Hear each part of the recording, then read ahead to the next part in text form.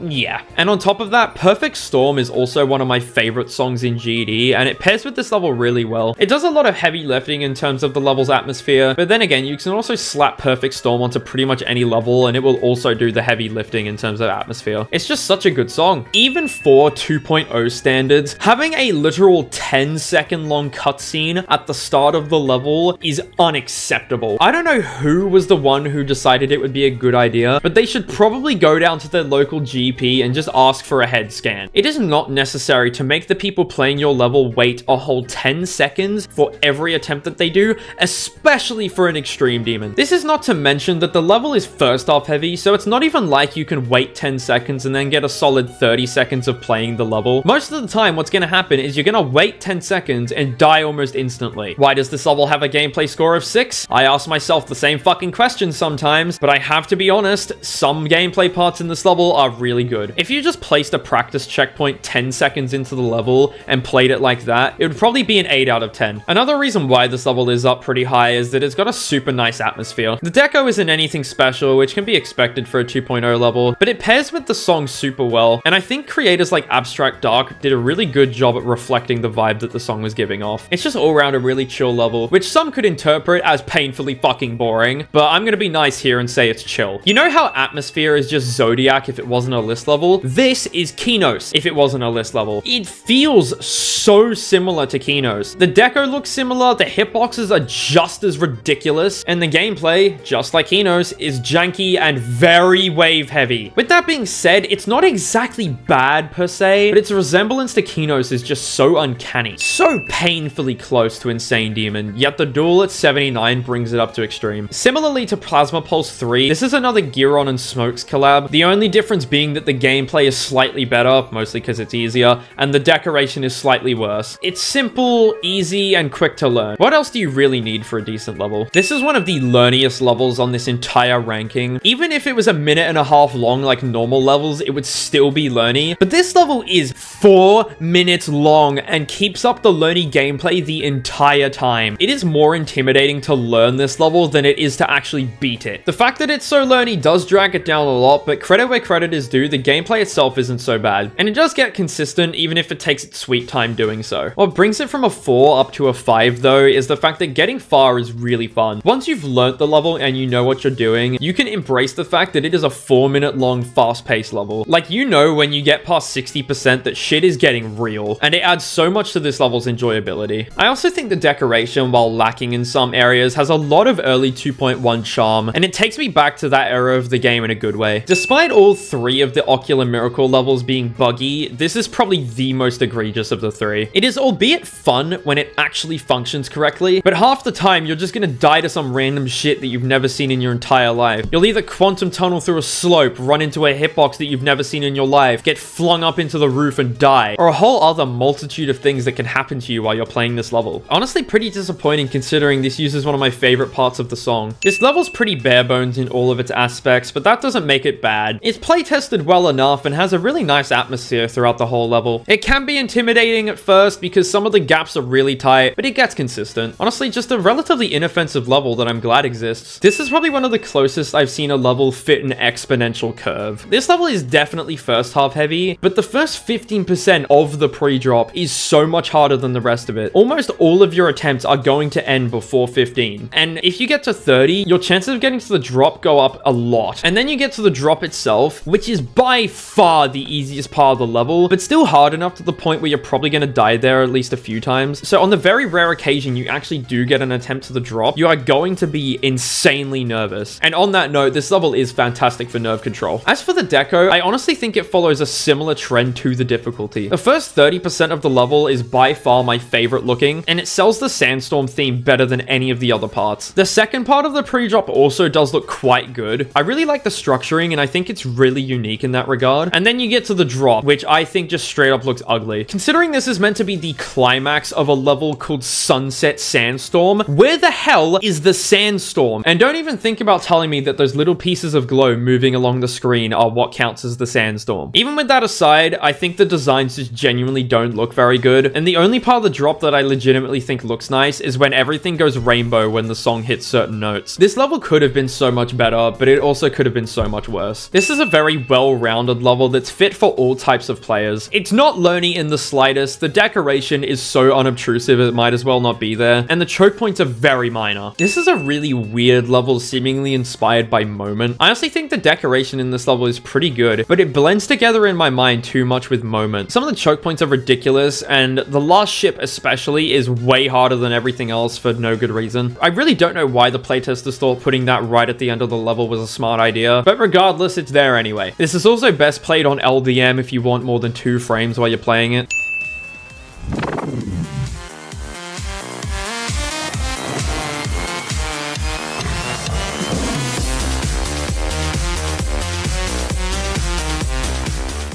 When I mentioned that a different level would be getting the most unbalanced award, this may have been the level that a lot of you pictured. And for those that did, you probably understand why this has it. I am confident in saying that this is almost a hard demon for the first 70% of the level, and then, for some unknown reason, the last 30% has the biggest skyrocket in difficulty I've ever seen in my life. I had the misfortune of beating this as a hardest because I was misled by the first half. I started it and thought, huh, this ain't too bad, this feels really easy. And then I had too much progress by the time I realized that the last 30% is where all the difficulty is. I honestly think you should only beat this if you're experienced with extreme demons, because you'll just die to the ending forever otherwise. This level's deco is nothing special for early 2.1, but its song does a lot of the heavy lifting and me liking it. I think the song is super climactic and suits the end of the level a lot considering how hard it is. When the second drop finally happens and the level throws everything it has at you, the song just has this echoing ring in the background of it that just sells the intensity so well.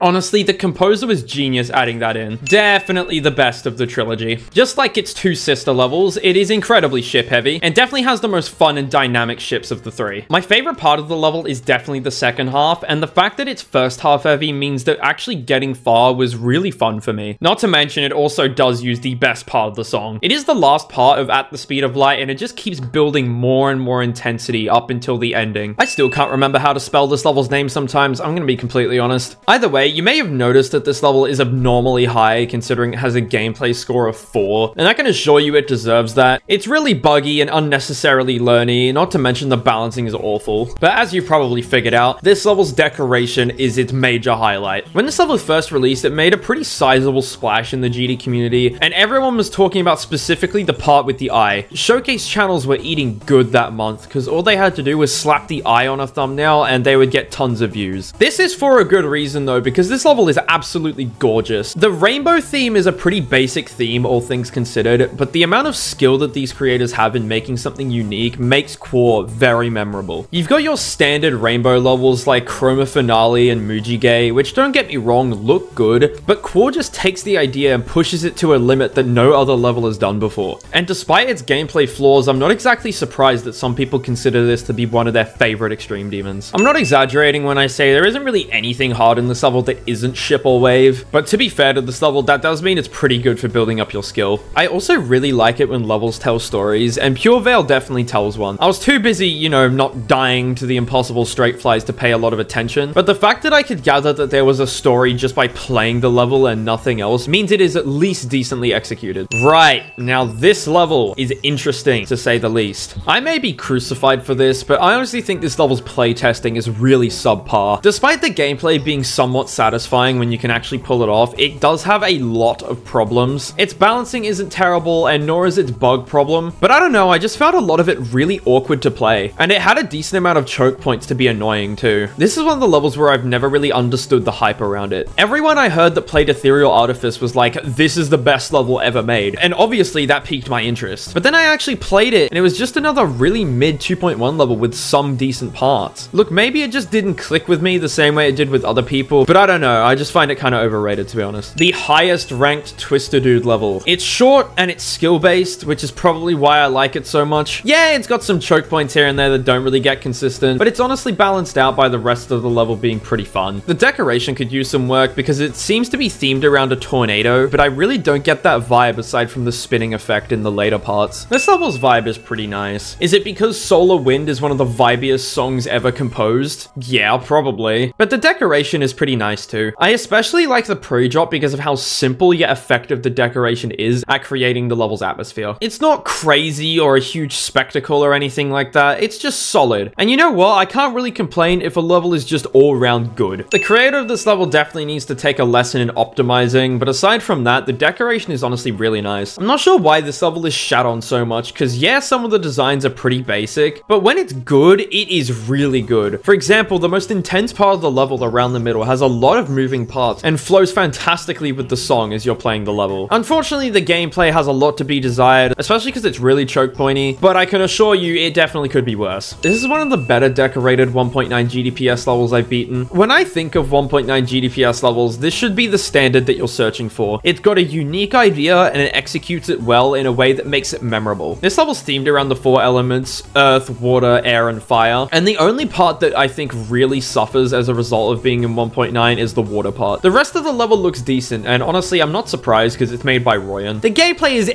but not terrible, and I think my favorite part of the level is the opening part, which gives it a pretty big leg up. I keep forgetting this level is Extreme Demon considering how long it was Insane Demon for. It is definitely early 2.1, and you can tell from the deco, but the gameplay from 20 to 100 is honestly really fun, and it uses the song in a way that Plasma Pulse 3 never could. The deco fits it, and it makes it really enjoyable to watch. Yeah, it's choke point heavy, but not to an unmanageable degree. This level is definitely much better to watch than to play, and that is the main reason why I was drawn to it in the first place. The level looks fantastic, and it has one of my favorite Extrula songs, but the gameplay has some major oversights that causes bugs, unfair deaths, and general awkwardness because a lot of your concentration is focused on trying to avoid said bugs, which is not a good combination for a 4-minute long level. Getting far is fun and intense, and honestly, more of the bugs are concentrated in the first half, so you won't die to bullshit when you're far in the level nearly as much as you would when you're just starting out an attempt. But actually having to get far in the first place is just a bit of a drag. This level should consider itself lucky that the gameplay in the pre-drop is actually pretty fun, otherwise it would be super boring. Definitely a good stepping stone Extreme Demon. You'll find most people getting into playing Extreme Demons will be beating this at some point, and there is a reason for that. It's really iconic, and the gameplay has a wide variety of skill sets that you kind of need to learn how to deal with if you ever want to play other Extreme Demons. And as a result of this, yeah, it's good for building up your skill, but it doesn't make the level very good. It's not bad, but it has its boring moments and some really janky parts that just feel unfair to play sometimes. I will say though, I do actually enjoy the deco quite a bit. It's not the best looking level ever, but it's tied to so much GD history that I can't help but enjoy it at least a little bit. The wave parts in this level belong in a fucking main list, and everything else is entry extreme level difficulty. Thanks Ren, much appreciated. Despite this mildly frustrating balancing, the core gameplay is actually really fun, and the level gets a few bonus points for that. The way the level flows with the song is just a blast, and this level is honestly really enjoyable until you die. Then it's really annoying. I beat this post-update as well, and it used to be so much harder. I can't even imagine what this level would play like if it was list-worthy, and I don't think I want to know. One of the 3 rated Extreme Demons that has Tyson's face in it somewhere. Unfortunately, that's the only real notable quality about the level. The decoration's pretty uninteresting to me and has a bit of trouble sticking to a style. Some parts are modern, some parts are effect, and some parts are somewhere in between. There also used to be a secret way at 93% that would just play the rest of the level for you. It's not there anymore, but it is an interesting fact about the level. Like, it is a bloody miracle that this level has a gameplay score of 6, despite pretty much all of its difficulty being compressed into 20% to 37%. The balancers must have been smoking some of that ganja while they were making this shit, because what the fuck? That aside though, the click pattern's pretty satisfying. Sorry. I don't know, I can't help but get at least a little bit of enjoyment out of this horrible level. Oh yeah, and having text pop up on the screen that says this is easy when you die to one of the biggest choke points of the ending is not cool. It loses points for that. But the rest of the level, despite the 2 things I just mentioned, is pretty enjoyable. Maybe only because it's entry Extreme Demon gameplay, but I digress.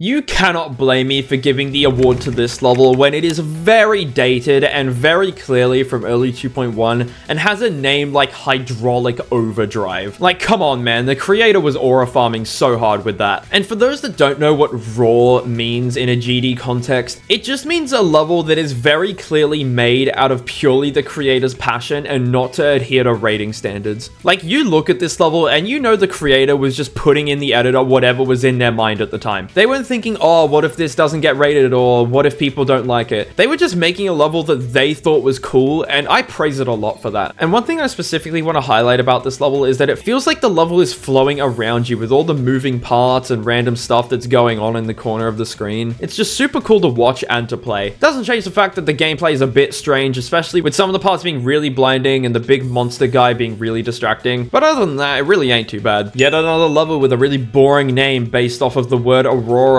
This level is honestly just Oriole if it was better place tested and looked slightly more interesting. They both look similar and they both play similar and they both have a pretty basic song. It's just Aurora does it slightly better in every way. You could honestly swap the names of the 2 levels and I wouldn't even bat an eye. The first level on this ranking with a gameplay score of 8, and the only reason it is that high is because this level is basically an insane demon. It would probably be frustrating if you had to play it for more than half an hour, but you can just learn it and then beat it in 10 minutes. Oh yeah, and this level has also been stuck on an April Fool's update for like the past 3 years or something, so I'm gonna be judging its decoration off of that. It makes the level memorable to say the least, and it is funny, but that doesn't change the fact that it is hideous. This was HJ Fod's magnum opus for the time, and I can definitely see the amount of effort that he put into it, but like, I don't think it looks that good. It's detailed and there's a lot of passion, but the designs and the backgrounds are not very interesting to me. And don't think I didn't notice that he reused a background from this level in Sigma as well. As for the gameplay, it really does pay the price of being made in early 2.1, and the level has some really questionable hitboxes sometimes, especially in the UFO and the pre-drop. I honestly think this level turned out really good because it was an amazing level for its time, but it really just hasn't aged very good and it drags it down a lot. Schmiggles is the same guy that made Gloss, so when I went into this, I wasn't expecting much, but it honestly ended up pleasantly surprising me. Schmiggles' style of creating is honestly really unique, and it's like a combination of several different creators. As a result of this, Schmiggles has created his own style that's really unique and pretty recognizable if you know what you're looking for. And Ion is a perfect example of that. Ion is memorable and tries new things without being frustrating or poorly made, and I really enjoyed most of my time playing this level. The only reason it's this low is because it doesn't do anything crazy aside from being unique. If you told me that the wave in the middle of this level was from an extended list, I would probably believe you. Thankfully for this level, the gameplay is fun enough to stop the stupidly difficult wave being that frustrating, but it is definitely an issue. Once you pass the wave though, your chances of beating it go up a lot because pretty much everything past it is super easy. This makes the level significantly less frustrating than it would be if the gameplay past the wave was difficult. I've also always been a fan of Metal Face's deco, so this level definitely scratches that itch for me. Look, I honestly expected this level to place lower considering it has literally nothing of interest going on. This is one of the most forgettable levels I've ever played ever, but somehow it's so basic and well-rounded that it becomes good. No part in this level is bad compared to the others, and the decoration doesn't change much either. The entire level is just a minute and a half of you playing decent gameplay. And honestly, in an environment where there are so many terribly playtested extremes, this was a welcome experience. I could see an argument for this level being a lot lower, but I just appreciate how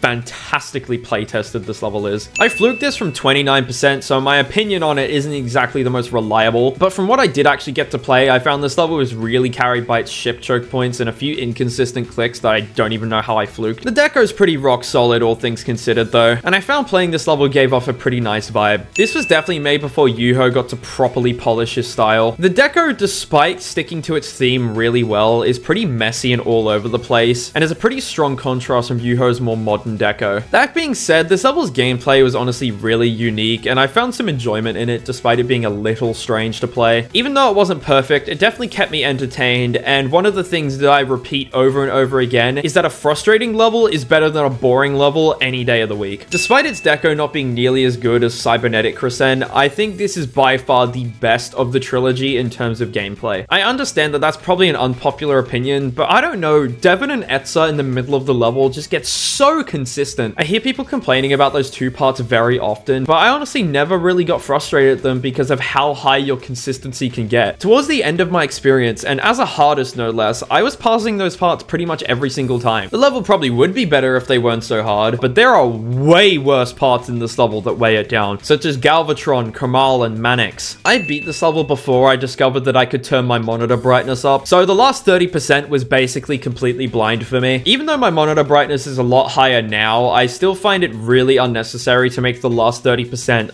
that dark. As for the rest of the level, it uses a lot of unique ideas and is definitely memorable enough to give it a deco score of 7. Somehow made by the same guy that made Paralysis. I was talking about how pretty much every single Phasm level looks exactly the same. This is the one exception to that rule. I don't know why Phasm decided to cook so unbelievably hard with this, but he did, and I am honestly impressed considering what I normally see from him. This level just has so much energy, and the gameplay, despite being pretty reminiscent of Phasm, is very fun. The pre-drop could definitely be improved because it's by far the hardest section of the level and is really boring, but it's not so much of an issue to the point where this level gets super dragged down by it. Levels like this is why realism style is so disliked. Yeah, looking at it's nice if you ignore all the scaled up objects being super grainy, but then you actually have to play it, and you have to play Where's Wally looking for the bloody hitboxes. Like seriously, even for a realism level, the hitboxes in this are awful. Thankfully, this level is really easy and does get somewhat consistent once you learn it. That is the only reason why its gameplay score is remotely healthy. Credit where credit is due though, I really do like this level's theme. I don't know why this level gets so much hate, to be honest. It's just an all-round solid level. It's very skill-based, which means most of the time, if you die, it's your fault, and that is a good thing. The decoration isn't anything crazy, but it still looks good, especially for the time that it was made. As I have mentioned previously, I don't really like the Yatagarasu song, but I can deal with it in this level. Now, I had no idea this level even existed for the longest time. It's a spin-off of the Sonic series with heavy inspiration from Hypersonic and Subsonic, and I wouldn't say it's copying Subsonic or Hypersonic because it does some stuff that is only unique to this level. The choke points in this level are goofy as hell and honestly pretty prominent, with one of the more ridiculous examples being the one wave click right before the drop. Not sure what they were thinking with that, but all the power to them, I suppose. Best be warned though, it's definitely not for everyone. Up until now, I've kept a certain aspect of this ranking to myself, and I haven't told you about it. It's called the Hidden Gem, and I've given it to a select few levels that I think are absolutely fantastic, fantastic, but criminally underrated. This level is absolutely gorgeous and has so many unique ideas that I don't see anyone talking about. This is very reminiscent of Nelv, but I could honestly see an argument for it being better in terms of decoration. This level's atmosphere is fantastic, with the dark, abstract theme being prominent throughout the entire level. You just feel like you're becoming a part of the level as you're playing it,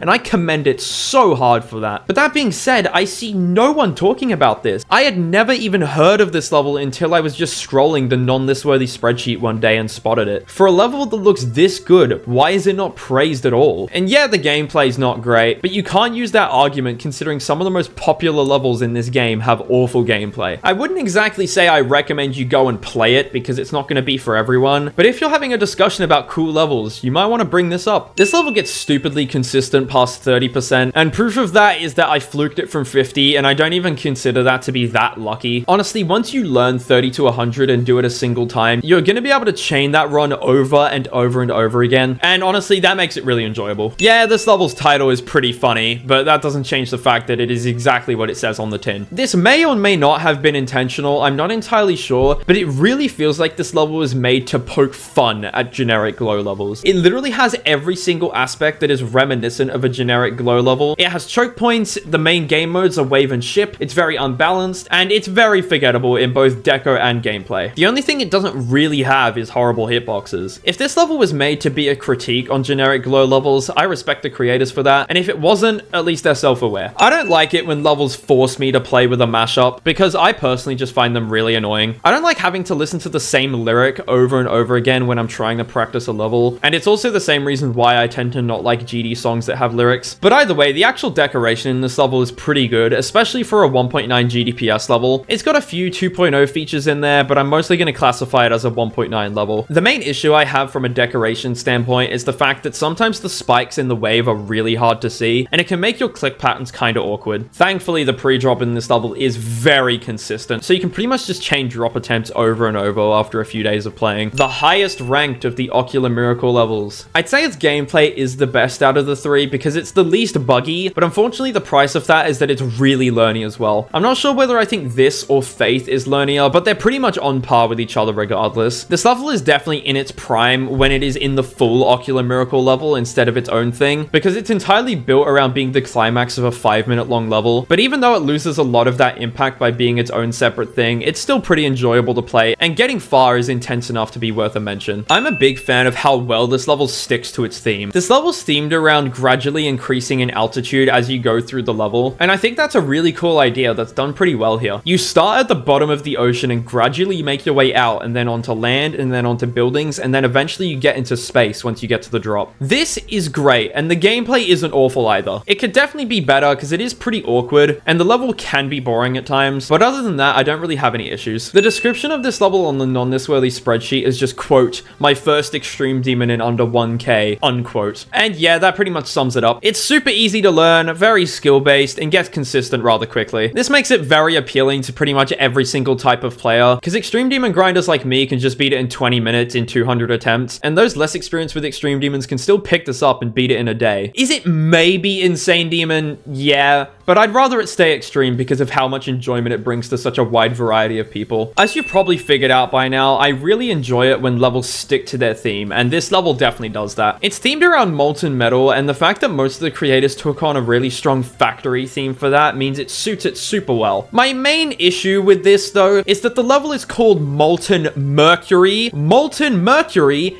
is gray, not orange. I was tempted to knock the level at least a little bit for that, and I'm still on the fence about it, but it's not that big a deal. It's more just an interesting nitpick that I think about every time I see this level. And another cool thing about this level's deco is that it has an old Kuluk part. You honestly don't see those much, and I'm glad that this level has one. Once it's pointed out to you that it was made by Kuluk, you can definitely tell, but it's not something that you would immediately think of on your own either. As for the gameplay, it's got some really strange balancing problems and a few bugs here and there, but this level gets surprisingly inconsistent to the point where it doesn't really matter. It's a lot like Molten Gear in the sense that it feels impossible at first, and then once you play it for a few days, you start to realize that it's not nearly as hard as you thought it was. Despite this level's name, it has zero connection to the ultimate phase. The gameplay is really easy to learn and pretty satisfying to pull off, making the experience really pleasant. The deco is far from anything special, but it's not ugly either, so it gets a 5. You can definitely tell that this is early Zephyrok's deco compared to some of the stuff that he made later on, but that doesn't mean it's bad. I'm not sure why, but this level gives off very strong temple/jungle vibes. I've always been a big fan of jungle themes, so even if it wasn't intentional, this level's deco score gets a boost because of that. I think the fact that it's really claustrophobic in a lot of the parts and has a lot of detail pretty much everywhere is what constructs that vibe for me. I've also always been a big fan of Zephyrok's gameplay, and this level doesn't really miss either. It's satisfying and consistent, and what else can you really ask for in a level? I think theming a level around the human body is a really cool idea, and I think this level executes it pretty well. Because of this level's deco being really good and very strongly sticking to its theme, it makes the level pretty immersive, and that adds to its enjoyability. The pre-drop gameplay can be inconsistent because of the weird dash orb gimmick that's going on, but the drop is pretty fun. Sometimes you'll hear people talking about these things called Roy Mousty dash orbs, and this is one of the levels where you'll find them. They're a specific type of dash orb that Roy Mousty is notorious for using in a lot of his levels. It's the ones where they're angled really high and you have to micro-click it to get into a gap. They're not very well liked, and that's the main reason why they're pretty infamous. But aside from those, this level's gameplay is surprisingly satisfying. It has its problems here and there, but it is far from terrible. One thing that does kind of irk me though is that the decoration is very empty, and yet somehow the layering is awful. I don't know how you can have a level this under-detailed while also messing up your layers, especially in the black hole part towards the end of the level. I don't know what he was cooking there. This is pretty much everything Aku was, but slightly worse. The creator put too much emphasis on the skill-based parts of the level. A lot of what Aku is known for is the fact that the click patterns aren't exactly hard, they just take a while to get consistent. You need to learn what to do and how to get the right momentum for each click. And this level just throws that out the window by making all of the difficulty wave parts and straight fly. It's not exactly bad to play exactly, it just isn't reminiscent of Aku in the slightest. The only thing in this level that's similar to Aku is the deco, and I still think Aku does it better. The only decoration part in this level that I think is better than Aku is the part towards the middle that'll be being shown on screen as we speak. Despite all the things I just said about this level, I don't think it's really that bad. I just wish it stuck to Aku a bit more. God, there is a reason why Xylonox is one of the most praised creators in GD. This level just feels intimidating. Yeah, Paint Engine is one of Waterflame's best, and it does a lot in contributing to this level's atmosphere, but it would not be nearly as good if it wasn't for Xylonox's creating skills. This level is just so dark and dingy for most of it, and you feel like you're in an unfriendly place. Not to mention getting to the drop where it goes into half speed and you turn into a wave and the entire gameplay is just going through really tight wave gaps is actually so awesome. Normally I would not be a fan of this, but for this level I will make an exception because of how cool it is. The only part of this level that I don't really like is the very last ship, because I think it loses a lot of that dingy factory atmosphere that was being built up for most of the level, but that is pretty much my only nitpick. As for the gameplay, it's not perfect, but it's not unbearable either. The main problem with this level's gameplay is that the first ball is an absurdly high CPS, that even players that are good with CPS may struggle with it. I don't know why Xylonox felt it necessary to put it there, but oh well. This level was made in early 2.1, and taking that into consideration, it looks really good, and each part looks distinct without looking out of place. Yeah, admittedly, some of the level is a bit messy, but that can be excused because it's so old. And the sudden change in theme halfway through the level works surprisingly well. The fact that this is a completely solo level as well is even more impressive. But that's not exactly what the level is known for. It's more known for its ridiculous waves. If you ask me, they're not as bad as Catalyzer's waves, but they are still really hard. Their saving grace is that they get really consistent after a few hours of playing them. Despite being called Super Serious World, you really can't take it seriously, because it entirely revolves around being a completely absurd idea. Never in my life could I have come up with the theme of destroying silliness for a Geometry Dash level, but I'm glad it was this creator and not me, because they cooked very hard. The decoration is rock solid, and the strong theming makes it even better. This level uses every design at its disposal to make it feel hostile, but also kinda goofy. The song really helps enhance this as well, because not only is it a metal song that suits the theme really well, but it's just so good. The gameplay could really use some work, and it's my main problem with this level, especially the first 35%. There's no reason for it to be that difficult, but it gets consistent enough to the point where it's not that much of an issue. Ooh, what a contentious level this is. I know many people that are not happy that this level is this high, and and in all honesty, I cannot blame them in the slightest. I beat the old version of this level, so that's what I'm going to judge it off, but I've heard the new version isn't much better. Kuzureta is the third of the main Reta trilogy. You've got Koreta that came first, Wasureta that came second, and Kuzureta that came third. And despite probably having the least creativity out of the three, I'd say it almost comes out as the best, only boxed out by one other level. This level is buggy, wave heavy, and learny, and you would expect me to hate it, but I don't know, I just found it oddly satisfying to play, and I found it got pretty consistent in the end. And not to mention the deco, despite being really basic, was definitely more creative for the time it came out, and still looks really good even to this day. Could this level have been much better? Absolutely. Do I understand why people hate it? Yeah. And to be honest, if I had to guess, the only reason I enjoyed it so much is because I beat it as a hardest, and I felt really badass being able to beat something so hard. This level honestly had potential to be way more memorable, but there's a few problems that make it just really forgettable for most people. It's yet another level based off of the word Aurora, and I've already explained why that's a big hit to a level's memorability. But on top of that, despite the deco looking good and clean, it doesn't switch up enough throughout the entire level to be memorable. And considering the deco looks good, this isn't necessarily a bad thing, it's more just it adds to the level's forgettability. As for the song though, what a banger. Creo always hits, I swear to God. As for the gameplay, 2.2 kind of fucked this level up because of orb priority. A lot of the clicks are way harder than they used to be, and that did make the level a little frustrating. And I wish it was fixed by now, because the level would be a lot better if it was, but there's only so much you can hope for with a level this old. Made by the same person that made Fexty, so if you're a little skeptical about how this level plays, I do not blame you. Spectro has a reputation for a reason, not just because of the way he's balanced Fexty, but just because his gameplay overall is really strange. The general consensus on his gameplay is all over the place, but I am of the opinion that most of the time it's good and pretty satisfying. Effort was a good insane demon, Fexty was a shit extreme demon, and Lezikov meets in the middle by just being decent. The gameplay is as odd as you would expect, but the balancing's a lot better than most of his levels, so it's way more bearable. It's also consistent, which is always a huge plus, and the decoration is definitely my style. It's very creative and very Spectro, and it certainly stands out amongst a lot of the monotony. Would I recommend this level to most people? Not really, but if it piques your interest, definitely give it a shot. Who would have guessed that the only Sonic Wave remake that doesn't have an impossible pre-drop is the only one that is up this high? Yet, no spoiler alert, this is by far the highest ranked Sonic Wave level, and there are many reasons for that. First of all, as I just mentioned, this level's pre-drop, and especially the ball, is way easier. This means you're not constantly stuck at the start of the level for ages and ages, and you can actually get to the drop pretty consistently. I also think this level is significantly easier than Sonic Wave, and honestly pretty comparable to Auditory Breaker, and that gives it an even bigger boost of enjoyability. And for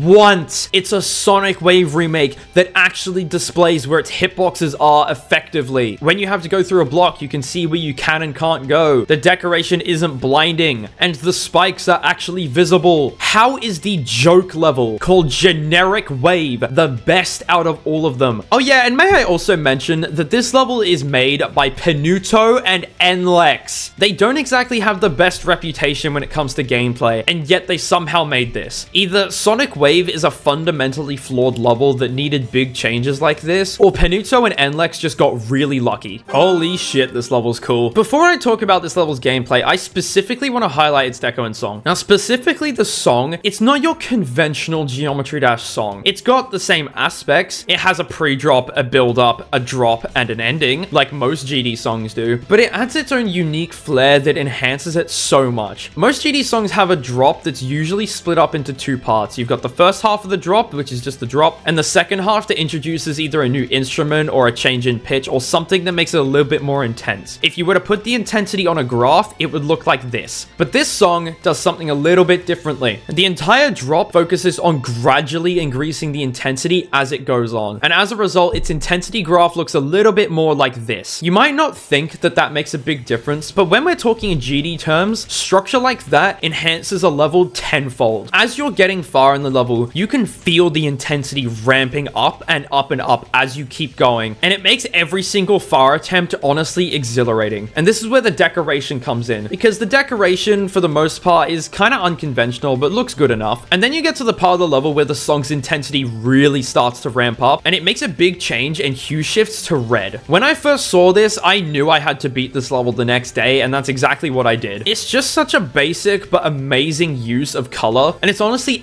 80% of the reason why I like this level so much. The gameplay, despite being the lesser aspect of the level, is still decent and honestly just as unconventional as the deco. But at the end of the day, you don't play this level for the gameplay, you play it for its intensity, and I think more people should be talking about this level.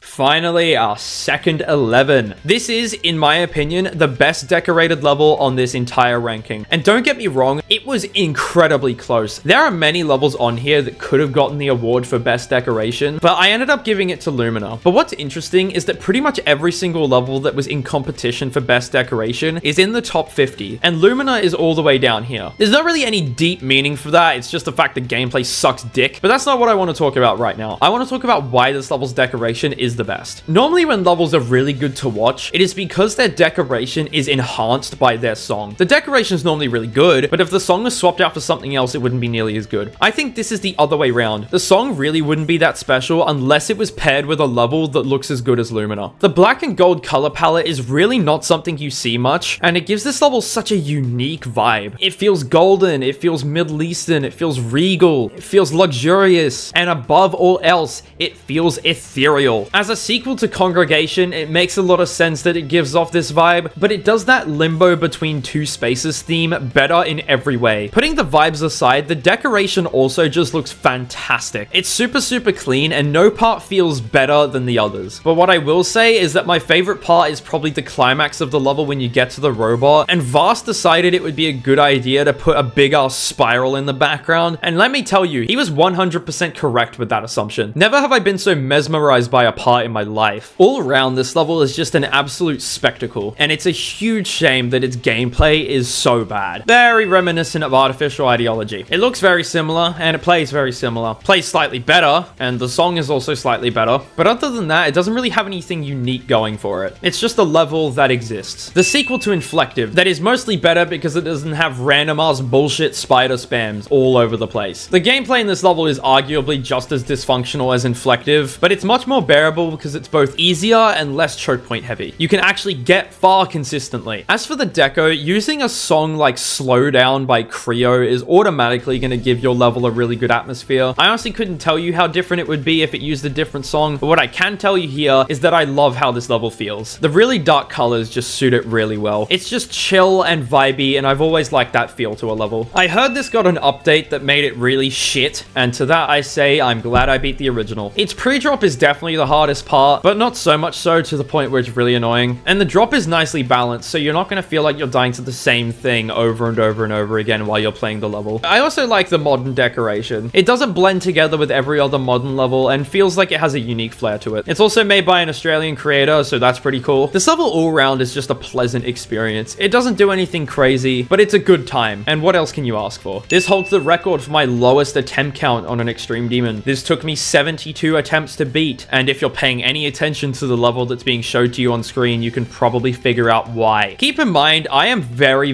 good at learning levels. It is one of my best skill sets, but the fact that I learned this in a single practice run should kind of speak volumes about how basic its gameplay is. To someone who's just starting out Extremes, this may not be the perfect level for you because it's entirely skill-based, but if you're a skilled player, you can probably beat it almost as quickly as me. If you can just kinda sight read, you'll destroy this level. The decoration, while not being anything special, is clean enough and varied enough to keep the level visually interesting throughout its runtime. It's also verified by this guy, who is also one of the best verifiers in the game in my opinion, and is probably one of the main reasons why this level plays so well. Normally when I play levels that start off feeling really hard and then get super easy, they are not normally of this difficulty. If you remember me talking about Molten Gear, that level started off feeling list worthy and then eventually settled around where it's supposed to be. But that's because the level was really hard and it took me a minute to get it down. This level, on the other hand, is almost an insane demon. It started off feeling like it was harder than Bloodbath, and then magically it just became easy. For like an hour, I was struggling to get any run on this level, and then just out of nowhere, I chained a bunch of runs together and beat it in 10 minutes. I really wish I understood the science as to why some levels behave like this and some don't, but it definitely makes the experience interesting, I'll give it that. Pretty much identical to Wit's Phantasmagoria in every single way. It's literally structured the exact same, with the first memory spider and the last ball being by far the hardest parts of the level, and the entire middle section getting so unreasonably consistent that you'll almost never die there. But in all honesty, I think this does Phantasmagoria's style a lot better. The last ball doesn't feel bullshit, it only feels hard, and the memory spider is easier to learn. I also think this level's vibe is a lot better. You ever just see a simple, picturesque photo of a beach or some kind of outside liminal space, and you just get that feeling of chill peace. This level emits that exact same feeling in me, and I have to appreciate it for that. This is quite the skill-based level with a very wide range of skill sets. This does mean it's great for building your skill up, but it also means that if you're not good at pretty much every game mode, you're gonna struggle at least a little bit. Probably the game mode that you need the least in this level is ship, but everything else is almost mandatory to be good at. I think one of the most common game modes to be bad at as well is ball, and probably the hardest part of this level is its ball at the very start. However, the reason I bring this up is because I don't think the hatred ball is nearly as hard as people say it is. Every time hatred is brought up, people say, oh, the ball is easily the hardest part, the rest of the level doesn't even compare, and I strongly disagree. The ball is not that bad. Granted, I beat it in 2.2 and it is supposedly easier, but I refuse to believe that it was nerfed that hard in 2.2 to the point where it's arguably not even the hardest part anymore. Either that or I'm just ball carried scum. This is a really strange level that's just a big mashup of some of Panuto's levels, and unsurprisingly, because it's Panuto gameplay, it can bug out pretty much whenever it pleases. This major drawback almost scored it a 6 in terms of gameplay, but it got a 7 because there are some parts that are really fun. Especially this one blue part towards the start of the level that just tickles my brain in the right way. The fact that it's right at the beginning means I can enjoy it almost every attempt and put up with the bullshit later on. It keeps me engaged and curbs my frustration. Yeah, the rest of the level isn't great, but I can forgive it. There are 3 ways to play this level. The first way, which is the way I did it, is to just beat it casually because why not? The second way is to beat it in an effort to build up your skill in preparation for levels like Cognition and Oblivion if you ever want to beat those. And the third way to play it is beating Cognition and Oblivion first and then beating Kakano in 5 seconds because it plays almost exactly the same, only a lot easier. My mate Tyson beat Cognition first and he absolutely demolished Kakano. Granted, he hated it and got really unlucky, but he did destroy it. It's similar to beating Bloodbath after beating Bloodlust, because since the levels have such similar styles of gameplay, you can just plow through it instantly. With that interesting quality of this level aside, the gameplay is whatever. It could be improved, that's for sure, and it's got a few choke points here and there, but I found it got consistent enough to the point where it wasn't that much of a problem. I also think the song is probably Creo's weakest, and probably the one time I'm gonna not like a Creo song on this ranking. Yeah, I gave it a 6 because it has some good parts, but the drop is just such a messy conglomeration of instruments that it's just kind of an ear sore more than anything.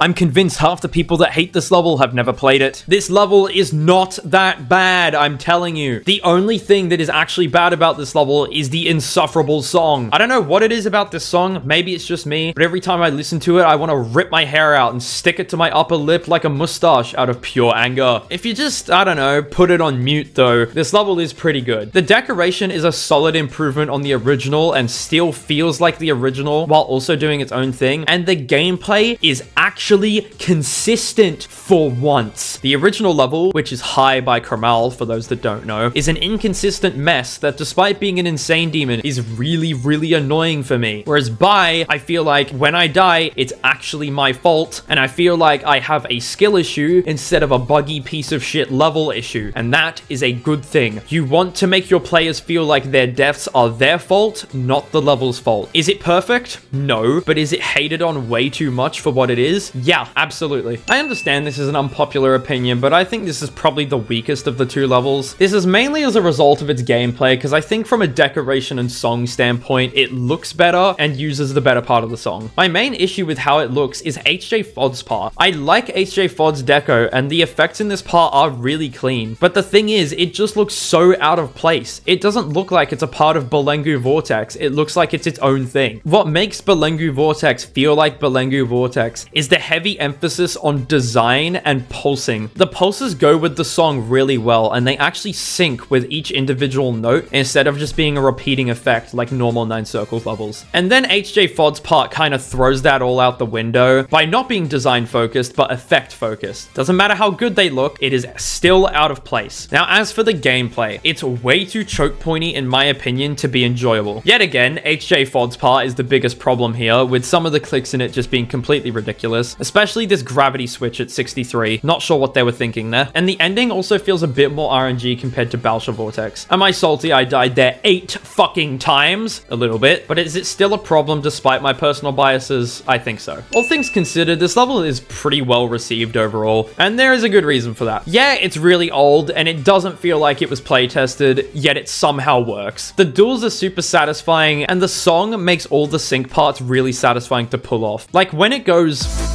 and you have to sync your clicks to it, it just never gets old. It's got a few wacko hitboxes here and there that can create choke points like 38%, but for the most part, they're not that much of an issue. This is somehow one of the lowest CPS levels on here, but still fast-paced. Throughout most of this drop, you just do one click and then the level autos you for a second and a half. Either that or you just hold for 3 seconds and the part plays itself. Due to the low concentration of clicks in this level, each click is a lot harder than they would be for a level of this difficulty. The difficulty has to come from somewhere, and the clicks that are actually left in the level need to do all the heavy lifting. In all honesty, this very strange way of creating gameplay actually makes the level relatively satisfying. From a decoration and song perspective, it's not that special, but it's decent enough, I suppose. This is, and probably only ever will be, the only extreme demon that I have ever beaten without practicing, and that should speak volumes about how easy it is to learn. Luckily for me, this level's only really difficult part is probably its first robot. That means getting far is normally really promising, and you can get a really solid attempt most of the time if you just focus. This level's vibe is also really nice. I like the subtle purple cosmic theme that just gives a really nice atmosphere the entire time. The main issue with this level is the random extended triple spike in the ending. Not sure why that's there. It's a bit odd if you ask me, but it doesn't drag it down that much. One of the biggest disparities I've ever seen between two halves of a level. The second half of this level is amazing, super fun, super consistent, solid 9 out of 10 gameplay wise. And then the first half is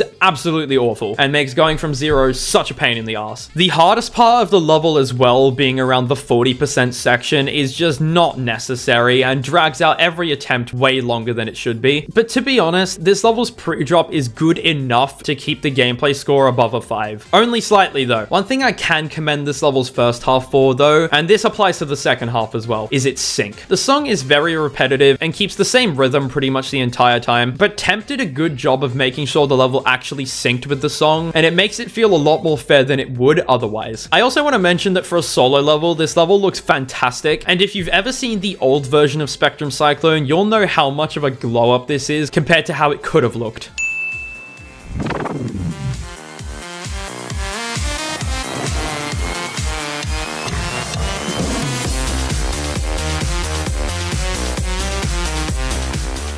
Now, I want you to hear me out first, alright? No, I'm not baiting. No, I'm not doing this for engagement. I ain't about that shit. I am doing this because this level is not very good. If you think this is just a me problem, it isn't, because pretty much every one of my mates that I know that has beaten this agrees with me. PersonHuman42, Mr. Uza, Zombie, and myself don't like this level very much or think it's ever so slightly above average. I think it is ever so slightly above average, and let me tell you why. Yes, some parts in this level are good. When this level actually functions, it's fun, but this is one of the most dysfunctional levels I have ever beaten. I swear to God. Every 5 seconds, you'll encounter a new bug that you've never seen before, and even when you don't, most of the parts just have such wacko hitboxes that you can't really predict what's going to happen anyway. I'm going to start from the end of the level and move backwards. The ending duel is probably the most functional part of the level. The only problem with it is that it's hard to see and can be inconsistent, but if you do the same click pattern every time, it's probably gonna work for you. But the mountain, because of 2.2, it can be really weird to play, and some of the clicks are completely blind, and I am not a fan of that. Not to mention the ship right after it has a really dodgy transition that I died to quite a few times. And now, probably the most annoying part of the level, this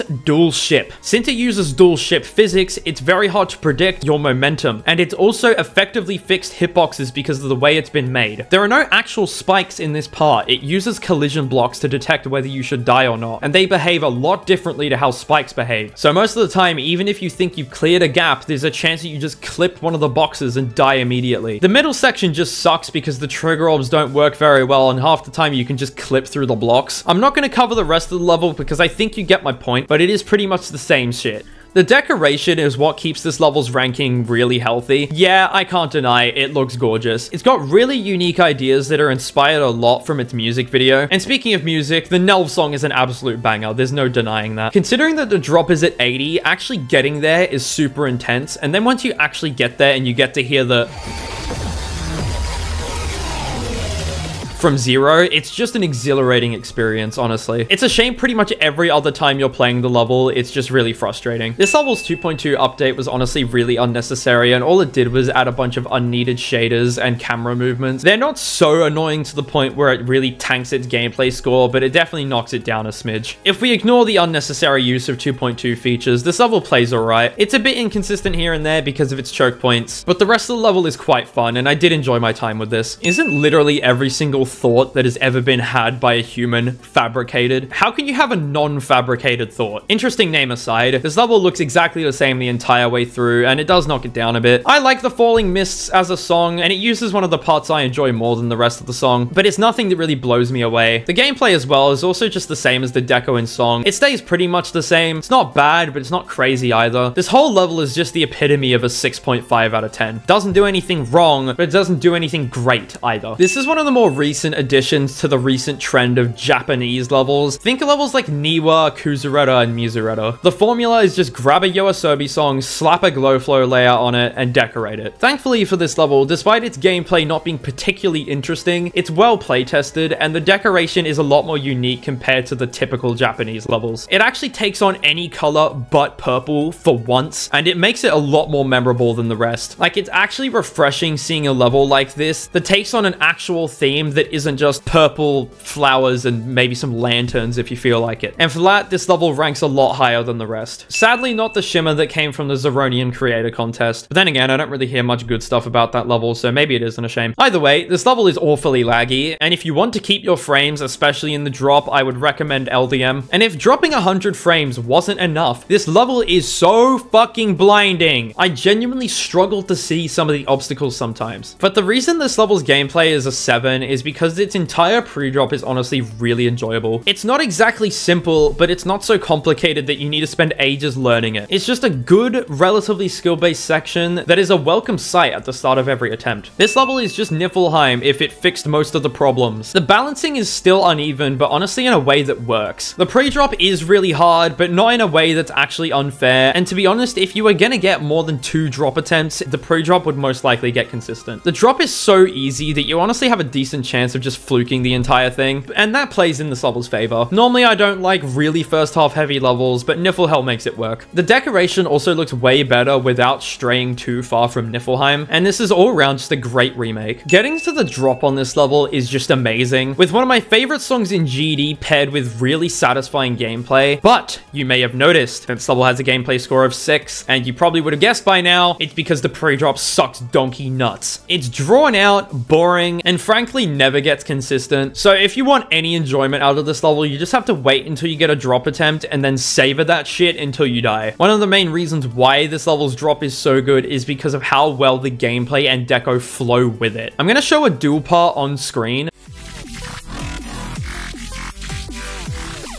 and it's got one of the most satisfying click patterns that I've ever seen. I don't know why one of my favorite pieces of gameplay is slapped in the middle of Dimension Breaker, but the fact that it's there is definitely a huge plus for the level. My main problem with the drop is that it's got one of the worst Bionox parts I've ever seen in my life. Like, why does it look like that? I guess it can be excused because it is really old, but I'm just so used to Bionox having some of the best parts in every level he's a part of. The main reason everyone knows about this level is because when it came out, everyone was freaking out about how the 1 part in the middle of the level is like the best decorated part ever. And credit where credit is due, I honestly agree with that. It is one of the best looking parts of its time, but it's unfair to say that it is the only good looking part. Every single section in this level, especially in the first 2/3 of it, looks gorgeous, and it holds up super well even to this day. As for its gameplay, it is very easy to underestimate how hard this level is, because its gameplay is very simple. You look at a showcase and you think, oh, that can't be that bad, and then you actually play it and you realize that this level is incredibly difficult. Bionox's part at the start of the drop, together with the 70 wave, make the two hardest parts of the level by far, and you really need to practice them when you're beating this. When I'm bitching and moaning about Ren gameplay, one of the things that I say frequently is that as it gets harder, it gets worse. Ren's entry extremes have been some of my most enjoyed levels in a long time, and then you've got levels like Chroma Finale. Despite the gameplay being pretty much exactly the same, levels like I Hate Ren are really fun, and levels like Chroma Finale suck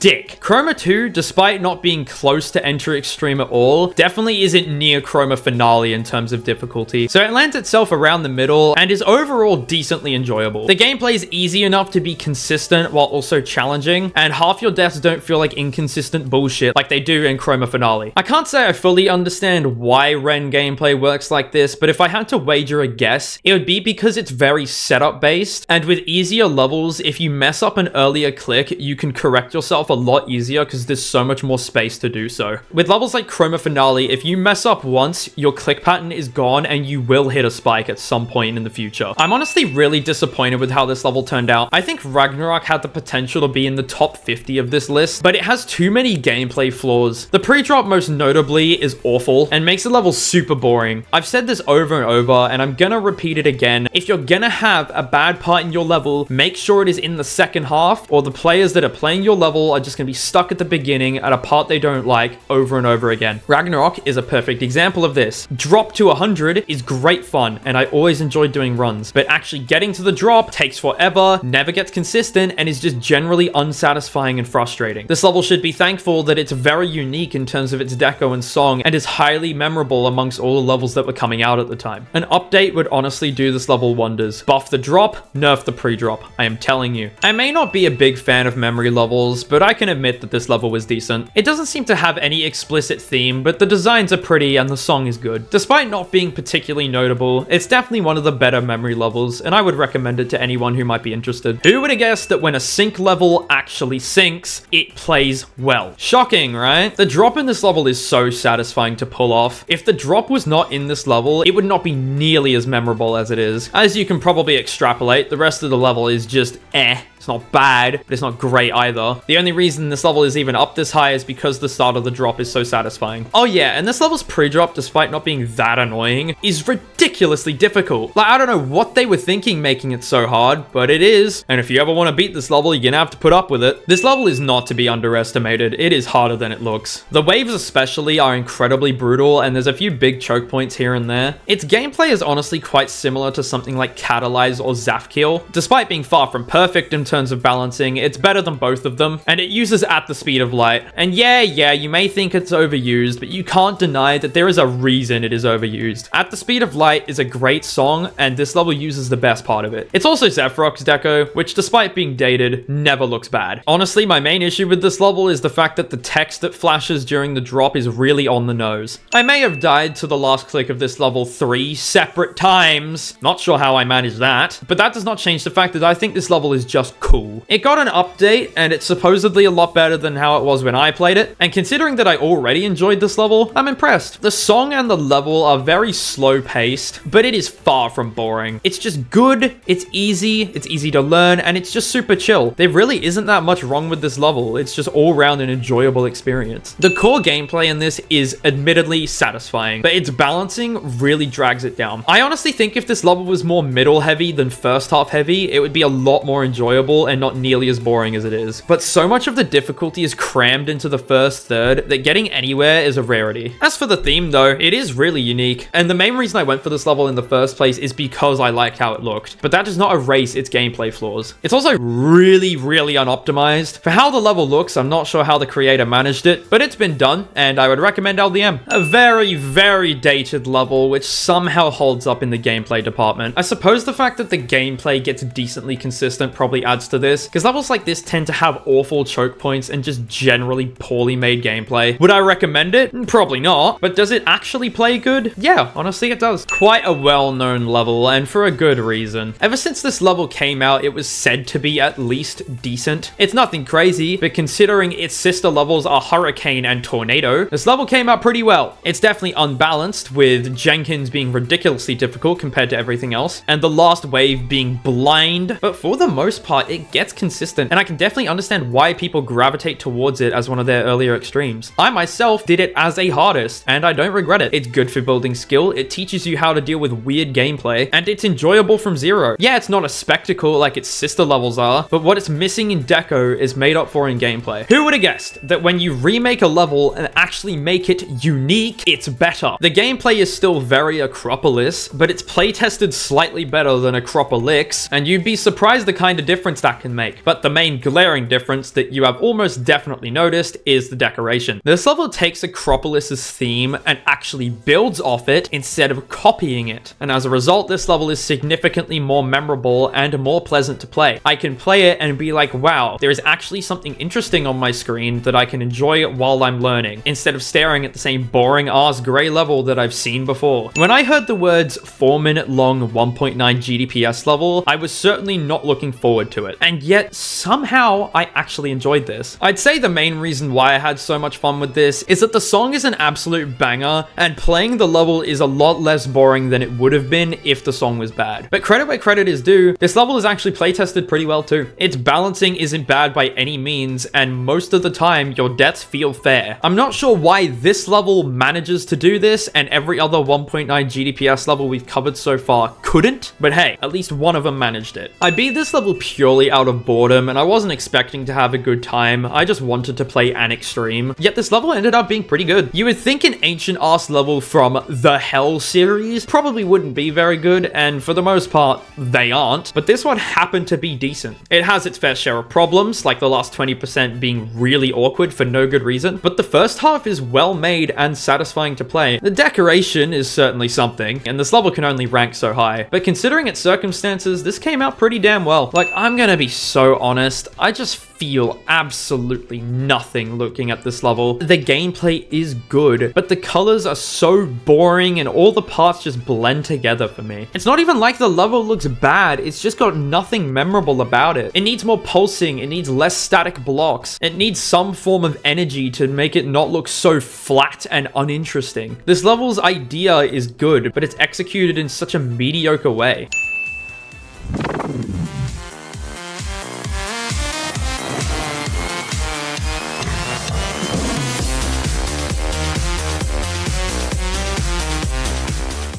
Yeah, is anyone really shocked that this level won this award? I know when I was going through all the levels picking what should get each award, this was one of the easiest to decide on. I mean, with a song like this,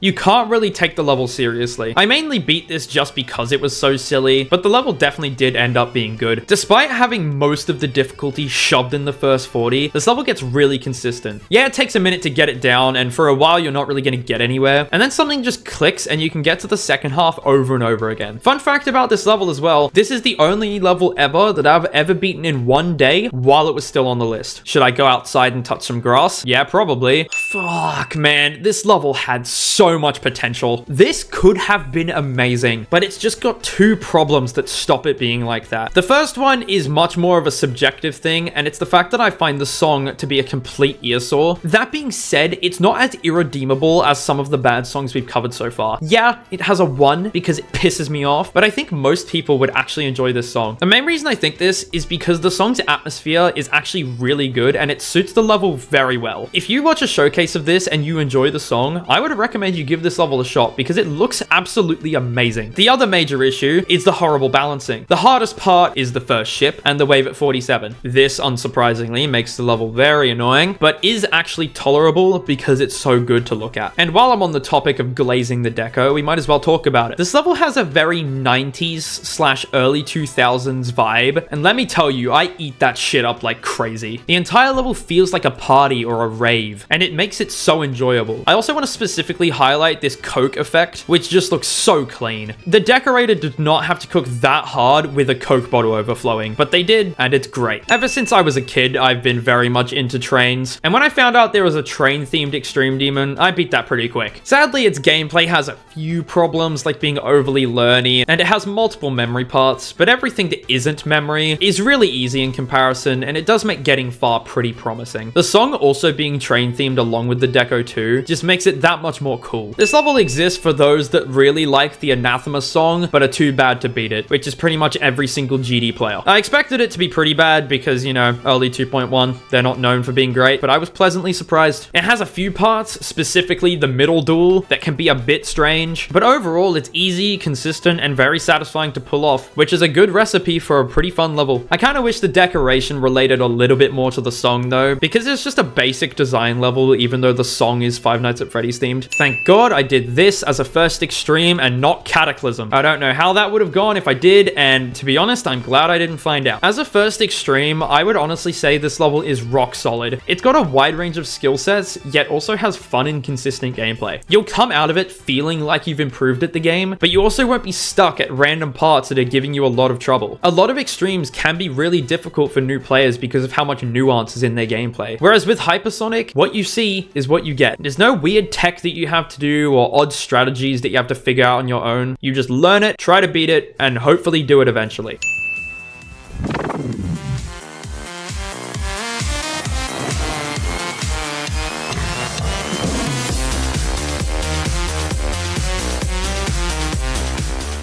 You'll probably understand why this level won this award when I tell you that this is a solo level. I mean, just look at it. This level looks absolutely gorgeous considering it was built by a single person. Despite being realism style, the deco is really clean and the gameplay is actually readable because the creator understands that you actually need to see the spike for the gameplay to be fair. The song also pairs with the level super well, and the vibe it gives off is just great. My main issue with this is that it's very choke pointy and honestly pretty unbalanced, and that does hurt the level a lot, but considering how good every other aspect of the level is, I can honestly let it slide. Another one of the few 1.9 GDPS levels that has actually left a lasting impression on me. It has effects that are legitimately interesting, especially in the drop, and that already puts it miles ahead of most 1.9 levels. What makes it that tiny bit better though is that the gameplay is actually interesting. They try new things and try to make the gameplay legitimately satisfying instead of just basic, and it pays off. The level plays good and it's enjoyable to look at. Those are pretty much the two things that you need for a level to rank high, and yet there are so few 1.9 GDPS levels that actually do this. When I say that Awesome Me can make good levels, this is what I have in mind. This level's deco isn't boring monochrome and actually looks interesting, and the effects are creative and memorable. The gameplay as well is also way better made and much more consistent than it is in some of his other levels, and despite my CPS not really being able to keep up with this, I had a lot of fun playing it. Oh yeah, an interesting fact about this level, if you were to order every single one of my Extreme Demons alphabetically, this would be the very last one. This is the second ever Extreme to get an epic rate while also using a base game song. For those that are interested, the first one was Finger Dash V3. And honestly, this level definitely deserved it. It uses Polargeist in such a unique way that I've never seen done before. I never realized how good Polargeist would work as a wind themed song until I saw this level. Despite being from the base game, I think this is probably the best possible song that could have been used for this level. This is probably the closest you could get to feeling wind blow against you without it actually being done. That's how good this level's theming is. Does it blow me away? No. But does it push Polargeist further than most levels could? And is it well made on top of that? Yeah, it certainly is. Its balancing could be better, but I'll let it slide for this level. Why is this level so good, man? It has no right to be this good. Its balancing is atrocious and the decoration looks straight out of 2.0 because it is. And yet something about it works. If I had to wager a guess, it's because the first 30, despite being by far the hardest part, gets consistent. You play this level and it feels really hard, especially going from 0. And when you finally break through that mental barrier and you start consistently getting far, it feels really good. And for the time, this level's theming is really unique. This is one of the first ever levels to be themed around the visible light spectrum, or a rainbow if you want to include that. There are quite a few rainbow themed levels nowadays, and despite them looking better from a purely objective standpoint, I would much rather look at a showcase of visible ray over them any day. Every part art may not look perfect, but they are definitely distinct. And I love seeing all the unique ideas that creators had back then. And that's what makes the level interesting to me. For its time, it was just so creative, and I wish levels like this were more common nowadays. Similarly to Visible Ray, this level has no right to be as good as it is. It's incredibly dated, one of the most severe cases that we've had so far, and yet is fun. I like this level for a very similar reason to why I like Visible Ray. It just feels like the creators were having fun building instead of trying to pander to rating standards. And yeah, the level isn't cohesive, but the decoration just tickles my brain in the right way. Like, yeah, the part with all the green lightning bolts is absolutely ugly, and if it was in a more recent level, I would not be happy, but it's honestly just kind of bizarre seeing a level that looks this weird being rated, and I like it for that. The gameplay is also consistent, which definitely helps its enjoyability. If this level played terribly, I definitely would not be as partial to it, but the fact that it looks the way it does and actually plays well definitely gets it up this high.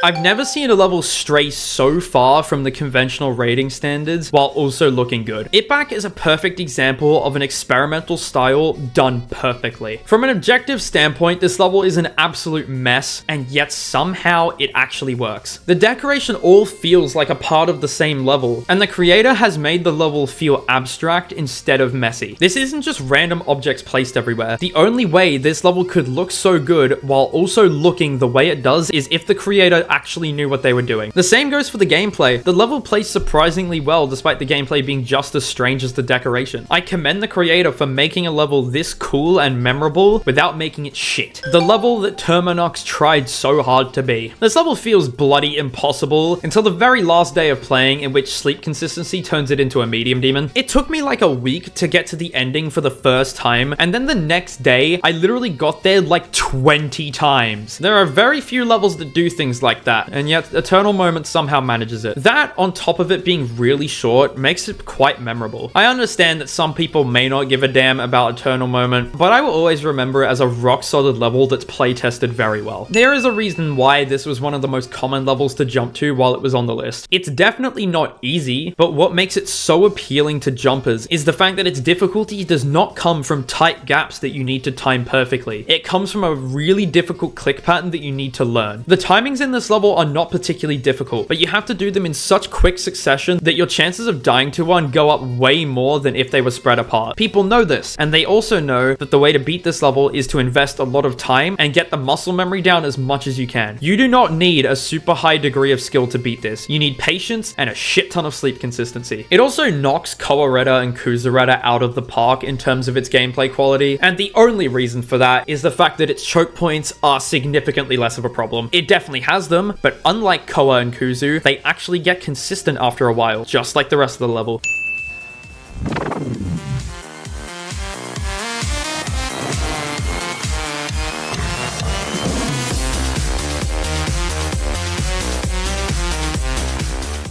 I honestly think half the reason this level is the only extreme with a negative dislike ratio is just for the bit. Even me, I like the level, but I gave it a dislike. And why is that? Because it's funny. The level itself really isn't that bad. It's far from amazing. It's got choke points, pretty awkward gameplay, and is also 1.9 GDPS, but it is given a really bad rap. Going into it, you expect it to suck for obvious reasons. And me personally, I was pleasantly surprised. It definitely does 8.0 way better than 8.0x does, and has a unique flair despite being 1.9 GDPS. I wouldn't recommend it as one of your first extremes because the gameplay is quite strange, but if there are any experienced extreme demon players out there that have avoided this level because of its dislike ratio, I would recommend you give it a shot. This is one of the only basic glow levels that isn't ship or wave carried. There's definitely choke points here and there, there's only so much I can ask for, but the overall level is nice, and it's satisfying to play. The theme is also quite nice, and it reminds me a lot of Crystal Peak from Hollow Knight. This is an iced cave verification, so the wave parts are ridiculous compared to everything else. Thankfully, they're not insufferably bad, they're just really hard. This level also really overdoes the teleport portals, and they make some clicks inconsistent when they really shouldn't be. Those issues aside though, this level is decently fun and quite enjoyable to pull off, all things considered. It also sparked a niche genre of levels all on its own, such as Gravity, Love, and Ecstasy, which should be a testament as to how unique this level's idea was, and it definitely hit the nail on the head. Has incredibly fun core gameplay, but is butchered by huge choke points and inconsistencies, with 75% being especially especially bad. Yes, thank you for putting the biggest choke point in the level in the last quarter of it. Thanks, man. But I really like In the Tiger's Den as a song, and this is the only extreme that actually uses it, so I had no choice. I don't really get people that call this level boring. It does the castle theme really well, and honestly reminds me a lot of Castlemania. The gameplay really isn't that bad either. I always enjoyed this level, both watching it and playing it, and I don't understand how people call it basic when it has one of the best executions of a castle theme.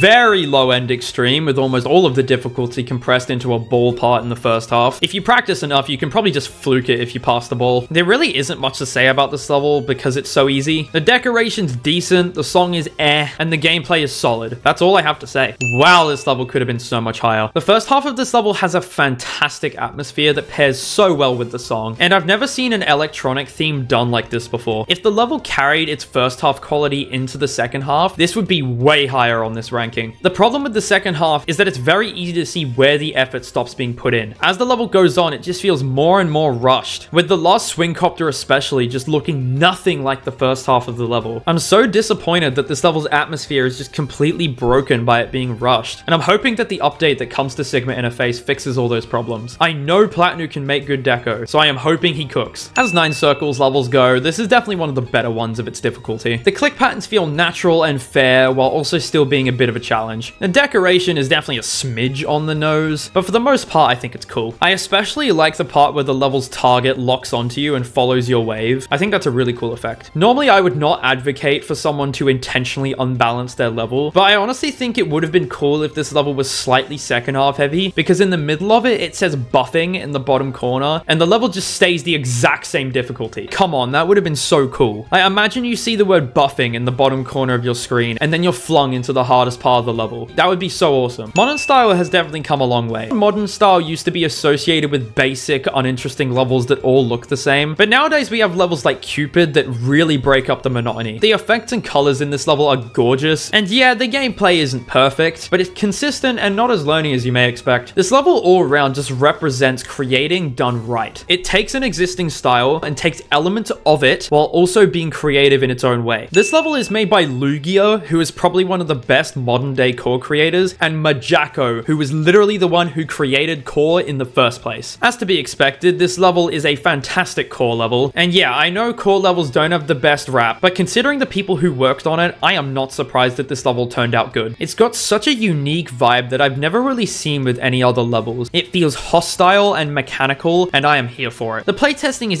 but not terrible, and the core gameplay really fits the level. Overall, I'm really glad this level exists, and it's nice to see core style brought back every now and again, especially when levels like this are part of the deal. You'll never guess what the dominant game mode in this level is. Despite being only cube, each section is definitely distinct by introducing a new gameplay gimmick each time. The first part is just your basic cube timings, and then the drop introduces this strange green orb gimmick that I actually quite enjoy. After that, it goes back to normal cube gameplay, which I'm actually a fan of because I don't really like gimmicky levels. And then for the last part, it does this weird dash orb gimmick, which is by far the learniest part of the level, but also probably the most consistent. I went into this level expecting it to be easy, but it ended up being both easy and good. It's definitely learny, there's no denying that, but once it's learned, you'll probably beat it pretty quickly. And the gimmicks are really well made, and they are not annoying in the slightest like I thought they would be. The deco's whatever, I guess, but the song is really good, and it makes getting far very enjoyable. I would honestly recommend this level, especially if you feel like you struggle with cube timings. This level's main gimmick is that it lights up every time you click. This is honestly a really good concept, and I'm a bit disappointed that this level didn't push it further than it could have. It's got a few sections that kind of lean into the gimmick, but they always tell you where to click anyway, and you never have to figure out where you can and can't click in order to keep the level lit up. Like, how cool would it have been if this level had a part where the CPS was too low to keep the level lit up all the time, and you had to come up with your own click pattern to make sure you could see for the whole part? That would have been awesome. And don't get me wrong, this level is good regardless. I just think it could have been much better too. Hyper Paradox is a perfect example as to why nerfing a level into the ground most of the time will make it better. Its gameplay is just as cooked as Hyper Paracosm, but the fact that it's so much easier means you won't constantly die to the weird stuff over and over again and have to just get lucky in order to pass it. With Hyper Paradox, as long as you're skilled enough, you can work around it way better. Admittedly, this does apply to Hyper Paracosm as well, but you have to be so much better at the game for Hyper Paracosm to not be weird than you do for Hyper Paradox to not be weird. I also want to specifically highlight the infamous dual wave in the middle of the level that is just not centered for no good reason. I genuinely have no idea what the thought thought process was leaving that in, but I guess it does add to the charm. This is a perfect example of a great level with bad playtesting. The core gameplay is amazing and really fun to pull off, but the issues that it has are neglected hard, so it drags down the level quality a lot. Yeah, I know it literally ranks 150th, which is quite high in the grand scheme of things, and I still think the level's good, but what I'm trying to get at here is that this level could have been in the top 30 if it was actually playtested better and the decoration wasn't so messy. This level's atmosphere has no reason to be as good as it is. One of the main reasons why I like this level so much is it proves that you do not have to know the editor super well to be a good creator. The decoration in this level is admittedly amateur. There's no crazy designs, there's no fancy effects, and the effects that are in the level are incredibly basic, and yet it has one of the best atmospheres I have ever seen. The calm, snowy theme that it has going on is done perfectly, and this level has just such a relaxing atmosphere to it the entire time. I want more levels like this. I want people to try creating, because the more people that try creating, the more levels like this come out. An example of what I'm talking about is that in the second part, the creator knows that they're trying to make a mountain atmosphere, which is normally quite precarious. So what they've done is they've made it so there's no filler structures, and the only structures that are actually there are the ones you need to jump off. Some would say this is empty, but what I see it as is the creation of a fantastic atmosphere. I would have given the best atmosphere award to this level if it wasn't for one other, which you will find out about soon enough.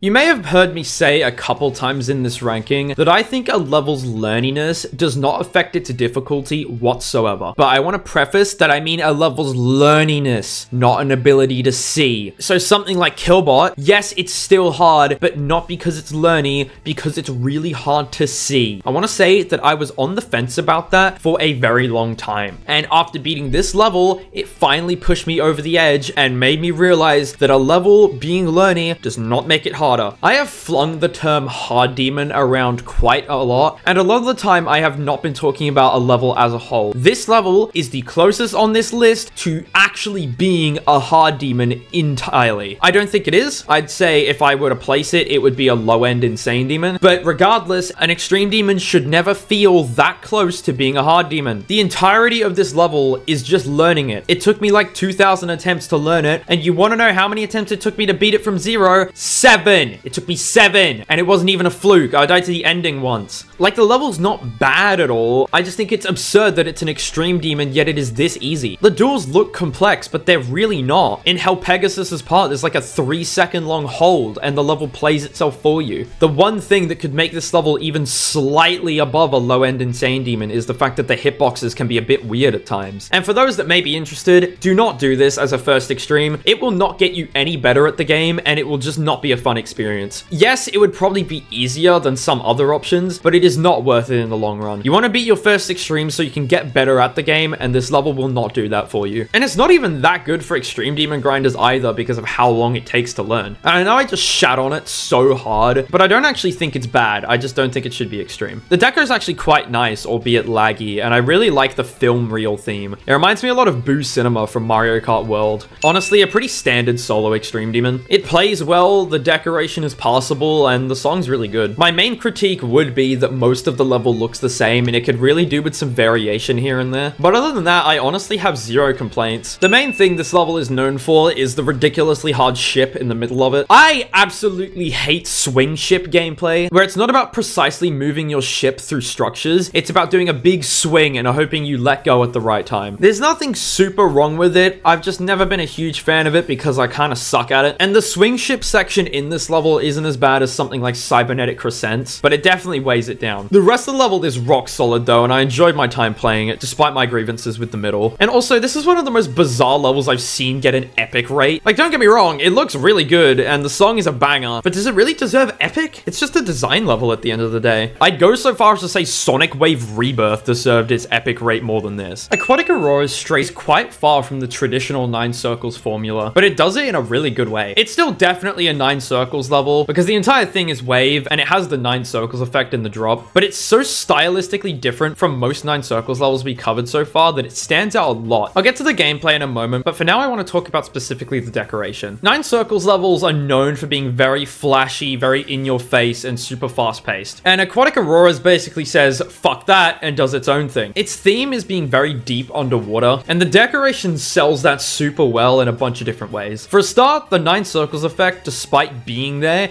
is a lot less harsh than it normally is. The pulses are more gentle, and the colors are a lot darker. The foreground deco and the dominance of cyan throughout pretty much the entire level really sells that feeling that you are underwater. And the little highlights of color really tie into the name Aquatic Auroras. Honestly, if it was just entirely blue the entire time, I wouldn't be too pleased, because then it wouldn't be Aquatic Auroras, it would just be aquatic. My main issue is that the fog at the end of the level uses so many objects, and it lags the hardest out of any other part in the level. Like, there had to be a better way to make the fog than whatever this is. Just like the deco, the gameplay also strays pretty far from the typical 9 circles formula, with the main difference being that the pre-drop is incredibly short. It's also quite easy, which means after a while, you're pretty much getting to the drop every attempt, and this plays to the level's strengths a lot. The hardest part of the level is the first part of the drop, and the fact that the pre-drop is so easy and short means you can get to it over and over again. This is really good, because if the pre-drop was long and boring, you would have to put in actual effort to get to the drop, and then pray that you pass it. And then if you die to the drop like you're almost definitely going to, you're sent right back to the beginning and you have to sit through all of it again. From the second part of the drop onwards, the level definitely is a bit easier, which is a good thing, because when you're getting far, you feel like your attempts are promising, and it's rewarding because you don't get far too often. The entire level's balancing is just rock solid and makes the level probably as enjoyable as it could be.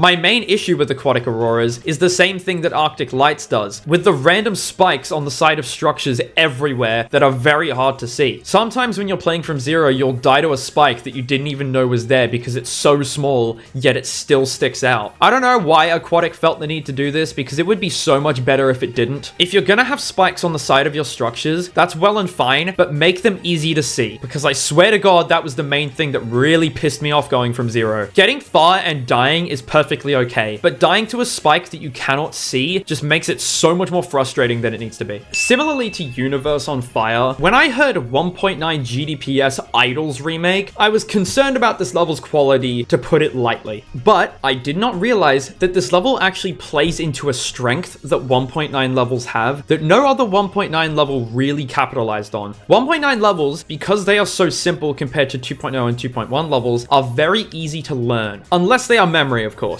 And if you remember me mentioning, one of my biggest issues with Idols was the fact that it was super learny, and Idol 19 just takes that away. It's not made in 2.1, so it can't go up to 4 times speed, it can only go up to 3 times, but what it sacrifices in intensity, it gains in enjoyability. When I'm able to play a version of a level that's super cool like Idols without having to go through the learning process, it's just a win-win. I get enjoyable gameplay with the added benefit of being able to go from zero much quicker than on Idols. This is one of the times where I think it was actually beneficial for this level to have been made in 1.9. My only big complaint with the gameplay is the fact that 67% is a huge choke point, and this level being as long as it is makes that just that little bit more frustrating. But other than that, I have no issues. As much as I understand why this level isn't very popular, I do think it deserves a little bit more publicity. It's got a very basic name and not any unique qualities that set it apart from other levels, but I'm gonna be honest, it just looks really good. The decoration is beautiful and the song is great, and the gameplay, despite having some problems, is definitely not bad. I honestly think if this level's name was changed to something a little bit more memorable, its great decoration would be much more appreciated by the wider community. Pretty much a carbon copy of Aquatic Auroras, just if it was red. Pretty much the exact same things I said about Aquatic can be applied to Molten Core. The pre-drop is short and sweet and actually easier than Aquatic's, which makes it even more enjoyable to go from zero. And the decoration, while being very different stylistically, is still very nice to look at. If you remember, my main problem with Aquatic Auroras was the abundance of spikes on the sides of structures that were really hard to see, and Molten Core does that exact same thing. And on a separate note, Molten Core being a lot easier than Aquatic definitely makes it a little bit better to play. I mean, as I've said before, in pretty much every single circumstance, if you make a level easier, it is going to be better to play. The thing that puts it slightly above Aquatic though is the fact that the song is better. That's pretty much it. I heard horror stories of this level before it got updated, so when I saw that it did get a nerf date, I decided it would be a good idea to go and beat it. And I don't know how how I would have liked it pre-update, but I can assure you that post-update, this level is really good. Its gameplay is great fun and actually memorable compared to a lot of early 2.1 levels, and the decoration is quite good too, especially for the time. I also reckon this level contains the best looking Viral DL part that I've ever seen. I've never been a big fan of Viral DL, but his part in Just Dance is definitely my favorite part of the level, and he outdid himself. My main issue is this weird duel at 75% that it's a lot harder than most of the other parts, but if you practice it enough, it will get consistent, and it's not something you'll be stuck at over and over again while you're playing the level. All in all, I'd say the update was definitely successful. I can't lie, I've been waiting to talk about this level for so long, and I'm happy I finally get to. From a purely objective standpoint, this level sucks. It's full of choke points, it's horribly balanced, it's got a random memory part in the middle of it, and the decoration is lacking. But do you remember how I said I really like early 2.1 levels? This level just scratches that itch a lot better than pretty much every other early 2.1 level. The gameplay is very choke pointy, yes, but it is super consistent. Once you start properly going from zero, you can get far over and over and over again. What makes this even better is that getting far is an absolute blast because of the song that's used. If you don't like the song, it's not going to be as great, but I love Outbreaker by Hinkick, and being able to listen to that while playing honestly really satisfying gameplay just makes for a great experience. It's also similar to Visible Ray in the way that every part just feels like the creator was having tons of fun building. This level just emits so much charm, and I cannot bring myself to dislike it. The predecessor to Audio Expulsion, this level takes the good from Audio Expulsion and leaves the bad. When I was talking about Audio Expulsion, I mentioned that the best part of the level by far was a dual spider towards the start of the level that pretty much brought its gameplay score up by an entire point, and Audio Extraction has something very similar. At the drop, you get flung into this dual wave that is one of the best pieces of gameplay I've played in an early 2.0 level. It's not just this part that's really good though. The rest of Audio Extraction, with the exception of a few parts, is also really satisfying. The main issue that I have with this level is the pre-drop being kinda awkward and pretty boring, but it's short and easy enough to the point where it's not a major issue. With that said, this level is still an early 2.0 level and should only really be played if you're somewhat experienced with Extreme Demons, because if you're not, the very satisfying but admittedly strange gameplay may give you some problems. As for the decoration, it is about as strange as you would expect, with one of the parts towards the end being just completely blue for no good reason, which is just so absurd that it's more funny than ugly.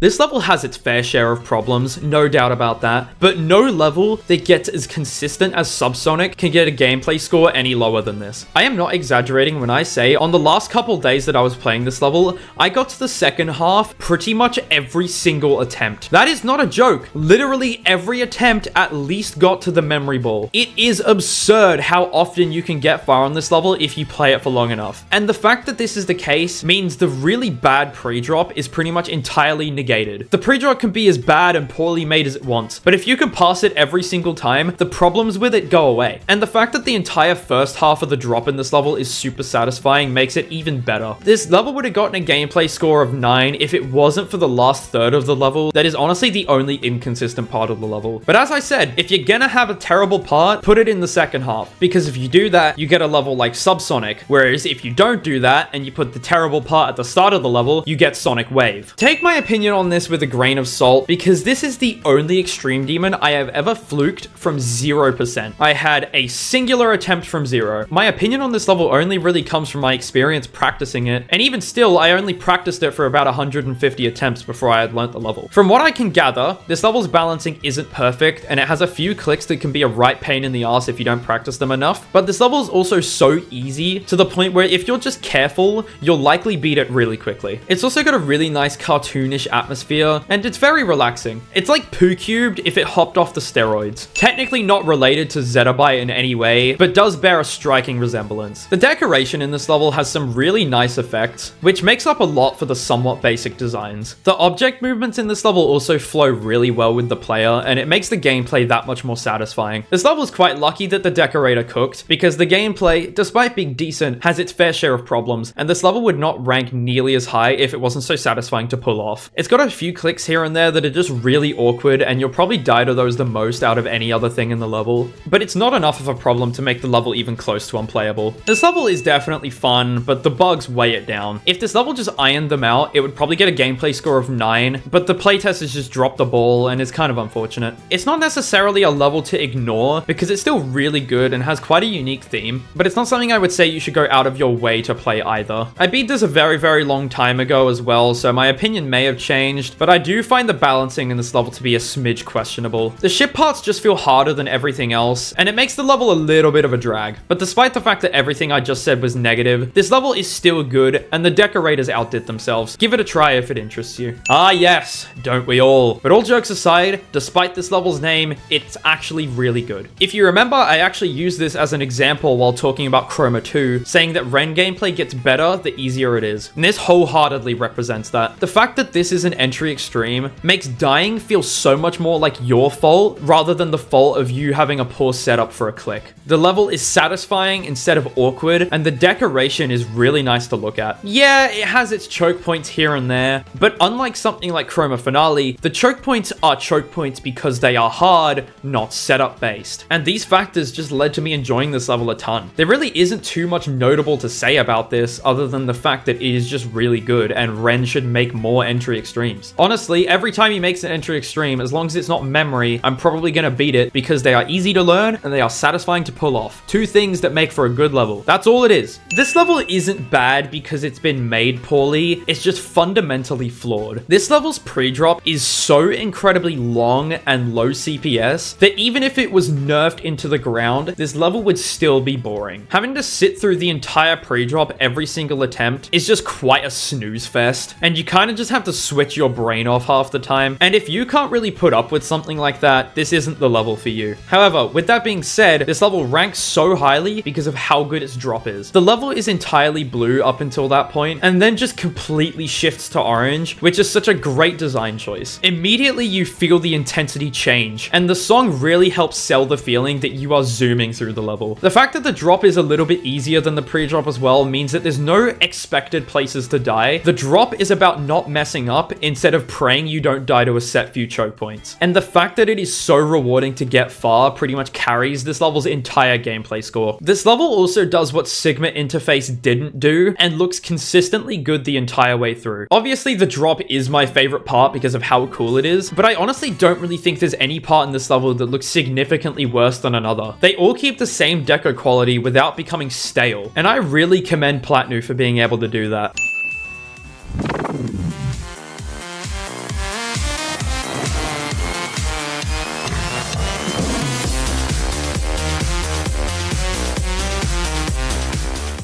Honestly, this level just won the award off of pure luck. I mean, you could argue the fact that the level is pretty uninteresting contributed to it winning the award, but I'm not really going to give the level credit for that because I highly doubt the creator intended it to be kind of uninteresting. That being said though, the gameplay is really cool to pull off. The level being borderline Insane Demon really does help with that because it's very consistent due to it being so easy. But as I've said, credit where credit is due, the level is fun, and it definitely deserves a gameplay score of 8. The decoration could have definitely been improved because it doesn't look bad, but it's also not memorable in the slightest. Every part just kind of looks the same as the other, and it has no lasting impression on me. This level is a rock solid entry extreme to do if you're bored though. It does have that going for it. Honestly, this level is bound to rank highly on pretty much anyone's list. Every single opinion I see on this level is just in the realm of it's good or it's great. I'm sure there are Blade of Justice haters out there, but I have never met one, that's for sure. I don't even know why this level of all things is held in such high regard so consistently, but if I had to wager a guess,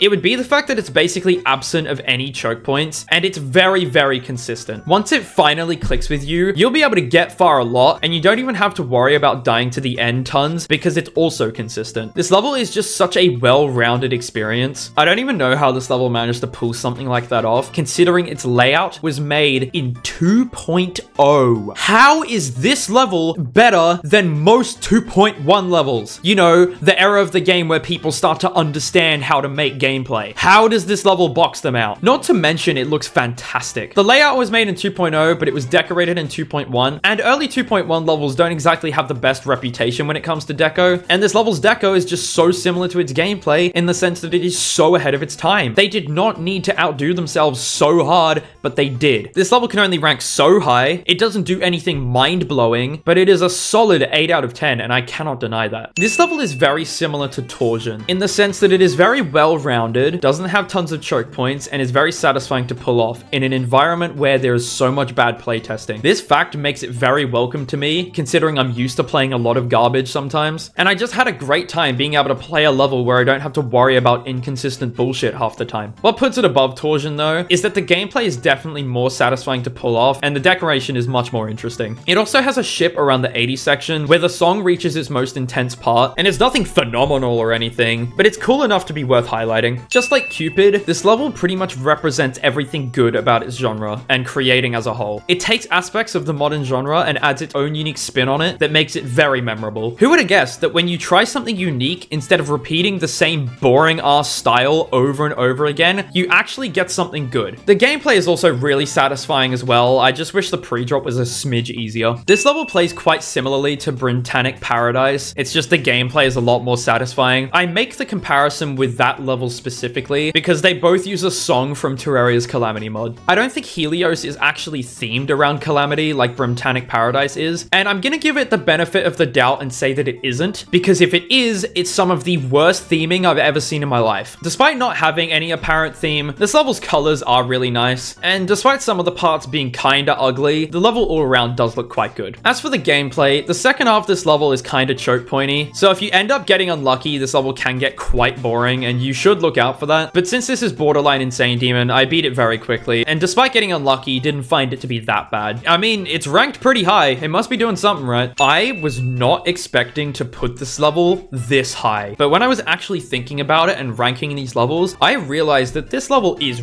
rock solid. That being said, its quality isn't very consistent though. The parts in this level are such a mixed bag. I want to specifically highlight Lithofusion's part in the drop for blowing every other part out of the water. The decoration is absolutely gorgeous, and it makes getting to the drop on this level super rewarding. Like, I'm sorry, every other decorator in this level got absolutely shat on by Lithofusion. And despite it not being my favorite gameplay part, it's still very, very good, and the intensity of getting to the drop after 50% worth of pre-drop is just great fun. But my favorite part in this level took me by such a surprise. Dare I say it, I think Penuto's part is the best in terms of gameplay. I never thought I would ever utter those words in my entire life, but there is just something so satisfying about how his part flows. The decoration is nothing special, but I'm just so shocked as to how satisfying this part is to play. This, followed by Lithofusion, and then followed by Mac, are definitely the trio of parts that I like the most in Gamma. I could just leave it at that and give the level a 10 in terms of gameplay, which I do not say lightly, by the way, but, and there's always a but, this level did the unforgivable sin of having its worst parts at the start of it. Angry Boy and Lemons are the first two parts in the level, and they both suck major dick. I wouldn't say it exactly ruins the From Zero experience, but its gameplay score takes a huge hit because of it regardless. It's such a shame too, because this level could have ranked so much higher. And don't get me wrong, it already ranks really high, but I'm still disappointed considering how good it could have been. If you think this level's boring, you've probably never played it. This level has such a reputation for being a complete snooze fest, and as much as I can see how one would think that, I would also say that you should probably play a level before making a judgment on it. Yes, this level is slow paced and it has a bunch of really long holds, but this level has a quality that stops that being a big issue. And it's the fact that it is very, very first half heavy. Even getting to 20 feels like you're getting somewhere,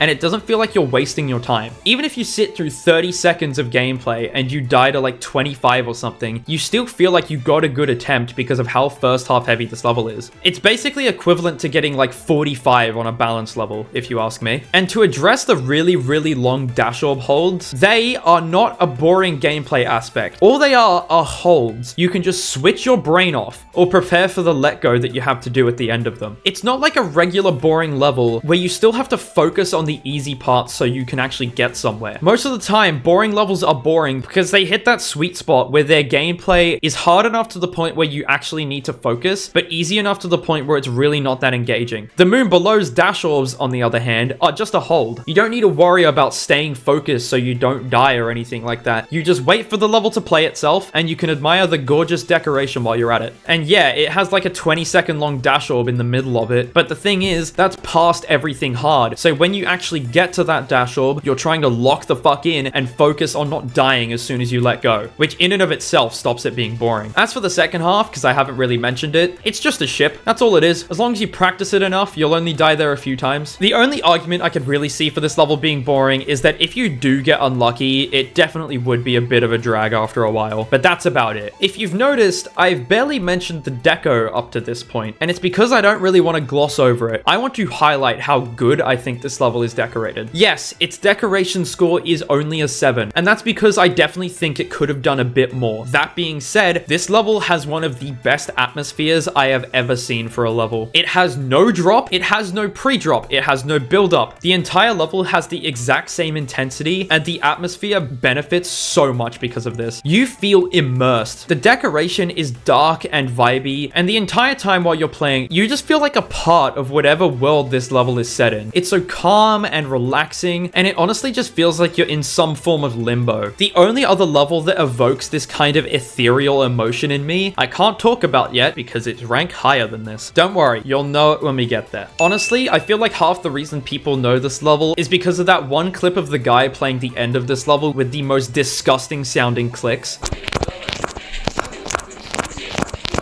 But I kind of wish this level was more known for the fact that it is really good. The decoration in the drop especially just fits the song super well, and the level feels like it's really flowing around you. The ship especially has this really cool line effect that I've never really seen in any other level. It's a very unique way to represent the song, and honestly, I find it hits the nail on the head. This level catches way more flack than it deserves, to be honest. I find a lot of people tend to really criticize this level because of the last ship, and they say it's really hard. Me personally, I didn't find it that hard at all. Some of my friends were comparing it to Promethean's last ship, and in the end, they did say that it was slightly easier, but the fact that it was comparable at all to them really blew my mind. I ended up fluking pretty much the entire thing, which in my opinion really isn't that big of a fluke because I find the ship to be really easy. And because of that, the rest of the level ain't half bad either. It can be boring every now and again, but for the most part, it is rock solid and really satisfying to pull off, especially when it gets consistent. My main critique is that Roy Mousty really needs to chill out on the blending glow, and I don't like being flashbanged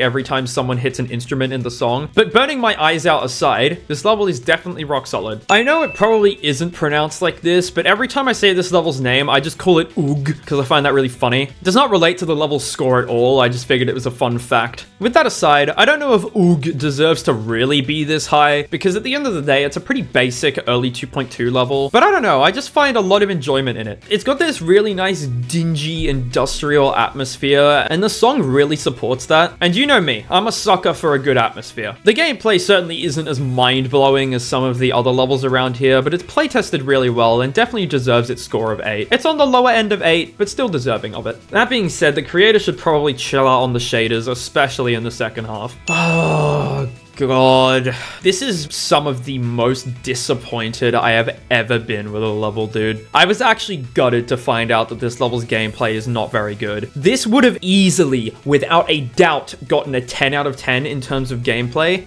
but the playtesting is so ungodly atrocious that it knocks it down 4 points. The core gameplay is still good enough to warrant a 6 out of 10, but the fact that it could have been a 10 out of 10 makes it such a tragedy. The most notable thing that comes from its bad playtesting is the fact that every single ship part is a choke point, with one exception. I am not joking. There is a singular exception to that rule. Every other ship part is a choke point in this level, and it's not like they're concentrated in one part either. They are all over the level. The pre-drop especially suffers the most from this because it's relatively long and all the ship parts in it make it so tedious. You have to sit through 15 seconds of cutscene just to die immediately to the first ship. Now, for transparency's sake, I do need to mention that this is my unluckiest experience of all time. And yeah, the level's terrible ship parts may be partially contributing to this issue, but the fact that I beat it on 165 Hz by complete accident accident without realizing really didn't help. With that aside, I mentioned that simply because it may contribute to my hatred of the ship parts in this level, but playing through this on 360 after realizing that I'm a moron, I still stand by the fact that the ships are by far the hardest parts. I don't want you to think I'm just saying that because I was on a low refresh rate and I suck at ship. Either way, leaving the ships alone for 5 seconds, this level is not free of horrendous choke points outside of the ship game mode either. One of the most notable examples being this bowl in the late 40% that has a bunch of moving structures that make some of the timings way harder than they were in the layout. This one specifically on screen is so tight compared to the others because of the block movements, and you will die there over and over and over again. I know playtesting didn't have as much of an emphasis back then as it does now, but this should be common sense. But as I've said, what makes this gameplay score hang on by a fucking thread is the fact that the easier parts are actually really satisfying to pull off. The end of the pre-drop, the start of the drop, and everything past 60% are pretty good examples of this. Those are the parts of the level I looked forward to the most while I was playing each attempt. If this level were to get an update, I would honestly consider rebeating it and reevaluating my rating. But that's enough about the gameplay. What I also want to talk about with this level that made it so appealing to me in the first place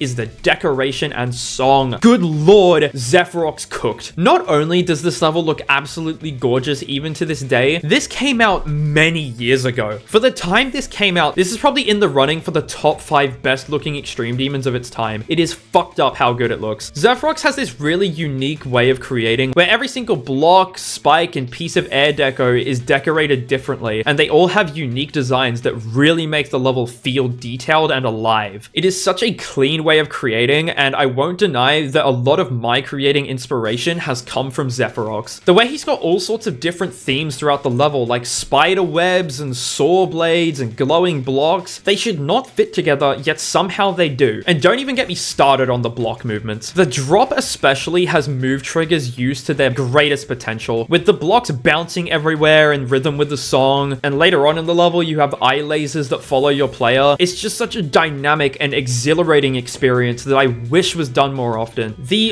one aspect of this level that is stopping it having a 10 out of 10 in terms of decoration is the fact that it pulls a Sigma interface, and you can kind of see the effort drop off towards the end of the level. The ending just doesn't look nearly as good and is the only part I would really consider messy, and it was kind of disappointing, but the rest of the level looks so good that I'm not that concerned. And to address the song, the entire reason its score is so high is because it synergizes with the deco amazingly. If the deco wasn't so phenomenally made, the song score would probably get an 8.5, which is still respectable, but it just has that extra edge because of how well it synergizes. All you Tally Hall fans out here, this is the level for you. It's short, but is very well crafted, and it has a fantastic atmosphere. It's the type of atmosphere that really immerses you in the level, and it might not be as strong as something like the Moon Below's atmosphere, but I cannot deny that it is rock solid. It's also easy to learn and really consistent. It's definitely worth a try either for a first extreme or for an extreme demon grinder. Everyone should play this at some point if you ask me. Definitely another really good level to do as a first extreme. Its skill sets are pretty balanced, it's easy to learn, and it's consistent. The main problem with this level is the ending section, which has slope gameplay. Anyone who's played GD before knows how slope gameplay can be sometimes, but the level's easy enough to the point where it's not a huge issue. If it was in a list demon, it would be a completely different story. I also think Crowd Control is an underrated Water Flame song, and more levels should be made with it. I'm pretty disappointed that this level ranks this low. I reckon if my CPS could keep up with this level's gameplay, it would rank so much higher, but my finger is a lazy bastard and didn't really feel like clicking fast enough for this level. I didn't want to knock the gameplay score too much because of my own shortcomings. If I had to rate the gameplay putting all my bias aside, it would probably get an 8, but the entire purpose of this ranking is the fact that it is my ranking, so I have to have at least a little bit of my own personal opinion in there. That being said though, the parts that I could play were rock solid and really satisfying. Even though my CPS couldn't keep up with the gameplay, this level still got ungodly consistent. For how much I struggled with it, I got far so often and pretty much only ever died to the first half because my CPS couldn't keep up. For a level this difficult, that is impressive and is a really good sign that the playtesting is really good. With that said, the balancing this level is definitely questionable, with the second half being stupidly difficult compared to the first, but the level is consistent enough to the point where it's not a major issue. Just practice enough and you'll be okay. What's really carrying this level right now though is definitely its decoration. I have never seen a style like this done before, and it reminds me a lot of It Back, yet is still very different from it. It's very abstract and every single thing looks different. I I love the style of level where every single structure looks completely different to the one next to it, yet it's still cohesive. And the fact that this level is like 45 seconds long really fits the style it's going for. Watching a showcase of this level honestly just reminds me of that one gif of Bart Simpson getting electrocuted, but in a good way. Everyone knows Celestial Force for that one stupid transition in the 60s, and I can assure you that that reputation is warranted, because that shit never got consistent. However, that is pretty much the only thing that never got consistent. The rest of the level was perfectly fine, if you ignore the fact that it took me multiple days to learn. It is so unbelievably rare for me to spend multiple days learning a level, and if any level's deserving of being able to do that to me, it is the level that is almost entirely dual. What makes it so learny is not just the fact that the duels are very unclear and it's very difficult to figure out where to click, but the fact that a lot of clicks have a lot of nuance to them. There are some clicks in this level that are very setup based, and you need to really learn where to guide your icon to be able to do the next click. So for sake of example, there's this one wave click in Hell Pegasus at 51%. At a glance, this looks like you just have to click as the wave so you can avoid the spike, but also hit the pink orb as the ball. And at its core, that is what it is.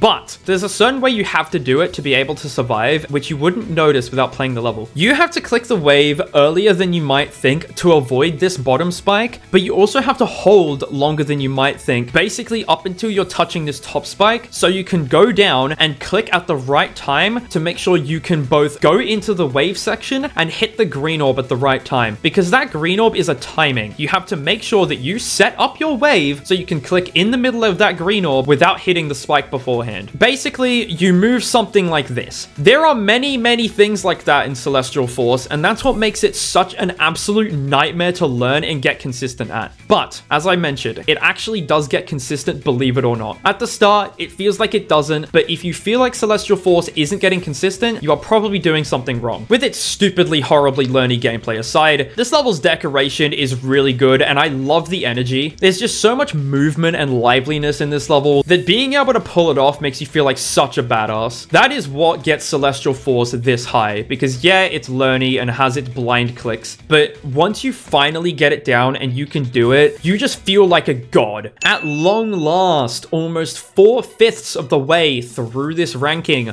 we have our first gameplay score of 9. We have certainly come a long way, there is no doubt about that. I actually consider giving this level an 8, and we'll see if I change my mind while I'm making this, but for now it stays at a 9. But I want to be clear, the only reason it stays at a 9 is because the playtesting is so good. As much as I agree that it's not a very faithful Skytech remake, I don't really knock it for that, because the level from an objective standpoint is actually really good. The gameplay is very easy to learn and very satisfying to pull off, with the main problem being a couple wave sections throughout the level. What makes this level so good is its progression. Progression isn't really something I've touched on too heavily in this ranking so far, but this is the first level where I think its progression basically entirely carries it being so good. This level starts off really calm and chill, as most levels tend to do, and then at around 20% it gets to its drop section. And this level does something that most levels don't do, and doesn't really speed up too much. It goes a little bit faster, the decoration gets a bit more intense, but it stays relatively mellow, and it gets into the proper drop section around the 40s. This is not the specific part of the progression that I wanted to highlight, but it is honestly a really nice touch. It also makes getting far feel a lot more significant, and you know me, I love that type of thing. Where this level really shines though is the quote-unquote post-drop. The reason I say quote-unquote is because it isn't entirely clear where the post-drop starts. Instead of the drop ending abruptly, it kind of just gradually calms down. As you get to around 60% in the level slows down a little bit, but it's still quite fast, and then gradually gets slower and slower up until the last 15% where it gets to its slowest point. This gradual calming down of the level is something I very rarely see done, and it's honestly super cool. Do you ever just get that feeling in your head when you're far, that you realize that you've passed most of the level, and it's now just a final push to the end of the level? You know, if you die, you have to pass all of that stuff again. This level just emphasizes that. It really helps get into your head that you are getting to the end of the level, and from here on out, it's just a don't die challenge. The thing that's stopping it ranking within the top 100 is that it's got some really questionable choke points around, especially in Hell Pegasus's part. Like, this wave is absolutely stupid, but overall, this level is rock solid, and honestly, one of the most memorable levels I've played simply because of how it presents itself.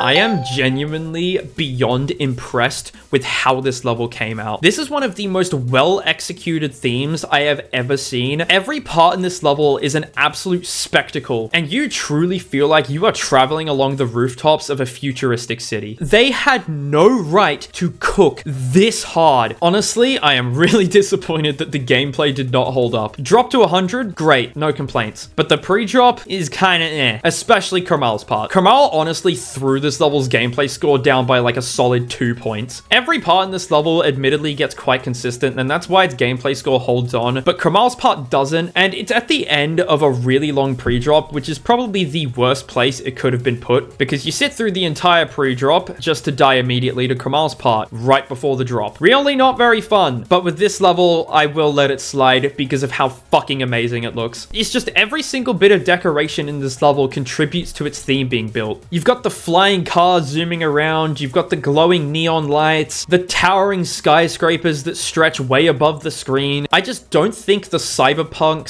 / futuristic city theme could have been done any better. The main issue that weighs this level down is the fact that it is very, very unoptimized. The shadows under pretty much every single structure use up way more objects than they should, and it just makes running the level a complete nightmare unless you have a NASA computer. And also, rotate triggers are some of the most resource-intensive triggers in the game, so while you're listening to me yap, you should look out for all the different rotating objects in the background of this level. And if you do that, you can probably understand why this level is so laggy despite how it looks. With that aside though, this level's gameplay is honestly really satisfying to pull off, and Jenkins cooked. The second half could use some improving, but the first half is really, really good, and the music sync is on point. Zettabyte is without a doubt a relic of its time, but in a fantastic way. I noticed that this level was almost entirely click sync, and I won't deny I was a little concerned considering the reputation that sync levels have in this game, but this was a pleasant surprise. Every click honestly synced perfectly with the song, and it took a little bit to get used to because there was a bunch of invisible speed changes, and I'm very much used to timing my clicks by looking at the level instead of listening to the song. But after I got it into my head that if I just go against my better judgment and click right on beat, I started getting far a lot, and the fact that it's perfectly synced really makes it satisfying to pull off. I honestly just had a complete blast playing this from zero, and the level's really unique theme makes it that much more memorable. Honestly, I don't really know why this level's up here. When I think of a level that almost gets in the top 100, this is absolutely not a level that I think of, because it is not very notable really at all. The way that it weasels its way up this high is simply because it's easy to learn and consistent. What's not to love? It's just consistently good around the board. This level is deceptively difficult. Reminds me of another purple Bionox collab that's a lot harder than it looks. Most of the difficulty in this level comes from its really awkward timings and its questionable transitions, which isn't something you really spot in a showcase, and that's why it's so hard to tell how hard it is. But that's pretty much my only issue with this level. After a while, you do learn how to deal with the nuance in this level, and it gets very consistent, and you can get far over and over again. Honestly, the only thing in this level that I'd say stays a problem the entire time is this stupid ship gap at 73. What the fuck was Nobbleboy thinking? I also really like this level's theme. I mean, it's themed around black holes, you know,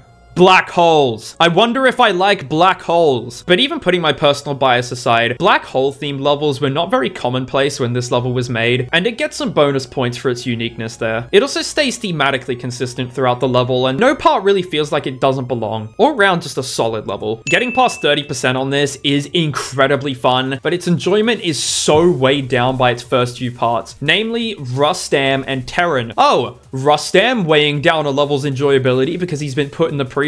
Where the fuck have I heard that before? It's definitely not nearly as egregious as in Ragnarok, thank the high heavens, but it's still a bit of an issue. What makes this level a lot more enjoyable than Ragnarok despite having very similar structure is the fact that the terrible first section of it does get consistent. Once you muscle your way through the really boring part of your experience, you're rewarded with the ability to get far pretty often for the last couple days, and you can enjoy the good parts of this level to their fullest potential. And come on, it's got a big-ass dragon. How can you not like a level with a big-ass dragon? dragon. Also, quick side note, this part in the 70s is really fucking ugly and I wish it wasn't there. Sorry. This is the most recent extreme on this ranking. Number 500 in the flesh. Honestly, I was gonna do something at least a little bit more significant for, you know, halfway to 1,000. Originally, I was gonna do Delta, you know, a new hardest for Extreme Demon number 500. That does make sense. But that level is so atrociously awful and it makes me want to peel my skin off that I got so sick of playing it and played this instead. This is just a dumbed down version of Cybernetic Crescent, and it pretty much takes all the issues I had with Cybernetic and chucks them out the window. It's not entirely weighted on a few parts in the pre-drop, and it's actually balanced throughout the entire level. You can get far a lot, and you can enjoy this level to its fullest potential. There are some really annoying parts here and there, I have to admit that, but they're really not that bad. This level is just everything a Cybernetic Crescent remake should have been. It improves upon the original's gameplay flaws, its decoration is just as phenomenal, and the song is, well,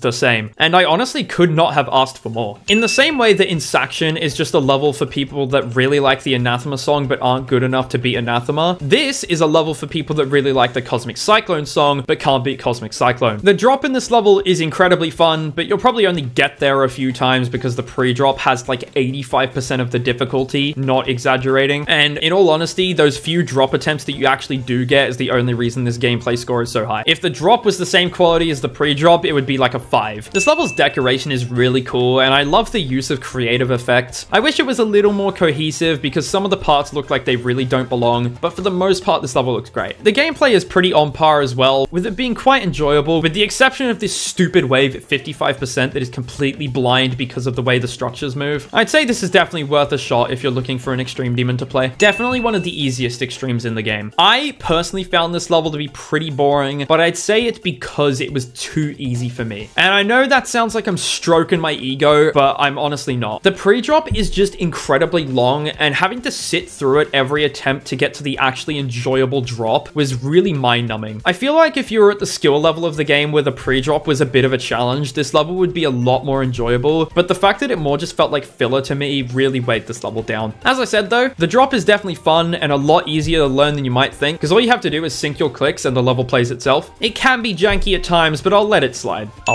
1.9 GDPS level up here? Must be a blue moon. The decoration, unfortunately, really isn't that great, but this level is not up this high for its deco. It's for its really good gameplay. Whoever made this understood the limitations of the 1.9 editor, and the creator made sure to build their level around those limitations. It is not buggy, it's not awkward, it doesn't feel like some transitions are completely random. It is just a rock solid, very fun level. It's really satisfying to pull off, and you don't have to worry about bullshit. I didn't think it was possible, but here we are. I mean, come on, who doesn't like Aku? I don't think this is even close to being one of the easiest extremes in the game. There are so many more that are just way easier, but there is a reason why this is done as a first extreme so much. It challenges every skill set with the exception of maybe ship. It has wave, it has timings, it even has gimmicks with this little blue orb section in the pre-drop. It teaches you all the basics that you need to know how to deal with for future extreme demons without being a complete nightmare to play either. It's such a well-rounded, easy to learn, easy to pick up level that is a fantastic choice for new Extreme Demon players and Extreme Demon grinders alike. My main issue that could arguably be a good thing depending on how you look at it is the ending being a little difficult and awkward. I could see the argument for it being a good thing simply because it teaches people how to deal with badly balanced levels, but even still, I wasn't a huge fan of it being there. The predecessor to Molten Mercury that does the exact same thing that Molten Mercury does. You remember how Molten Mercury is gray and not orange? Tempered Steel is chromatic. And what color is this level?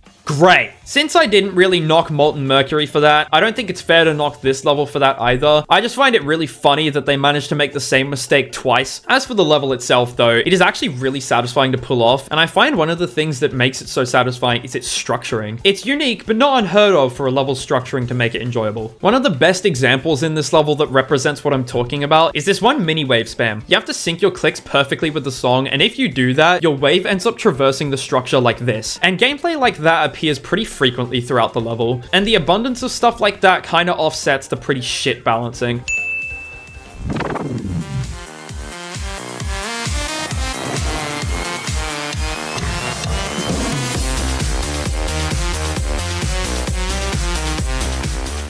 This is another level that's very progression focused. It takes on a pretty similar structure to Advanced Airstream in the sense that its drop ends quite early, and the entire level is focused around the intensity being built by the post-drop. The biggest and most noticeable change in intensity is the 56% part, which basically just halts the entire level and metaphorically whispers in the player's ear, "You are getting far." The song changes its pitch very abruptly, but in such a great way. From here on out, the entire level is basically control your nerves and you'll probably be okay. This comes to a head around 80% where the song really starts to get intense, and eventually when you pass everything and you're at the last part, the song finally calms down, and at this point, it is just you and the level. If you can hold your nerves well enough, you will beat this level, but actually doing that is a complete nightmare. The fact that this level is XL and its most intense part starts at 56 makes controlling your nerves very difficult. But in all honesty, that is a good thing. If a level can make me super nervous, not because it's bad, but because it's built to make me feel like that, I am all for it. Being far and nervous is one of the best things in GD, if you ask me, and when it's done in such a fantastic way like it's done in Omega, it's just an unforgettable experience. If this was the only thing I really had to say about this level, it would definitely have a higher gameplay score than 8, but what keeps it down here is the fact that the first half has a lot of problems. Some of the parts are buggy and overly learny, which makes the entire From Zero experience a bit tedious, especially for the first few days. And I want to specifically highlight this one part in around the 30s that is so atrociously made, and I cannot stand it. The use of teleport portals does so much more to harm the gameplay than fix it, and not to mention the deco is just so uninteresting compared to a lot of the parts around it. Me and my friends called this part the limbo part for some reason. I genuinely can't remember for the life of me why we called it that. I think we're just a bit stupid.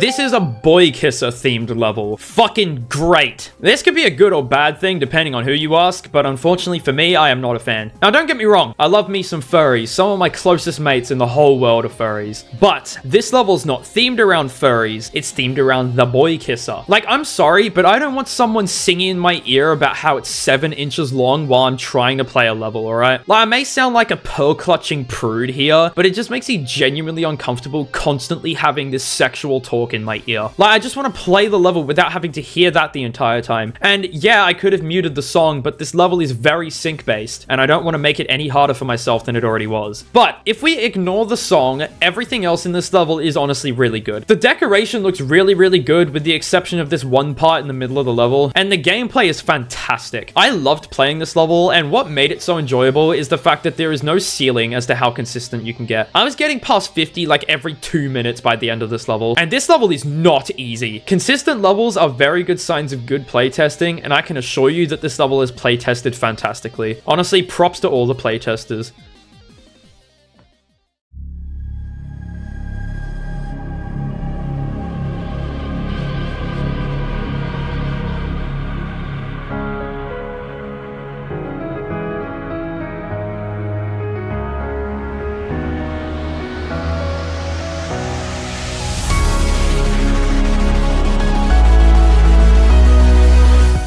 Here we are, the top 100, the best of the best, the cream of the crop, the levels that are better than 80% of Extreme Demons that I've beaten. It takes a lot to get up this high, and most of these levels are either just super solid across the board, or have something unique about them that makes them deserving of a spot this high. These are the levels I've been looking forward to talking about the most, so if you've made it this far without skipping through the video, I commend you, and I appreciate you dedicating 4 hours of your time to listening to me talk, and we are in the final stretch now. I will see you when we get to the top 10, because I have a few things that I need to say before we get into those levels. But I'm getting ahead of myself. Let's kick ourselves off with number 100. For the record, I have no idea how this level's pronounced, and I always have pronounced it as Ikaros, so that's what I'm going to be doing from here on out. I honestly think this level goes pretty forgotten in the grand scheme of things. Like, I never hear anyone talking about Ikaros or praising it for any of its numerous qualities. The only time it's ever brought up is to shit on the song, which, in all fairness,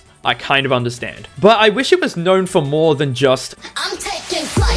because it has a lot of great qualities that make it super fun. For a start, this level is very long, which isn't a great beginning because you can very easily fuck it up, but this level does it in a pretty decent way. It has its problems, it has a few weird hitboxes and some bugs here and there, but they're more towards the end of the level and not prominent enough to the point where they're that annoying. You can enjoy getting far and not be stuck at the beginning as a result of them. But that being said, I can definitely understand the argument for saying this level sucks simply because people may get tired of dying far to things out of their control. It's just, it didn't personally bother me or seem like much of an issue. And secondly, I'm sorry, I love this level's song. It has some cringy ass lyrics, don't get me wrong, but I can't help but bop to it while I'm getting far. And it also has a section in the middle where it goes super calm and chill, and that really helps to build the intensity of this level. And despite Ikaris definitely being reminiscent of early 2.1 levels, it's playtested well enough to the point where it's really not that bad. My main issue with this level is that I think the dragon theme was not capitalized on at all. The only time we ever see anything dragon related is on the end screen and on the title card.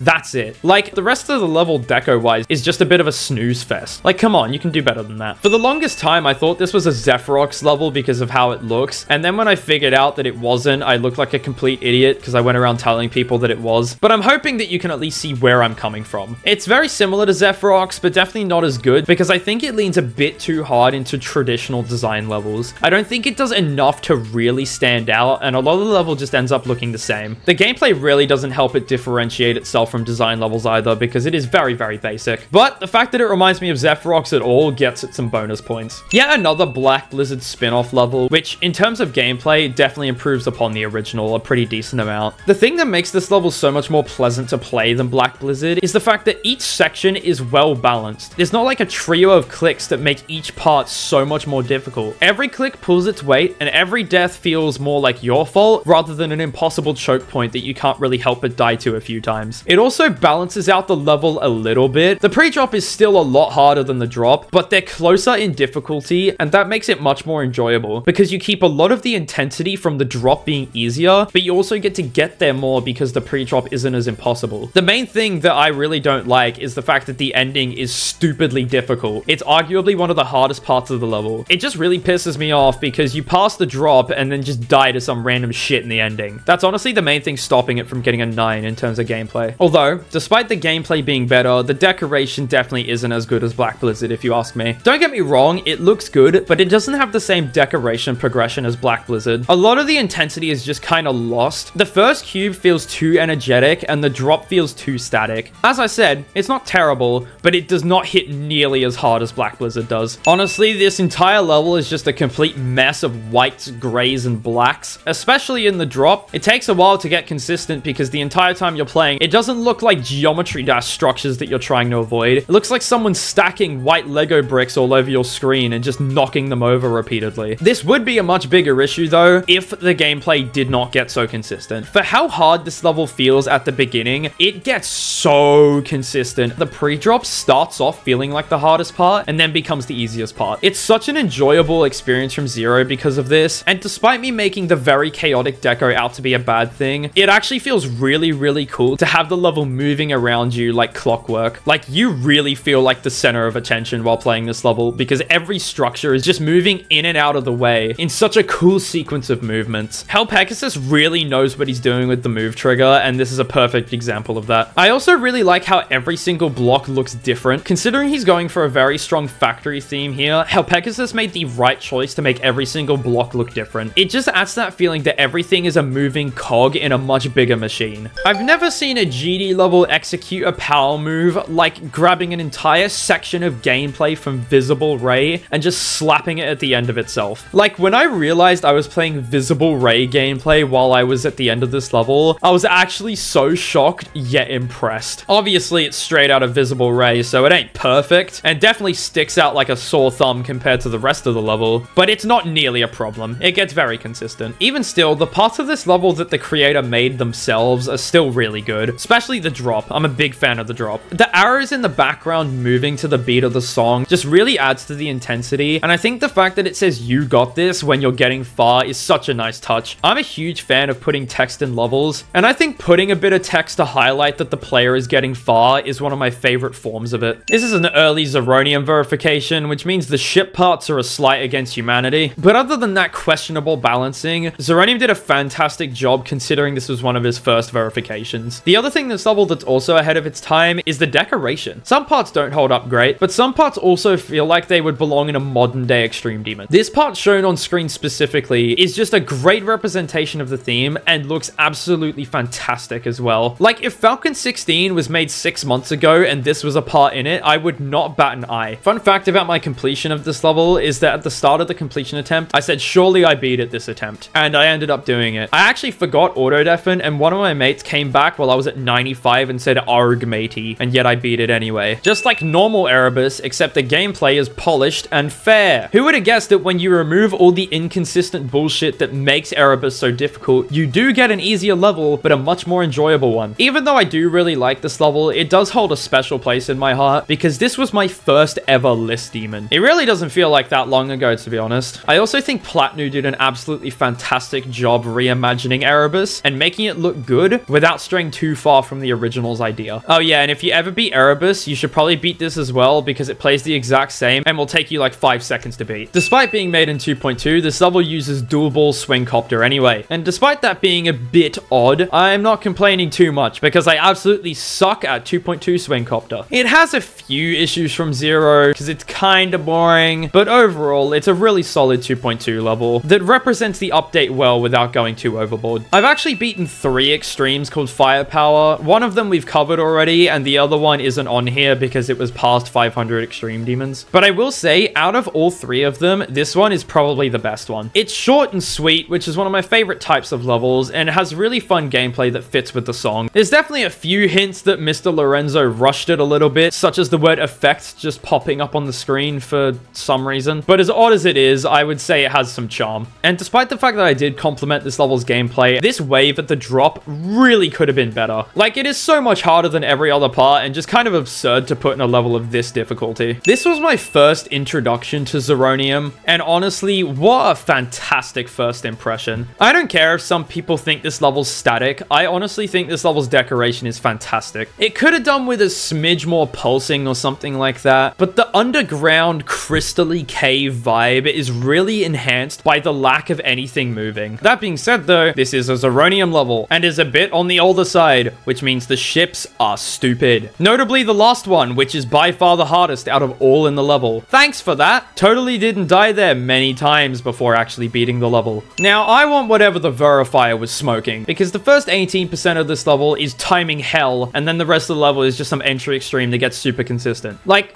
what the hell? Yeah, it's whatever. It's choke pointy and somewhat hard, but the fact that pretty much every attempt past 18% is really promising adds to this level so much. Oh yeah, and also, this is the sequel to Vivacious. You know, that one level at 395th on the ranking? Yeah, that one. This is somehow related to that level, and it's all the way up here. Maybe Ren isn't so bad after all. Made by the creator of Citra, and has a lot of the same qualities. Choke points, starts off really hard and gets super consistent, and has great decoration. Not only do I really like Porter Robinson as a music artist, but I think this level executed the vibe of the song really well. It starts off real happy and bright and stuff, and then in the middle of the level, it just completely abruptly shifts to this dark, abstract vibe. I think the fact that the level is focused around those two halves being completely different from each other actually helps it, and isn't nearly as out of place as you might think it would be. All around, Vast did a fantastic job, and I can definitely see where the inspiration for Citra came from. Now, I want to preface, I did not put this level up here. If it was up to me, this level would be a lot lower. But here's the thing, I made it. I can't judge it. So I grabbed a couple of victors of the level and basically said, give me a gameplay score, a decoration score, and a music score, and I averaged them all out, and it ended up landing here. Basically, if you got a problem with it being up here, don't blame me, go blame them. As for the level itself, there is no way in hell I can ever bring myself to not like this, because this was my first ever rated level, and I still remember the moment that this got rated to this day. I was so proud to finally have a rated level on my account, let alone a featured level. And despite the fact that this level is very unoptimized and I am a much better creator now, this is still a great reminder as to why I enjoy creating so much and why I put so much effort into improving as a creator. I'm also quite glad that this is a pretty well-received level, all things considered. If I say this level is very loltad-esque, some of you will probably know what I'm talking about. And if you want my opinion on the deco based off of that, just know that there are multiple loltad levels on this list list, and we have not covered a single one of them yet. And for those in the audience that do not know who Loltat is, he's the same guy who made Rash, and basically his whole deco style is everything looks different and has really strange designs. Every single little bit of deco looks completely different, and yet they're all built to have some kind of abstract connection to each other, and it results in the entire part looking very cohesive. Basically, Loltat deco is just slap random objects together until you get an object that looks like it belongs in the level. And pretty much, that's what this level is. The gameplay is also quite quirky too, but it's very consistent, so I enjoyed it. Vit 12 doesn't exactly have the best reputation when it comes to extreme demons, and I do agree that the sequel to this level is an absolute steaming cowpat that has genuinely horrendous playtesting. But this level, I cannot help but like it. It could be the fact that it's borderline insane demon that makes it actually pleasurable to play, but I also just really like the idea of demon mix levels. I think the idea of grabbing a bunch of redecorated sections of Acheron, Silent Clubstep, The Golden Hallucination, Firework, Bloodlust, and Limbo, and putting them all together is honestly a really nice idea. Yeah, it's not really unique, but it's well executed, and I enjoyed playing this level. The playtesting actually felt present as well, which cannot be said for a lot of Vit 12 levels. Oh yeah, and putting a version of the Limbo keys in an Enter Extreme and somehow making it work is very, very cool. Look, I totally get why people find this level to be so ungodly boring, but I never felt that way myself. Every attempt, I was just admiring how well the theme of a misty mountain had been done. This is a lot like White Album in the sense that it's very amateurly made, and you can tell that the creator doesn't have too much experience in the editor, but they know how to be creative, and they have made something genuinely stunning. And when the drop finally hits and the chain snaps and it starts thundering and raining in the background, it's just such a climactic drop, and I cannot help but love it. You really feel like you're climbing a mountain in the middle of a blizzard, and if you ignore the part where it just goes 1.0 for some reason, it is a perfect execution of the theme. I also think at the final duel, where you finally break out of the blizzard and reach the summit of the mountain, it is such a great feeling and a blast to play. Like, to all creators out there that have ambitious ideas but don't think you're good enough at the editor to make it, at least try, because Misty Mountains is a perfect example of a new creator putting what was in their head into the editor and making something absolutely amazing. Another thing that I want to praise this level on is the difficulty choice. I honestly think if this level was much harder, it wouldn't be nearly as good, but the fact that it's entry extreme and the pre-drop is easy enough to the point where it doesn't feel like a complete drag is a huge bonus point for the level. This level almost didn't get into the ranking because I forgot to put it on my spreadsheet and only realized while I was making the ranking. And it's a good thing I did notice because this level is very good. If you remember Kingslayer from the depths of this ranking, this level is its sequel and a humongous improvement at that. It feels like the playtesters actually tried this time, and the result is a balanced level. Big shocker. This is also one of those levels that does feel quite difficult when you're first playing it, but if you just bear with yourself for a little bit, it'll eventually get consistent and it won't feel nearly as hard as it did at the beginning. I also think making the level descend into madness around the middle is a great touch and really ties it together with Kingslayer, because Kingslayer also does that. It's unique and its own thing while also truly feeling like a sequel, and there's not much more I can ask for. Dude, this is a factory themed level with a metal song. Like, come on, how can you not like that? Thank God Xylonox is an absolute metalhead, because if he wasn't, we would not have this level. My favorite part is definitely the section of the level where it stops being calm and the pistons and mechanical things in the background start to move and the sick as fuck guitar comes in. Like, what a cool section. This level without a doubt has the foundations of a 9 out of 10 gameplay wise, which is admittedly helped by the fact that the decoration and song is so good that it makes the level really fun to play through. But it has too many inconsistent choke points and annoyingly difficult wave sections that it has to be knocked down to an 8 for me. It's also pretty unbalanced, which I'm not a huge fan of, but it gets consistent enough to the point where it's not a huge problem. You thought Callisto was the highest ranked 1.9 GDPS level, and you would be dead wrong, because it's this. We've had a few 1.9 levels so far that have at least tried to create a unique theme or do something special with the decoration, such as levels like 4 Elements, but they haven't really blown me away with what they've done. This, on the other hand, is probably the only 1.9 GDPS level that I think genuinely pushes the 1.9 editor as far as it can go. Like, the pulsing and the colors on this level are absolutely gorgeous, and I genuinely did not know the 1.9 editor was capable of this because no one had ever done it before. Every section looks distinct and has genuinely interesting decoration going on. This 9 circles effect that you've got is beautiful beautiful, and I love the purples, and the fact that the pulses are so strong makes the part feel alive and not static at all, which is something 1.9 levels really struggle with. When levels like this are possible, why do people think it's okay to just build the most static, uninteresting 1.9 GDPS levels that no one is going to remember for longer than 5 minutes? The cherry on top as well is that the gameplay is very well made and does something similar to Callisto, where it understands the limitations of the 1.9 editor and doesn't try to do anything fancy that makes inconsistent gameplay. I'm just so impressed with what the creators did, and the fact that they managed to make a 1.9 level rank this highly is so commendable. Look, I love Nepesta, right? I've always enjoyed Nepesta's content and I totally respect him as a person, but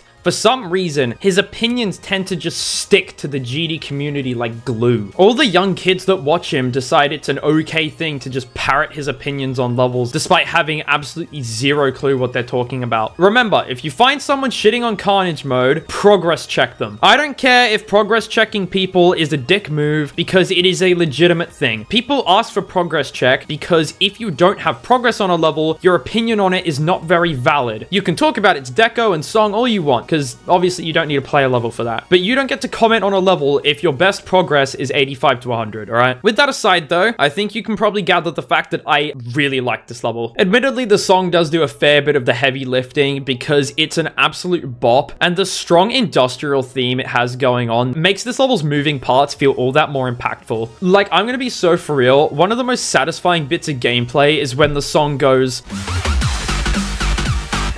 while you're clicking to the beat of it. And in all honesty, between you and me, I reckon I'll probably make the Construction Zone sequel, if I ever make one, to this level song. But I'm getting ahead of myself. We're talking about Carnage mode here. This level is overall quite balanced, and honestly, there's not really many choke points throughout it, so a lot of your deaths don't really feel like bullshit. It can happen sometimes, but for the most part, it's okay. And Lemons is not nearly as hard as people say it is. The main thing holding this level back from a 10 in terms of gameplay is the fact that its pre-drop sucks booty cheeks. It is drawn out, but it's because the pre-drop has so many really difficult clicks, and this one stupid ass ship gap, it just overall drags out every attempt a little bit longer than it needs to, and it stops you getting to the drop as often as I think you probably should. Considering how much I like Twisted Tranquility for the fact that it was a really old level, I was a smidge concerned when I saw a remake was coming out, but I was very pleasantly surprised. I think this level puts a very up-to-date spin on Twisted Tranquility without taking away from that early 2.1 vibe. It's such a great mixing of two completely different time periods, and the creators really knew what they were doing. A pretty big benefit of it being made so recently though is the fact that it is very well playtested and much more balanced. The only major choke point I found was only a choke point because I was doing the part completely wrong and I'm a complete moron. Other than that, it's very, very balanced and I had a great time. Twisted Tranquility would be proud. As of right now, this level is complete and utter shite because it got a 2.2 update that not only super buffed it, but added a bunch of unnecessary shaders. What the fuck, man? But I beat the old version of this level. This used to be one of my favorite levels of all time, and I will admit I've definitely moved past that phase now, but I still really enjoy this. This level seems to be coming up a lot, but it's a lot like Twisted Tranquility in the sense that it's got that early 2.1 vibe that I really enjoy, and still has some decent looking parts on top of that. It's another one of those levels where you can just tell the creators were having great fun making their parts, and yeah, the gameplay is honestly objectively shite. It is a pain in the ass to get consistent at this level, and it takes a long time, but I couldn't help but enjoy my entire experience with this level, and it got consistent anyway, which is probably a good thing because this level's gameplay score would have been nuked into the floor if it didn't. It also has one of the most chopped Hell Pegasus parts I've ever seen. It's arguably funny, and the only reason I say that is because I know Hell Pegasus is so much better at creating nowadays.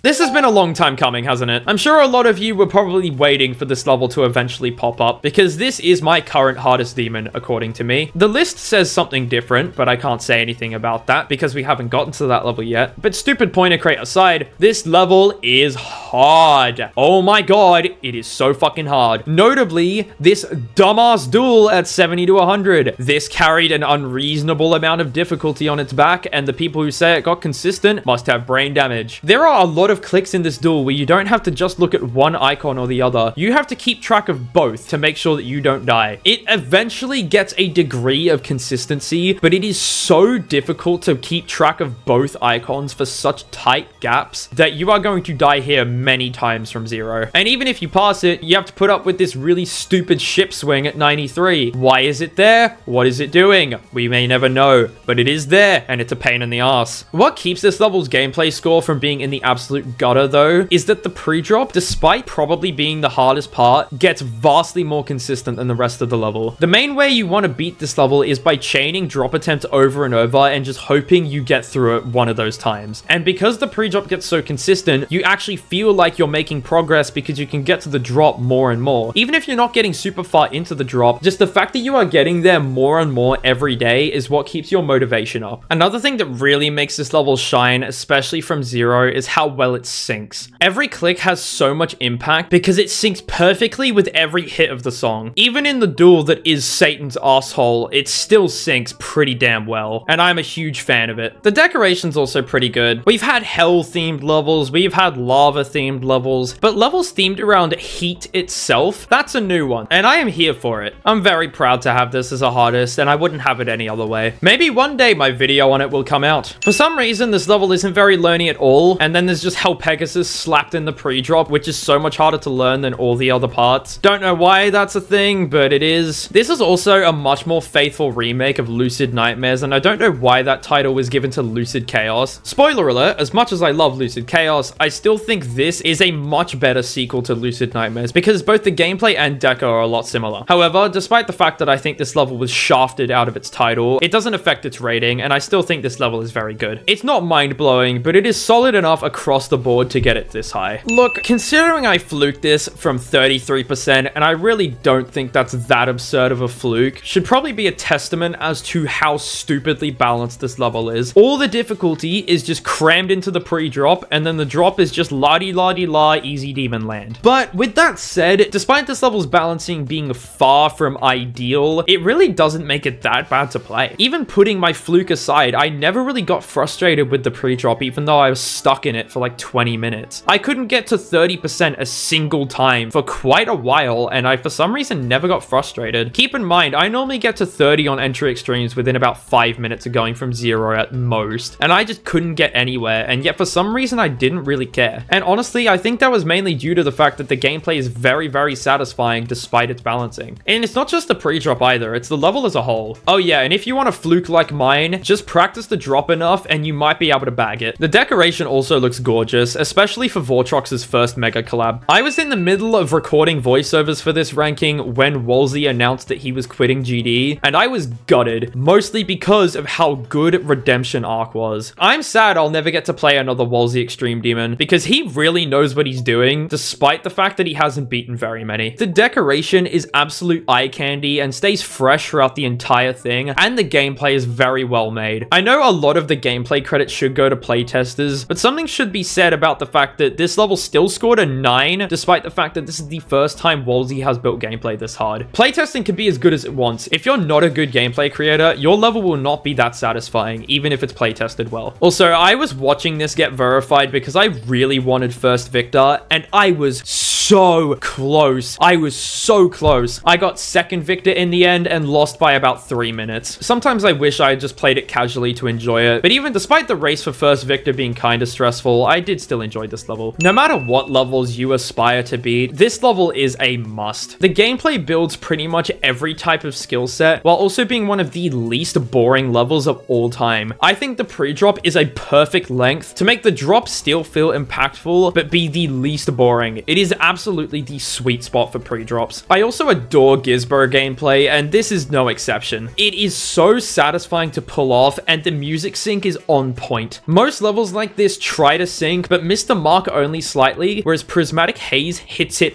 right on the head. And the only thing stopping it from being a 10 out of 10 is the fact that it's kind of unbalanced. Dude, why has no one heard of this level? Not a soul knows of this level's existence. This level looks gorgeous, it plays fantastically, and has a great song. Yeah, it's nothing crazy, but it's very clean, and each part is honestly pretty memorable. Actually, on second thought, I can probably figure out why this level is not talked about in any capacity, and that would be its name. To be completely completely honest, if I read the name Ethereal Entity and didn't know what the level was, I probably wouldn't care for it either. But with that said, anyone who finds this level interesting, maybe go beat it. It's very good. And I think the creators deserve a lot more praise for the level. I can tell that there was a good amount of effort put in, and it's kind of sad to see it kind of go to waste. I didn't mean to have these two levels right next to each other, but this is yet another level that is really, really good, but probably weighed down by its name. Why is it called Duplication? Who cares? What relevance does that have to the level at all? It means absolutely nothing in context to the level. There's not even really any duels, so the name Duplication really isn't serving a purpose and could probably be replaced by any other arbitrary word. However, with the name aside, because that's not what we're judging, this level is super awesome. It's actually a lot like Ethereal Entity, both in decoration and gameplay, because it's got a relatively short pre-drop, which means it doesn't really get boring, and the decoration looks absolutely gorgeous for how unknown this level is. It's a lot like Quar if it kept the same deco quality, but also improved the gameplay a lot. I also just really like the rainbow theme. When I think of glow levels, this is the type of level that I want made. This takes what basic glow levels tend to do and builds off of that. It's made in the way that each part is not only distinct, but memorable. I'll talk about the first drop part to explain what I mean. If it was just basic slope gameplay with glowy details here and there, it would be so fucking boring and no one would remember it. But the creator decided they were going to have some really cool movements and these amazing looking glow beams going over the top of the level, and that immediately takes it from a 5 out of 10 part to a 9 out of 10. This may seem basic, but if it was so simple, there would be more levels like this. I really commend the creators for being able to do something with glow style that is new and refreshing and above all else, memorable. But that's enough happy talk. We need to talk about the gameplay. I want to know what the pre-drop playtesters were smoking to make it so shit. It sucks because this level could have been way higher, but the idiot McGee's playtesting this level thought it would be a wise idea to make a few clicks in the pre-drop carry its entire difficulty. It actually feels like they were ripped out of Rust and just shoved into some random entry extreme, which for a level this easy is not ideal. Thankfully though, the drop is really good. You probably wouldn't be surprised that a level with a futuristic vibe is a level I quite like. It's far from the strongest theming I've ever seen, and it definitely could have put a lot more effort into embracing its theme, but as a whole, I'm happy with the decoration and how it turned out, and it definitely enhanced the playing experience. Speaking of the playing experience, this level's gameplay is nothing absolutely mind-blowing, but it is very rock solid and pretty well playtested. There's not too many bugs, and the way your icon flows with everything is very, very rewarding. I just wish the last 20% versus the rest of the level wasn't like a hydrogen bomb and a coughing baby.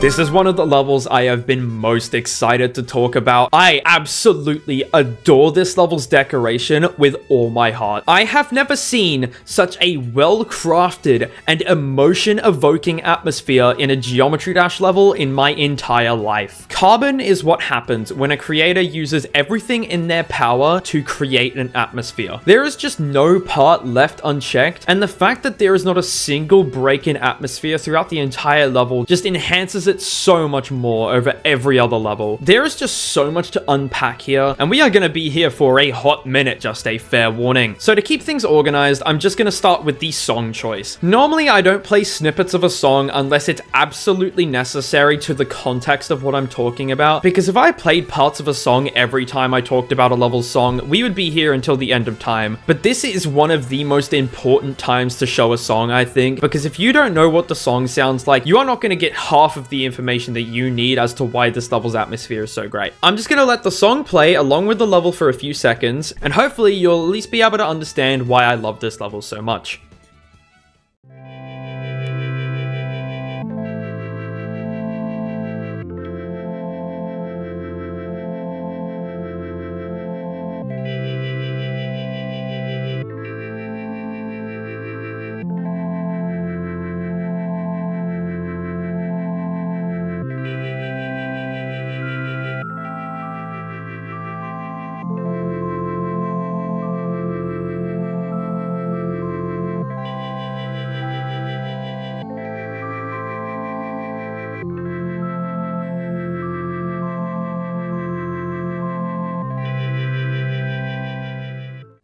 The way it is just so calm and peaceful could just not have been a better fit for a level like this. The entire theme of this level is about a laboratory that's being overgrown by nature after being abandoned for a long time. And this song is just a perfect representation of the still yet present setting. Nothing's really happening, not much is moving, it just exists. And yet there is still life all around you that is slowly reclaiming this land of human invention. It's just such a perfect pairing, and I could not have chosen something better. And while we're here, the decoration, good lord, is it fantastic. There is just so much different stuff to look at, and the amount of detail just immerses you in a way that no other level is really capable of doing. It has a few sections here and there that are a smidge unclean, which is why the decoration is not a 10, but if we were ranking pure atmosphere, it would be a 10 without a doubt, and would probably get the 11 for it. But there is no atmosphere score here, which is unfortunate for the level, but at least it wins the award. A very prestigious award, may I add. If I was one of the creators featured in this ranking, which technically I am, but I'm going to ignore that, this would be one of the awards that I would want the most, and I do not give it out lightly. I won't go on and on, because to be honest, I think I've said enough, but at the end of the day, my main point is just, this is one of the best levels ever made, and I wish its gameplay was a smidge better, because it had so much top 10 potential. Definitely one of the more unique takes on the desert theme. Most of the time, desert levels have a really heavy emphasis on the yellows and browns, and they often have nice but somewhat overdone backdrops. Sunset Sandstorm, for example, leans a lot into the theme of a very sandy, very hot wasteland that is most real-life deserts, whereas Sunburn has not really many hints of sand really anywhere in the level, and has a lot of purples and reds throughout the level, and honestly, I think it makes for a very memorable experience without taking away too much from the desert theme. The gameplay also complements it really well. Despite being a smidge choke pointy, it's satisfying and I enjoyed it. You don't get a reputation like Woogies just by pulling it out of your ass. For the few of you that don't know, this is made by the same guy that made Windy Landscape. And that level already has a fantastic reputation for two reasons. Its gameplay is very good and satisfying to pull off, especially for the update it was made in, and the decoration is just the same. It looks absolutely fantastic, and the fact that it was made in 1.9, not in the GDPS, in 1.9 itself is honestly baffling. Retention basically takes all of those qualities and shoves it into 2.0. This level was made quite early into 2.0, and it is one of the best looking levels of its era. Woogie knew his style well, and he knew how to use it to the best of its potential, and it paid off in one of the most well-received old levels of all time. It's got a few interesting choke points, especially towards the second half, but for the most part, I really enjoyed how this level played, and it is one of the best options for a first extreme, if you ask me. The one small problem that I'm not gonna knock the level for, because I'm a nice dictator, is the fact that it is pretty bugged above 60 Hz. And the reason I'm not knocking it for that is because it was made in 2.0, alright? That wasn't nearly as big of a concern, or something that really needed to be a concern in the first place. It's just nowadays you might have to work around it. If you remember Milo from a very long time ago in this ranking, you may remember me talking about the fact that this is a much better representation of what this creator can do. And then I proceeded to talk about how Milo kinda sucks. Now I get to talk about how good this level is. This is a perfect example of a simple level done very well. It doesn't really try anything ambitious really at all in both gameplay and decoration, and yet it ended up ranking 66th. It's not like it's using any black magic or crazy playtesting to make this happen. It's just all around good. The gameplay being so simple means the playtesting did not need to be nearly as good for it to be fun to play, and the decoration being so simple means it is super clean. I'm telling you, you don't need to make the next Edge of Destiny to rank this high. All you gotta do is make a good level, and Marlboro Reds is exactly that. Durami balancing is certainly interesting to say the least, and it has left quite a few choke points throughout this level, but that's the only main issue. If you can ignore the choke points, which do admittedly get consistent after a while, this level is great fun. If you get unlucky, like me, it may get a smidge boring, and I can admit that I was definitely getting a bit sick of it by the end of my experience, but if you were to get average luck and beat it in a reasonable amount of time, this would not be an issue at all, so I see no reason to knock the level for that. It's also a good piece of eye candy. There is always something happening on screen, and there are so many different effects that you can stare at, and this one dash or ball click is just so cool, and I don't know why I like it so much.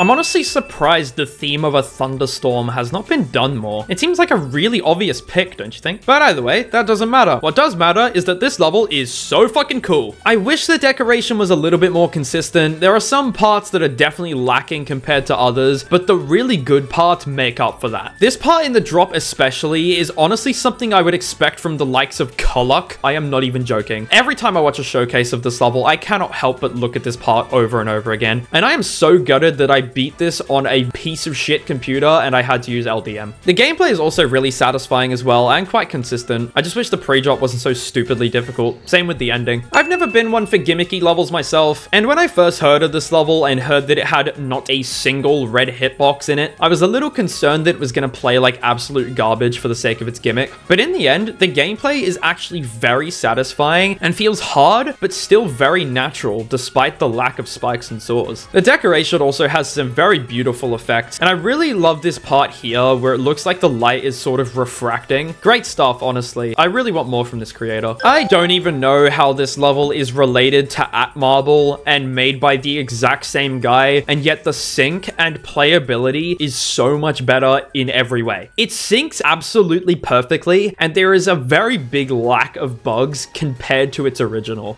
Marble was a bit of an inconsistent mess as a result of some of the parts not syncing and Panuto's gameplay being, you know, Panuto's gameplay. But this is just night and day difference. The fact that it actually functions and is consistent as a result of whatever significant change was made makes it very fun and really rewarding to pull off. It's also easy to learn because all you gotta do is click to the music. That's an even bigger plus because I hate learning levels. Yeah, no, I don't know why this was promoted to extreme. Get this shit down to insane demon. This does not belong on here. But it is extreme while this is being made, so in all fairness, it has to be on here. And it is lucky that it is because this level is fantastic. And before you think I'm saying that just because it's easy, this is not the case at all. In fact, this took me several hours to learn. This has one of the highest learning curves out of any level on this ranking. Not quite at the top, but it is up there. And that is probably the only drawback of this. Its gameplay is highly consistent once you learn it. And even though it does take a while, it is quite rewarding because of how satisfying this level is. I really like how in a lot of the parts, the level responds to you every time you click, with the last part especially distorting every time you click the mouse. Despite making it even more learny than it already is, this is a very cool visual effect and pairs with the song really well. It's sort of similar to Critical Heat in the sense that every click has a lot of impact and it makes it really satisfying as a result. Unfortunately, this is not called :3, it's called :3. So it is not just cute tee-hee, it is snide little shit that knows something that I don't. Look at this face. You know, if he had a choice, he would make your life hell with horrible playtesting. Thankfully, our hero, the creator of this level, doesn't even know what bad playtesting is and made a fantastic duel level. This is super consistent and the duels always feel functional, which is a rarity nowadays. And as a result of this, every death really feels like your fault, which is a great thing. I also really like how vibey the first part is. Why did they cook so hard with the atmosphere of this first section? Also, this extreme isn't on here because I beat it post 500, but this is the same guy that made Burnout, and Burnout is probably close to Carbon in terms of atmosphere. Burnout is a level that should not be slept on. This level is so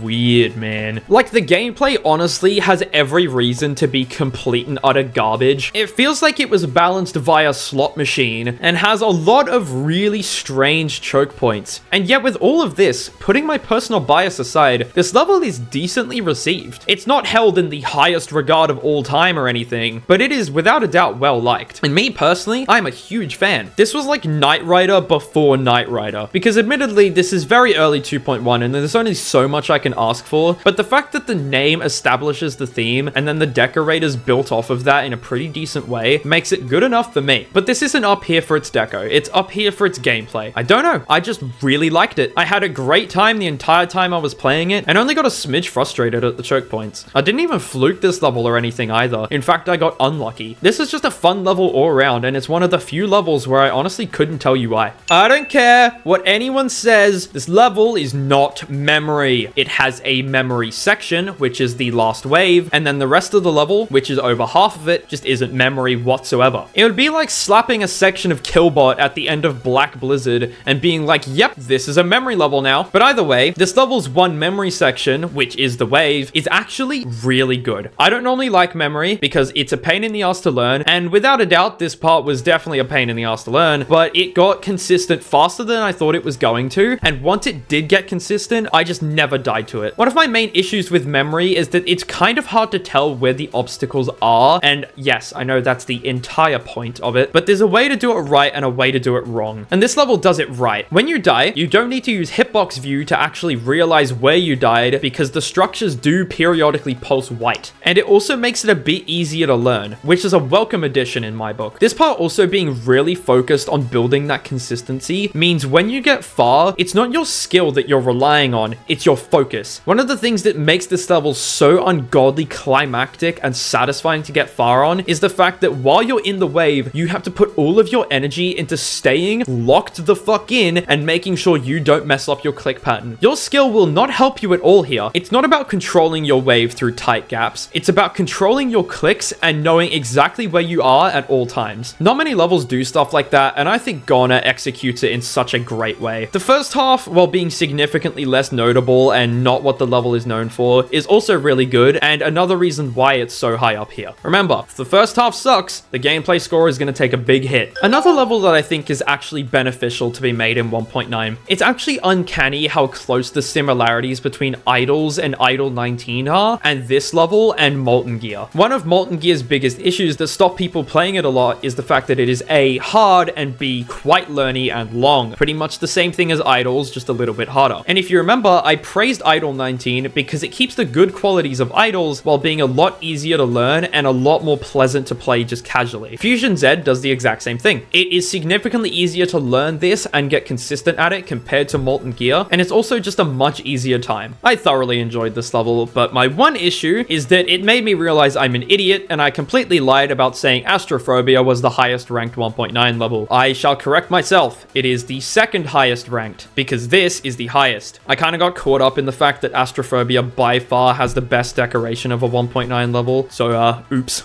Why are there so many extreme demons themed around fish? This is like the third one. Either way, that's neither here nor there. What I want to talk about with this level is actually its decoration. It uses very vibrant and in-your-face colors, and it is so strange, yet so good. Like, you may think I'm crazy for this. I still think it sticks to its underwater theme. There are barely any blues in sight whatsoever. In fact, it's pretty much every color but blue for most of the level. And yeah, I still get that underwater feeling. I imagine it would come from the fact that there's some pretty clever use of foreground and background with the little ocean effect and the seaweed towards the bottom of the screen and the little cute fish floating around all over the place. But even still, the fact that the creator managed to use something as simple as that to create the theme is honestly impressive. By doing this as well, this level earns its goofy name, unlike Microsoft Drive-Thru. Like, when I heard the name Fish God Mode, I was expecting something silly, and that's exactly what I got. The gameplay, despite being really solid, isn't exactly notable, and the best way to describe it is honestly just saying it's great. Like, it's just really good. That's all it is. It does have a really dodgy click at 44, though. Not sure what they were thinking with that. Rock solid Accu remake that stays true to it in pretty much every way except for its deco. It's consistent, easy to pick up, easy to learn, just super simple across the board, and entirely focuses on the fact that the gameplay itself is just hard. It throws no curveballs, it's just an all-round, no bullshit, good time. And the decoration as well is without a doubt its own thing, but does not stray too far from Accu whatsoever. Unfortunately though, this does do the curse of having a stupid name for a relatively normal level, but I'll let it slide because the level's actually good. Self-proclaimed Black Blizzard inspired level, which at first lowered my expectations, but it takes the concept and honestly puts a great spin on it, as well as fixing most of the issues that I have with Black Blizzard. Its progression isn't as strong, but it is still very powerful, with a really climactic drop and duel just like Black Blizzard, and a super well-made pre-drop. My main issue with Black Blizzard was the fact that the pre-drop was quite tedious and got pretty boring after a while, but Polygonal Paradox laughs in the face of bad pre-drops and makes sure that its pre-drop is not only consistent after a while, but just really satisfying. What makes this level's pre-drop so good is that if you play it for long enough, you will start getting to the drop a lot, whereas that doesn't really happen with Black Blizzard. This level's drop gameplay is also great, and it has one of the most consistent duels I've ever played. It makes you switch your focus between the two icons quite a bit without being inconsistent in the slightest, and getting far on this level was always such a blast because I was admiring how climactic it was without worrying about, oh, what if I die to some random inconsistent BS that I can never get good at. This definitely deserves more recognition, and I'm pretty disappointed that the community doesn't hold it in nearly as high regard as I do. I spent a long time deciding whether it was the atmosphere that made me like this level so much, or just the overall art style, and in the end, I kind of settled on something in between. Don't get me wrong, in terms of vibes, I legitimately think this is up here with the likes of Carbon. I just didn't quite feel comfortable giving it a runner-up for the award, simply because I was kinda unsure about whether it was only the atmosphere that made it so good. This is one of the very few levels where I genuinely struggle to put into words what makes me like it so much. The best I could come up with is that this level evokes some kind of childlike joy in me. While playing this level, it just reminds me of how simple life was when we were all young. We looked at the world and we saw the beautiful things in it. We saw nature and we wanted to explore it and see what different things did, and we wanted to learn about the environments around us. And the different parts in this level just bring that back to me. Not necessarily the urge to do those things, but more so the memories of doing them in the first place. The simple yet calm and picturesque environments that this level has is just something that I can say with confidence no other level really does as on point as this. Like, I really don't know. It's just after seeing a showcase of this level, it just makes me want to go sit by a pond while I feel the wind blow against me, while I watch the lily pads drift across it, and I see all the different animals in the pond going about their day. It's just wonderful, and I am so glad this level exists. Sadly, the decoration can only have so much weighting, and at the end of the day, the most important thing for a GD level is its gameplay. And this level has a few choke points that I would honestly deem unreasonable, and that does knock its gameplay score down a bit. It's disappointing, but what can you do? Nothing super notable about this one, honestly. This is a lot like Marlboro Reds, in the sense that it is just simple, but it's good and very enjoyable. There's not much that stands out amongst every other level. This level is just enjoyable and rock solid across the board. You remember how when I was talking about Ballistic Funk, I was talking about Loltad and how much I quite enjoy him. This is the first Loltad level. Not the only, but the first, and it almost cracks the top 50. Pretty damn impressive if you ask me. But either way, theming a level around a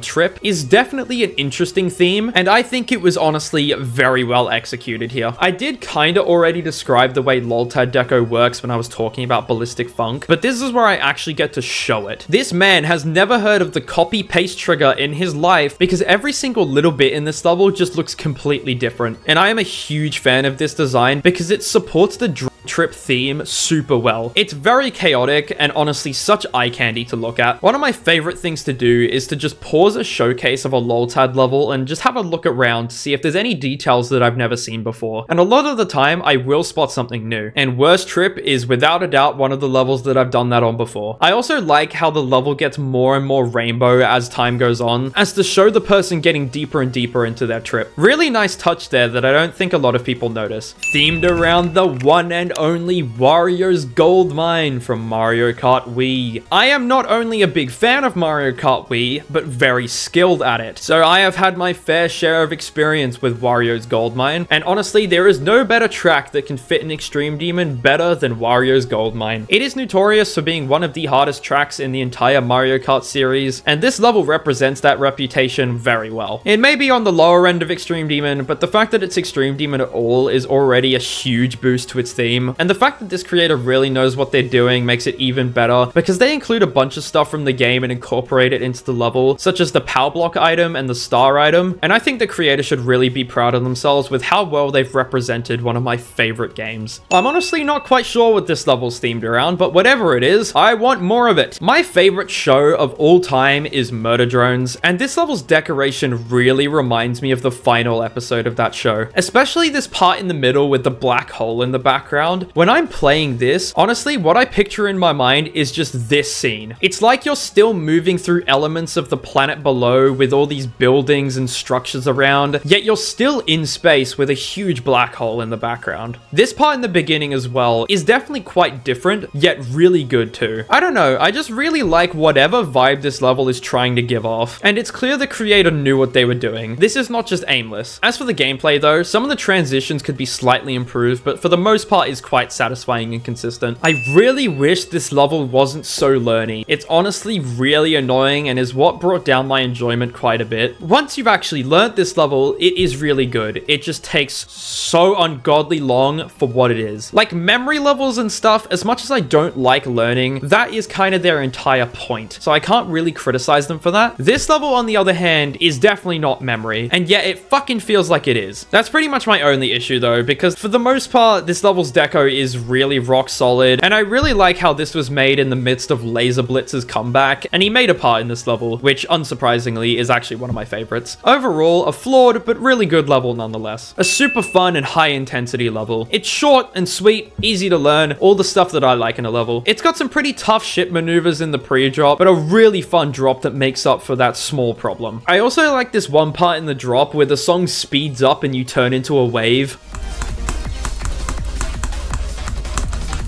Really satisfying to pull off, especially when you know you're far. This also has one of my favorite completions solely because of what happened right before I deafened.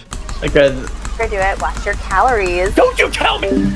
Proudly self-proclaimed wave-heavy level made by the big man himself, Ren241. I was a smidge concerned considering how he was well aware of the fact that it was wave-heavy and decided to roll with it anyway. Especially considering that Project Alter is an example of what can happen if you do that and do it wrong. Thankfully though, Ren did it right, and the wave gameplay in this is really satisfying and not that choke pointy. It is by far the hardest, as he said himself, but it's done in a way that's not that obnoxious, and the parts between the waves are very easy, so you probably won't be stuck at them much at all. I commend Ren for doing something as ballsy as this and making it good.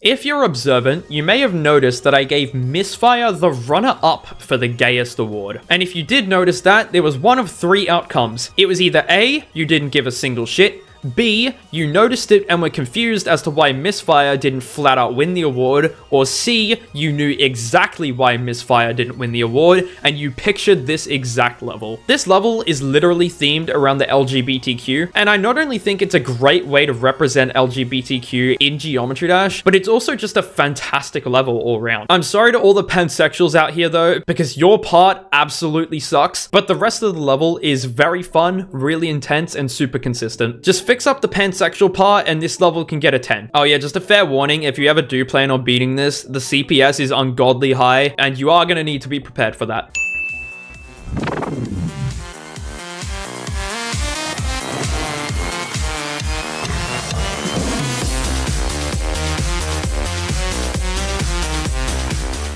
This level is such an absolute banger, dude. Now, this was one of the closest awards on this ranking. There are so many levels that could have gotten this, but I ended up giving it to this level, and I will explain why. It fulfills the one thing that it absolutely needs for this award, and it's the fact that it strongly relates to the level. Like, I will say, the name Spectrum Rave just kind of sounds like some random-ass name that was thrown together for some forgettable-ass glow level. But this is not the case. This level is incredibly colorful and incredibly intense, and the two words in this level's name represent both of those aspects. The word rave also relates to this level a lot more than, say, for example, Cyclone does in Spectrum Cyclone. Spectrum Cyclone, despite having a really solid name that does represent the level, is not really very cyclone-y. There's not really any elements of Cyclone in the level. This, on the other hand, is very rave-like. It literally says jump and then hits the drop. Like, that's exactly the type of shit that you would hear at a rave. Not only this, but just the name Spectrum Rave itself just sounds super cool. The word rave makes you picture a nightclub with people dancing and partying everywhere, and then slapping the name Spectrum in front of that just adds that visual of like glow sticks and lights flashing everywhere, and all of these things culminate together and make Spectrum Rave one of the best names for a level. That's not the only thing that makes this level so great though, because its decoration is absolutely gorgeous and super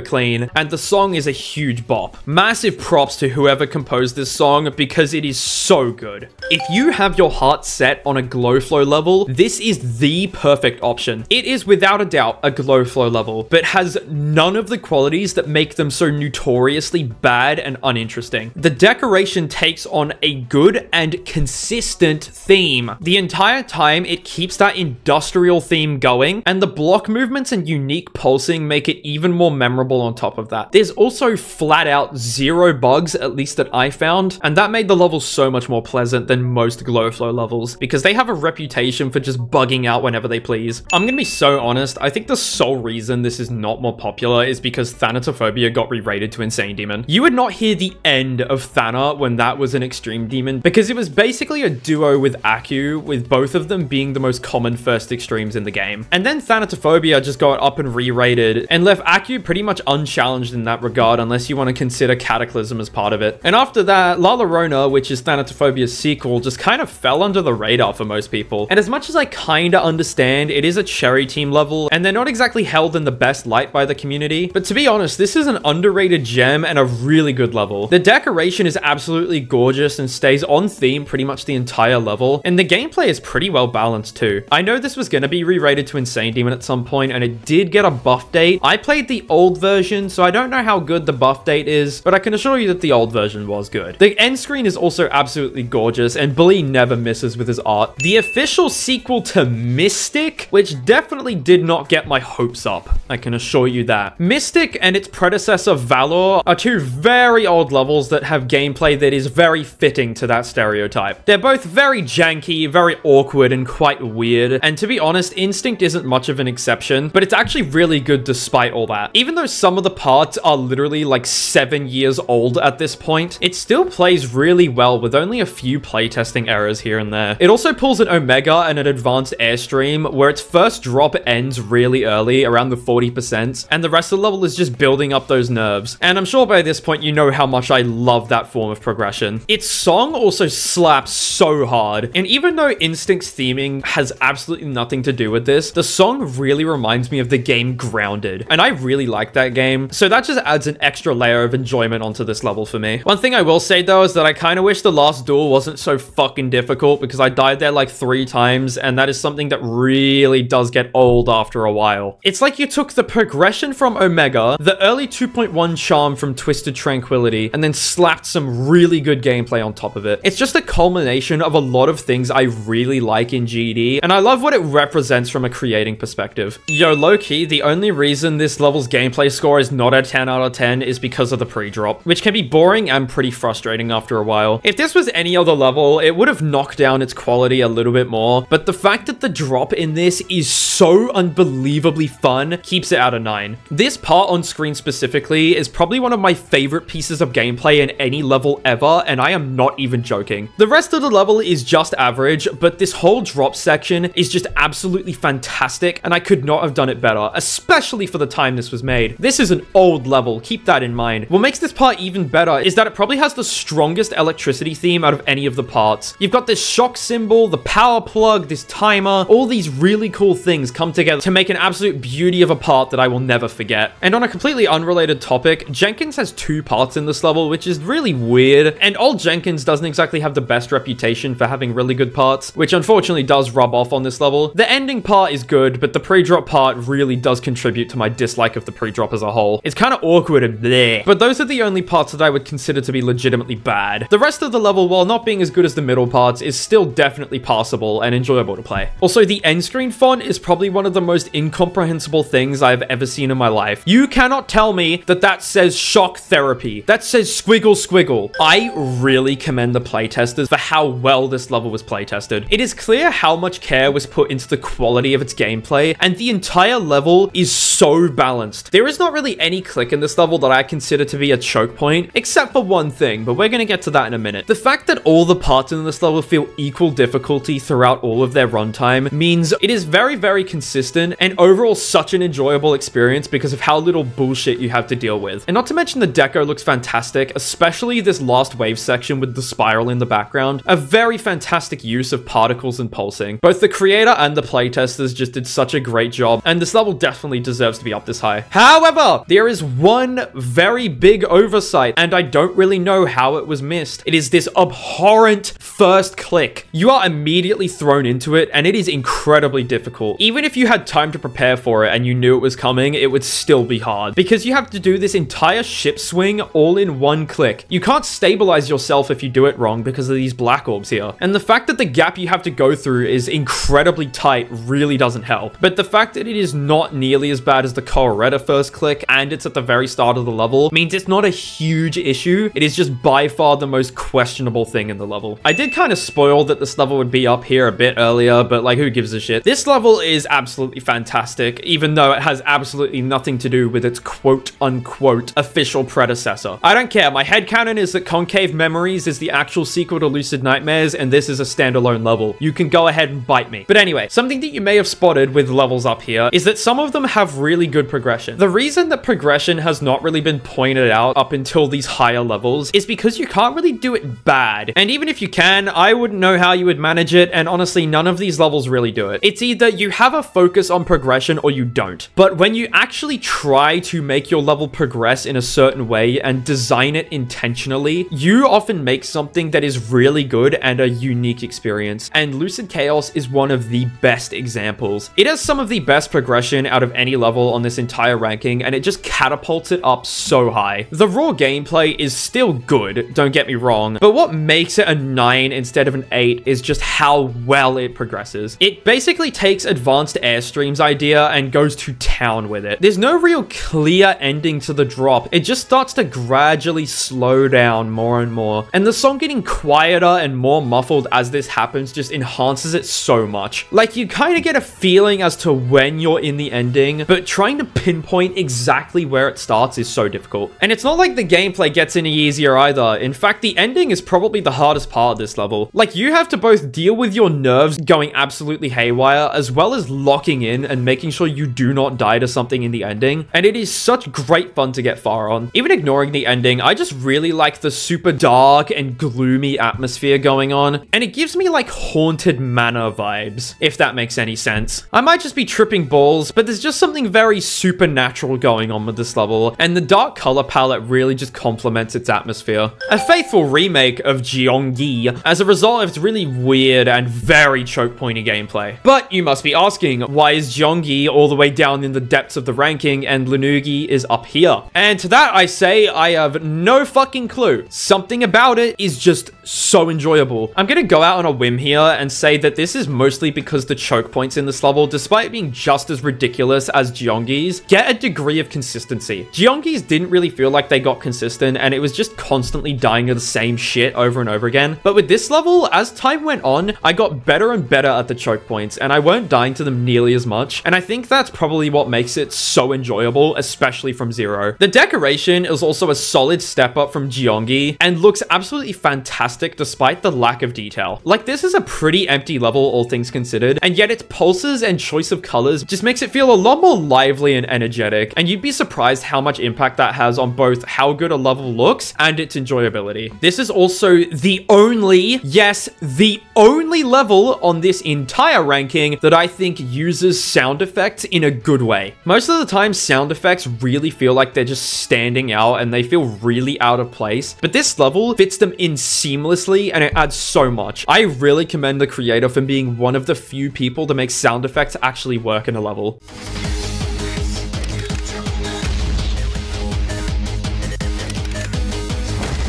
One of the things this level's known for is being Zeronium's favorite extreme demon. Then again, he likes Sazerac, so I don't know whether I should trust him on that. But anyway, this is a very fair level to be your favorite extreme, and there are quite a few reasons for that. This level's gameplay is top tier and very, very well made. This level's gameplay is really close to a 10 out of 10. It's just the only thing keeping it from there is a few janky stuff towards the second half, notably in the last duel. As much as I wanted to like the last duel, it's just got a lot of weird stuff in it that I really didn't like, but everything everything else, 10 out of 10, rock solid gameplay. And that makes the From Zero experience really good too, because the duel is towards the end. And I honestly never got bored while playing it because of that. It's also incredibly well-rounded. Its quality is almost entirely consistent throughout the entire level, with the exception of those few things in the duel. And the balancing as well is pretty much spot on. I could not tell you for the life of me what the hardest part of this level is, and that is such a great quality for a level to have. It's not always a good thing, but in this level, it is great. It makes the pre-drop feel challenging, but not unfair, and it makes the drop feel rewarding, but not so impossible that you're just gonna die there every time. It's got great structure, and I can't praise it enough for that. Its decoration is also a really unique style that I totally fuck with. For being made on mobile, this has such great attention to detail, and I love how every little thing looks different. It's kind of like what Citra does, but in a different style. Every section looks different and fresh, and has great atmosphere to go along with it. These slow sections where everything goes dark and still is such great song representation and really immerses you in the world that this level was trying to create. I could definitely see an argument for this level's deco score being higher. I just think that despite how fantastic this level looks and how immersive it is, there is still room for slight improvement. This level is actually Insane Demon at the time of making this, but this ranking was finalized quite a while ago, and I can't be asked reorganizing the entire thing for one level, so it gets lucky and stays on here. Initially, what I wrote down for my notes for this level is that this is an incredibly low-end Extreme Demon, but I guess that doesn't apply now. So it is an incredibly high-end Insane Demon that focuses heavily on click sync. And despite it being click sync, this level is ridiculously learny, and even more so because of the absurd 2.2 update that it received that spammed shaders everywhere. But I'm gonna be so for real, it gets away with it because the decoration still looks absolutely fantastic, and the level is super fun once you have it down. Shaders tend to ruin both of those things. They often make levels ugly and really annoying to play because you can't see. But this level, mostly because it's a bit easier than your standard Extreme Demon, isn't really harmed by its shaders except for the last click that becomes entirely blind. What makes this level's decoration so good for me is the abundance of effects. Not shaders,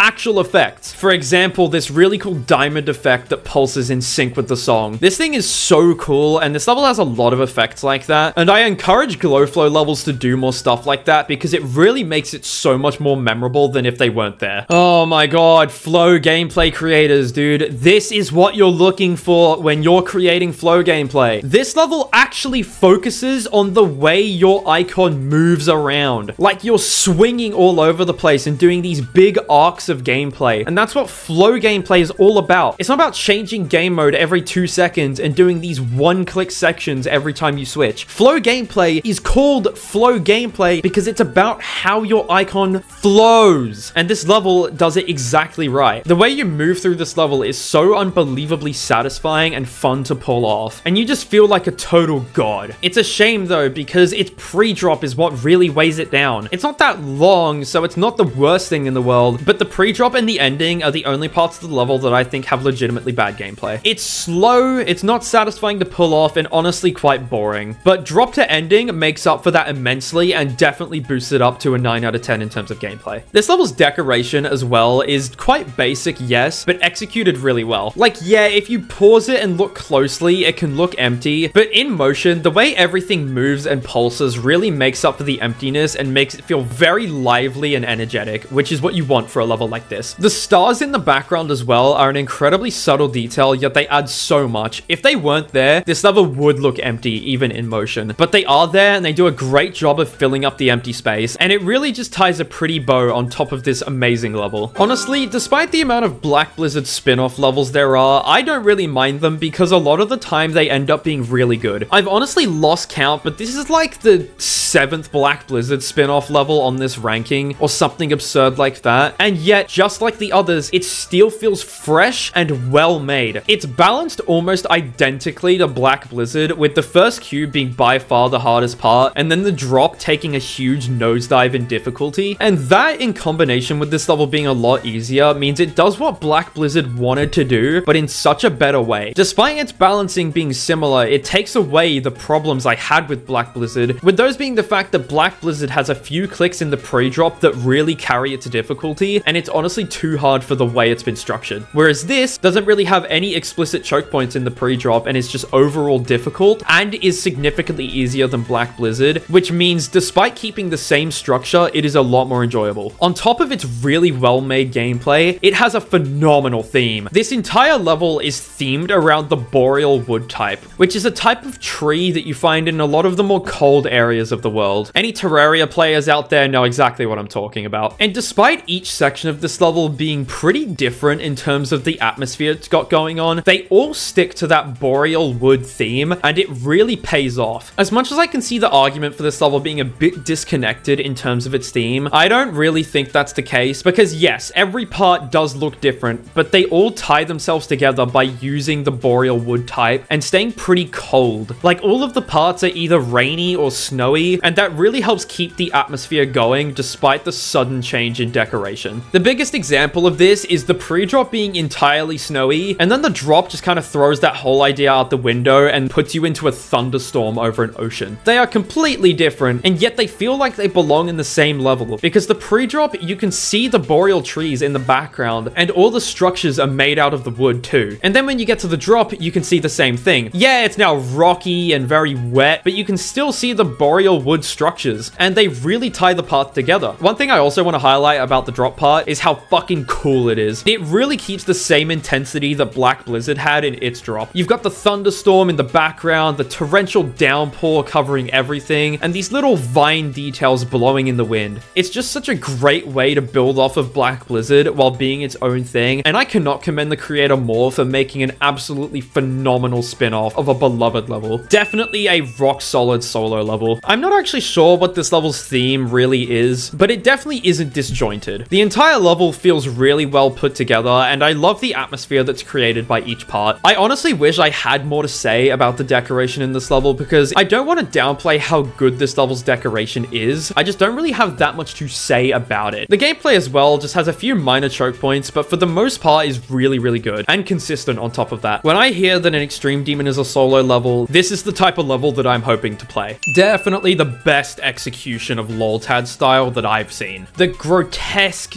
dingy theme that this level has going on is complemented perfectly by loltad style of creating. The fact that every structure looks different is just a great way to complement the rot and the decay of this level. It's so memorable in terms of decoration, and I've never really seen any other level like this done in a way that is this good. To be honest, when most levels try gore style, for lack of a better word, they just slap down some eyeballs and make everything red and call it a day. Whereas Rash just doesn't do that, and it stands out so much as a result. This is click sync done right. Oh my god, I fucking love this level. Without fail, every single section of this level that goes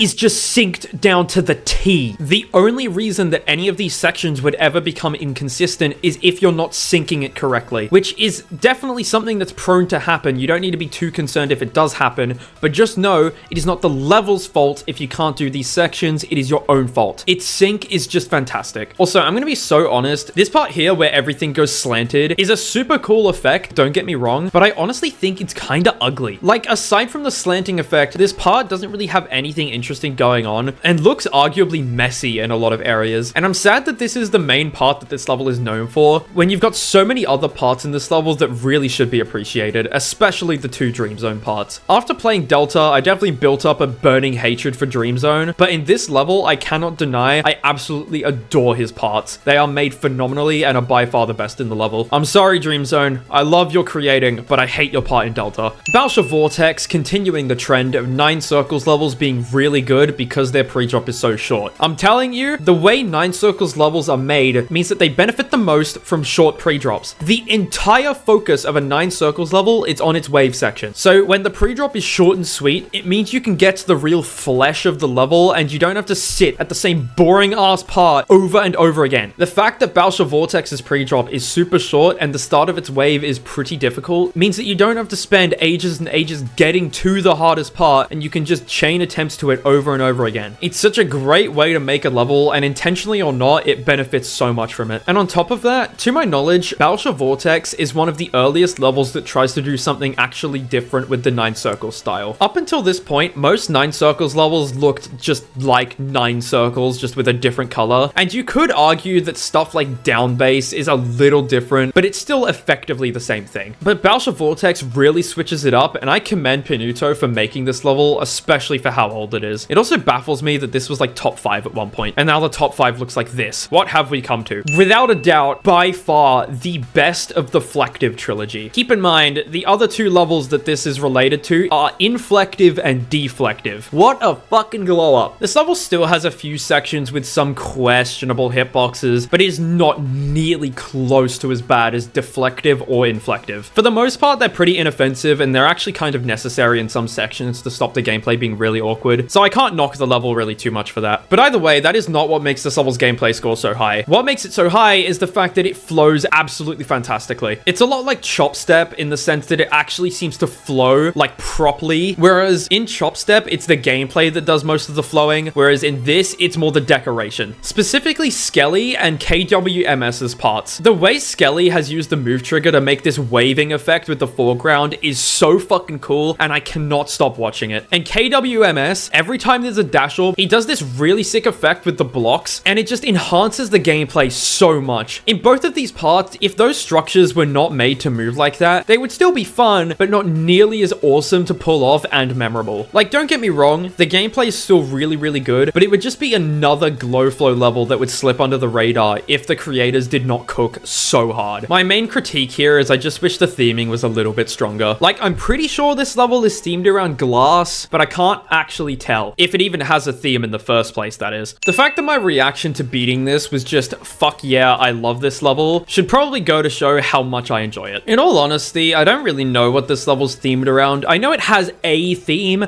but I can't put my finger on it. I don't even think the level did a bad job of theming itself, because I can definitely tell what they're going for. I'm just a bit of an idiot and I can't figure it out. But my stupidity aside, this level looks absolutely fantastic. All the creators had a great handle on what they were meant to be creating in terms of their atmosphere, and because of that, this level's atmosphere doesn't really break at any point. There's no part in this level that I think legitimately looks worse than the rest, which is a rarity. Even some of the best looking levels in the game have a few parts that look just kinda eh, but this level doesn't. Every part looks good and pulls their weight, and the unique atmosphere really makes for a memorable experience. Honestly, props to everyone that had a hand in building this. You did a great job.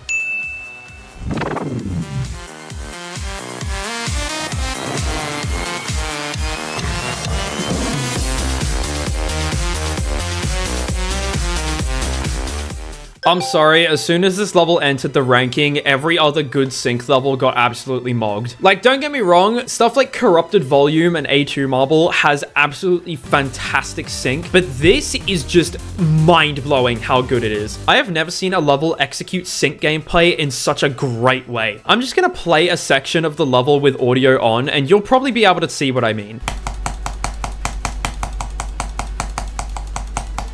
Like, if you just click in beat with the song, the level just plays itself, especially in the second half. The first half has some pretty tricky stuff that even if it's synced perfectly, you're not going to get through every time because of how tight the gaps are. But the fact that it is synced so well means that most of the stuff, once it's consistent, stays that way. Like, you don't have to worry about randomly clicking too early or too late because of a desynced song, because the song is on point. The decoration is also absolutely gorgeous, and probably the best looking level to come out of the Zeronium Creator Contest. This level is also really funny, I can't even lie. I'm not talking about its name. Its name is interesting, but that is not what makes it funny. This level just cracks a few jokes here and there, and they actually land despite this being a fucking GD level. Like, I know it's not the utmost priority for a level to be funny, but this level is one of the few that actually tries to be and does it right. There are levels out there that really just aren't funny and give off the vibe of trying to be funny for the sake of it, whereas this level just doesn't do that. Some examples are at the end end where Zeronium just completely kills a cat and he's labeled as a serial killer. And then right after you hit the end wall, the picture of Cursed comes down from the top of the screen where he was caught hacking Silent Clubstep because of hitbox multiplier. Like, I don't know about you, but the first time I saw that, I audibly laughed, and I'm not even joking. Additionally, this level also just completely rips gameplay from some of the most iconic levels that Zeronium has beaten. It takes gameplay from Gustavo Fring, Thinking Space, Hatred, and Promethean, and just slaps them at the end of the level because why not? Their gameplay quality naturally is not nearly as good as the start of the level, but it's funny enough to the point where I don't really mind. This level is just the perfect joke level because yeah, it's funny and it doesn't really take itself seriously, but it also makes sure that it looks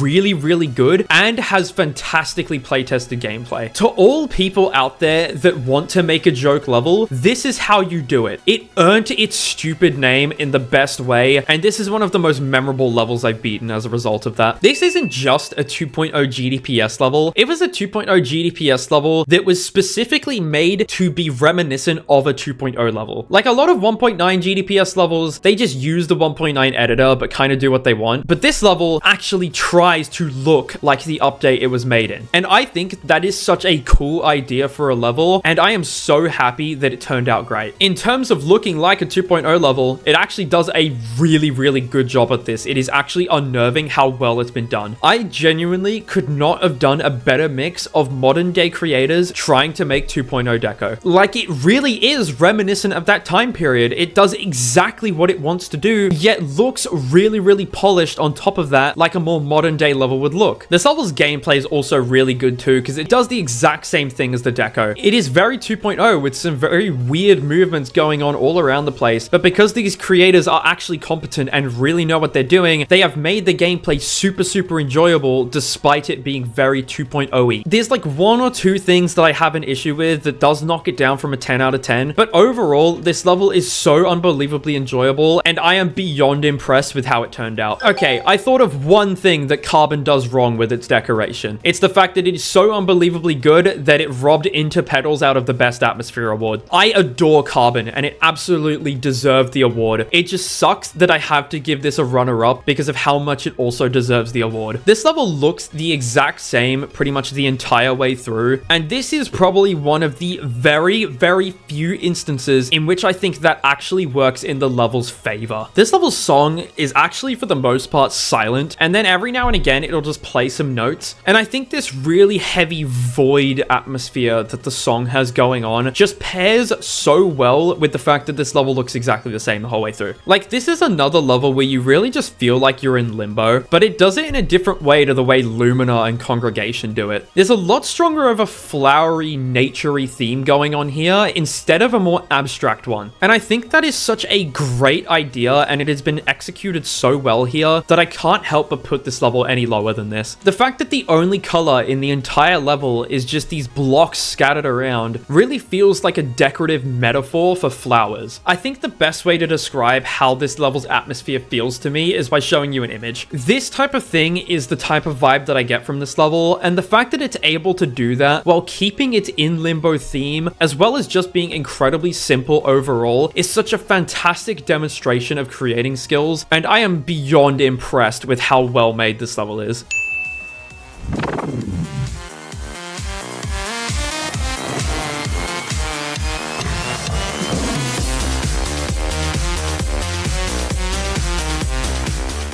Definitely another pretty unique theme. This level's themed around an alien containment breach in a facility, and I think it does that whole idea super, super well. It's got a bunch of visual stuff that really helps to aid that theme, such as the breaking glass vials as you go through the level, the multiplying cells in one of the transitions, and the fact that you yourself break out of containment at the start of the level. You can also just see aliens crawling all over the place, which is just that much more cool. It's definitely an indication that these creators are very experienced and they really know what they're doing. And the fact that the entire last third of this level is about trying to escape the facility as it self-destructs and then it eventually explodes as soon as you're done with the level is such a great way to cap off a level like this, and it really helps with the intensity. Like, huge pat on the back to the creators that made this. They cooked so hard and executed the theme in such a phenomenal way. But as you may have figured out, this level has one teensy issue, and it's the fact that it takes until the end of time to actually learn it. This level would probably get a 10 in terms of gameplay if I didn't literally have to spend several days learning this level and getting consistent with it. And yes, I am aware that there are several memory levels on this ranking, and yes, I think every single one of them is easier to learn than this. It's just got very, very weird click patterns that have tons of nuance to them. They're not bad, in fact, they're really fun to pull off, but just the fact that they are so strange makes this level on par with Celestial Force with how difficult it is to get those click patterns down. Overall though, I think this level is an absolute success and I adore it. You know, throughout this video, I have been incredibly stingy with my rankings, and this is mostly because if I think a level is properly bad or properly good, I want to make sure their score reflects that. Like, especially in the bottom 2/3 of this ranking, anything above an 8.5 was an incredibly rare occurrence and almost never popped up, and that's because I wanted those numbers to have a lot of impact when they do come up. The scores need to accurately represent how good I think something is. If I say the decoration is just decent and I give it an 8, the number 8 loses all meaning, doesn't it? And then when I get to a level where I actually think it deserves an 8 because it is well above average, I can't give it an 8 because then it means nothing. And I say this because this is the first gameplay score of 10 we have reached so far. This is 22nd on the ranking and it is the first gameplay score of 10, and I want to emphasize how difficult it is for a level to get a 10 from me, specifically in terms of gameplay. Either way, it's probably about time I talk about the actual level instead of yapping, right? This is a Ren level, and despite the amount that I have said I don't really like his gameplay sometimes, this is by far the best that he has to offer, without a doubt. This level is so unbelievably consistent, and once you really get it down, you will get far over and over again. And on top of that, the gameplay is just super satisfying to pull off. The way it's really high CPS and really fast paced while also being 40 seconds long means this entire level is basically just an adrenaline shot. The fact that it's so short as well means it's not nearly as annoying to learn, because the gameplay is difficult to learn, but the level being so short means you don't need to spend 8 years actually doing it. The decoration's also pretty rock solid. I've been pretty open about how much I like Ren Deco, and the songs are right too. But despite them being good, they are the lowest out of the 10 out of 10 gameplays, and it does drag it down a little bit. But don't get me wrong, a 7 out of 10 deco and a 6 out of 10 song is nothing to stick your nose up at. It's just the weakest out of the levels ranked this high.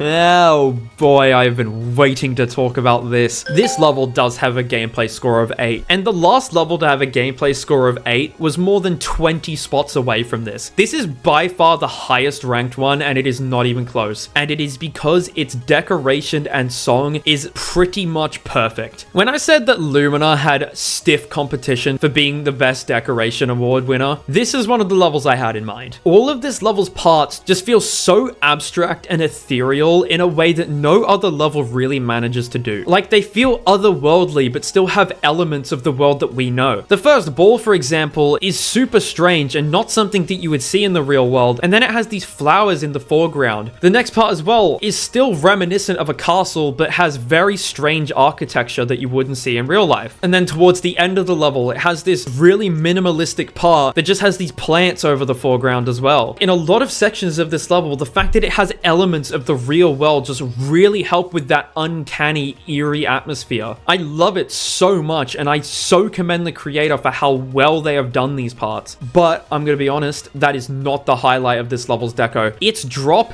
is unreal. This memory part specifically that has all the flashing colors and images all over the place is such a unique idea that I've never seen done before. Like, I can honestly stare at this part so many times over and over without getting bored of it because of how unique of an idea it is. It complements the other abstract parts of the level so unbelievably well, and I cannot get bored of it. The second part of the drop as well that has this duel has all these pentagrams in the background of the part that once again keep that abstract vibe going super well while also being climactic and interesting. I feel like I'm stuck in the middle of a spell gone wrong, and I could not enjoy it more. Unfortunately though, the main thing that this level is known for is the fact that its balancing is some of the most batshit insane stuff I have ever seen. This is Deception Dive levels of balancing, I'm gonna be so honest, and I have contemplated moving the award to this level multiple times. This level literally has sections fresh out of an easy or medium demon for some ungodly reason. The parts towards the ending aren't that bad because it basically means if you get to 70, you have guaranteed beat the level. But the fact that it's also an issue in the pre-drop is a bit more annoying because the level gets a bit boring, especially if you keep dying to the hardest parts of the level by far, that being the drop section, and you just have to sit through this same easy-ass gameplay over and over again just to get to the drop and die instantly again. The fact that this level's gameplay on its own is good and the decoration is gorgeous means the gameplay score still gets an 8, but it would easily be a 10 without a doubt if it was actually balanced correctly. It's a shame for sure, but this level is still absolutely fantastic and I totally recommend it to any experienced Extreme Demon grinder. I mean, it's exactly what it says on the tin, isn't it? This level takes an incredibly simple theme and just does something phenomenal with it. With the theme of rusting metal, you could have just made your standard industrial themed level with some little bits of orange dotted around here and there to make the rust theme prominent. But Neishu just decided, fuck that, and made one of the best decorated levels in this game. Everything in this level contributes to the dingy, rusty atmosphere, with the colors being incredibly reflective of what you would see on aging metal, with the browns and the muted blues and purples all over the place, and not to mention the very stuttery, sudden movements that you would expect from a machine that is way too old and starting to rust. Like, the entirety of this level just feels like you are in the middle of a really old, rusty, dingy machine that is ready to really ruin the life of a blue-collar worker that stands too close to it. The fact that this level is also incredibly difficult makes it even better, because it really just feels like operating a machine without personal protective equipment. When you're doing that, you have to be incredibly careful to not do the wrong thing, otherwise you're going to get a limb torn off. And in Rust, you had to be super precise and careful to not hit a spike, which, for the sake of creating a theme, is effectively the same thing. I just think that it is super cool that Neishu didn't need to go this hard on creating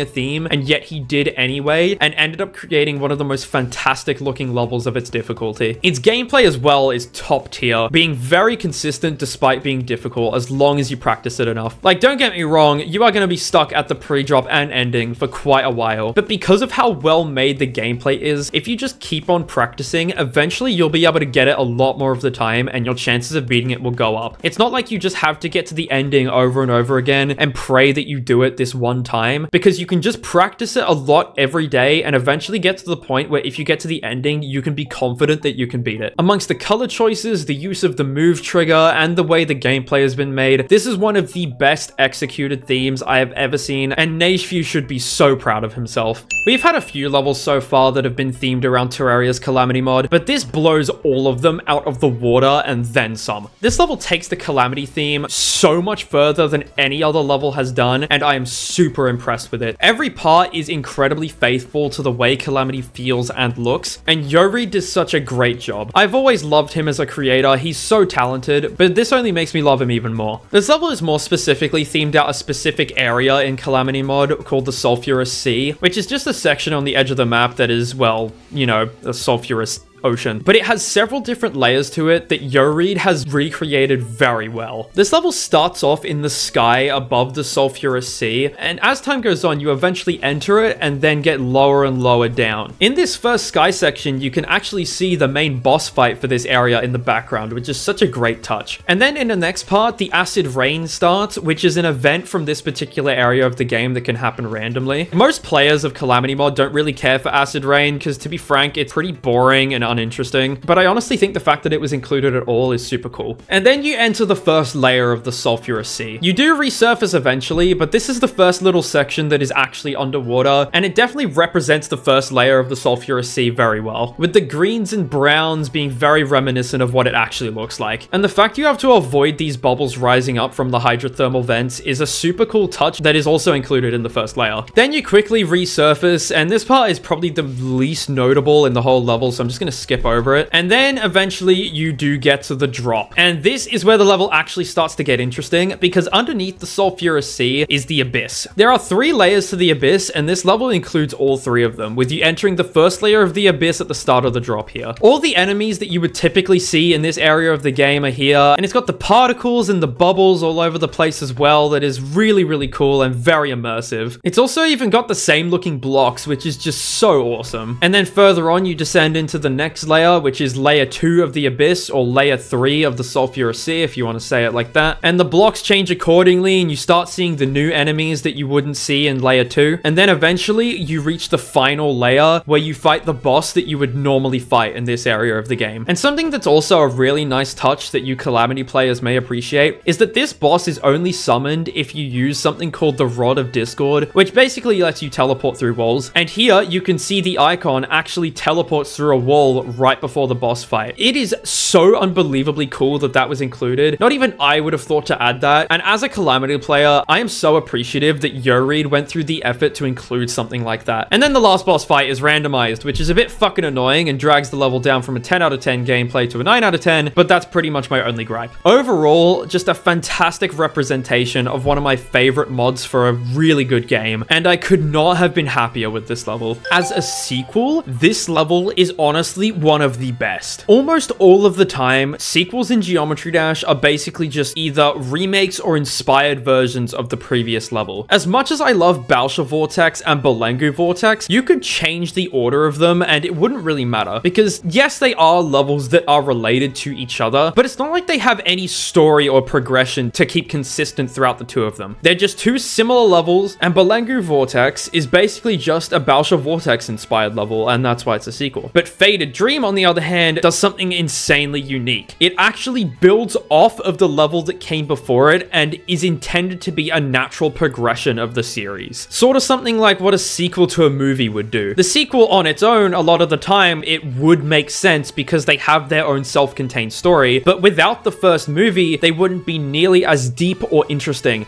and Faded Dream is just like that. On its own, it would still be a fantastic level, and it would still rank very highly, but the fact that Endless Dream came before this enhances its meaning and theme so much more than it would be otherwise. Endless Dream is about a dream that is alive and kicking, and ready to be pursued by whoever's dream it is, and Faded Dream is a representation of seemingly the far future after Endless Dream. It is the same dream, but shriveled and muted, and, for lack of a better word, faded. It is meant to be Endless Dream with all the positive emotions taken away from it. And it's not just the name that carries this, don't get me wrong, it is the level itself as well. Endless Dream was full of pinks and oranges and yellows, colors that are typically associated with happiness and hope. And Faded Dream has incredibly similar designs to Endless Dream, and is quite clearly meant to be related to it in some way, even if you just ignore all the theming. But instead of being energetic and optimistic and happy like Endless Dream is, it's gray and still and empty. With the exception of the drop, all of the parts are just so stagnant and devoid of any life. And the colors are either incredibly muted or just flat out grayscale. And this looks absolutely fantastic on its own, but the fact that the intention was to look like Endless Dream with all of the life sucked out of it makes it even better. The drop as well, despite being a little bit more intense than the rest of the level, it still has that empty vibe all over the place. The song as well is significantly more calm and mellow than the Endless Dream song.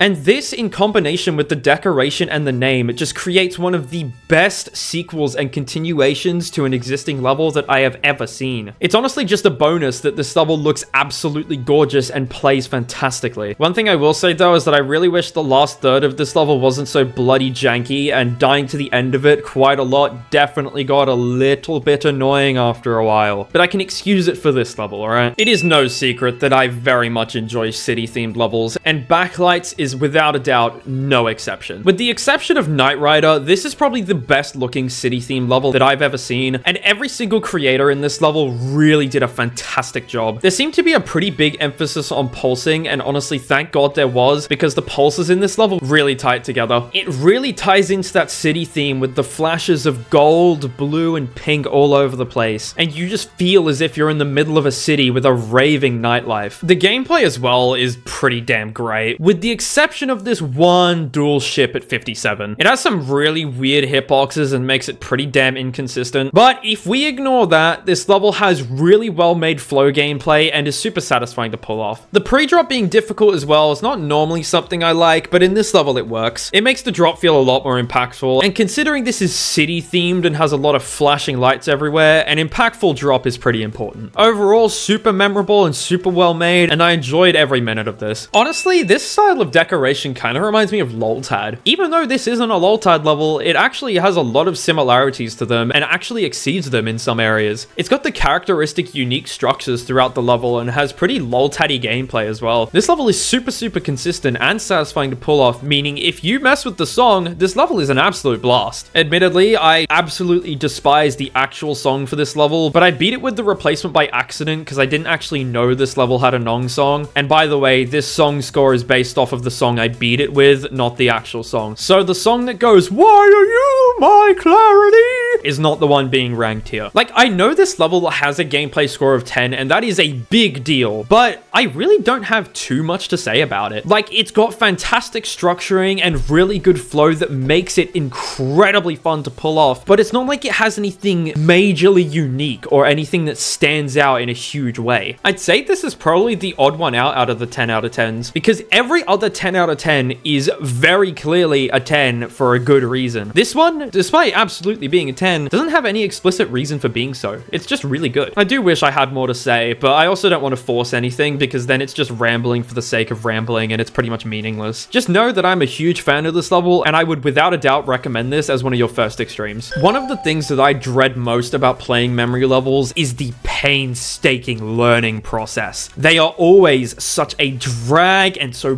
boring to learn and get consistent at because it's just bashing your head against the wall until you figure out where the walls are. It is such a nuisance and without a doubt the main reason why I do not like memory levels. Nightshade, on the other hand, is still a memory level without a doubt, but is actually fun to learn. Shock horror, am I right? See, one thing that this level does that I think is actually a really underrated strategy for some memory levels to use is it sprinkles in a few sections here and there that are still difficult to learn, but aren't exactly memory. Typically, when you learn a level, you start at the very end of it, do that to 100, move back a little bit, learn that, do it to 100, move back a bit, and so on and so forth. And the fact that these parts exist basically means that as you work your way backwards throughout the level, you will every now and again get a part that's just a complete break. You're used to spending ages and ages learning each part, and then you can just plow through this one pretty quickly. And that is super rewarding to a player that has been stuck learning the level for hours at this point. It gives you the motivation to keep learning and stops you feeling like you're stuck. It's such a great touch that even if it wasn't intentional, is a great way to make a memory level significantly more enjoyable to learn. Even the memory parts in this level aren't unreasonably difficult to learn either as memory goes. Like, don't get me wrong, they are still memory, but they're not completely blinding and have pretty clear structures. This means that once you've learnt where you're meant to go, you can actually use your eyes to look where you're meant to go. This isn't like Booba Wamba where you have to rely entirely on your muscle memory to tell you where to go, because in Nightshade, you still need to spend a while figuring out what happens and where it happens, but there are orbs that you can see, blocks that you can see,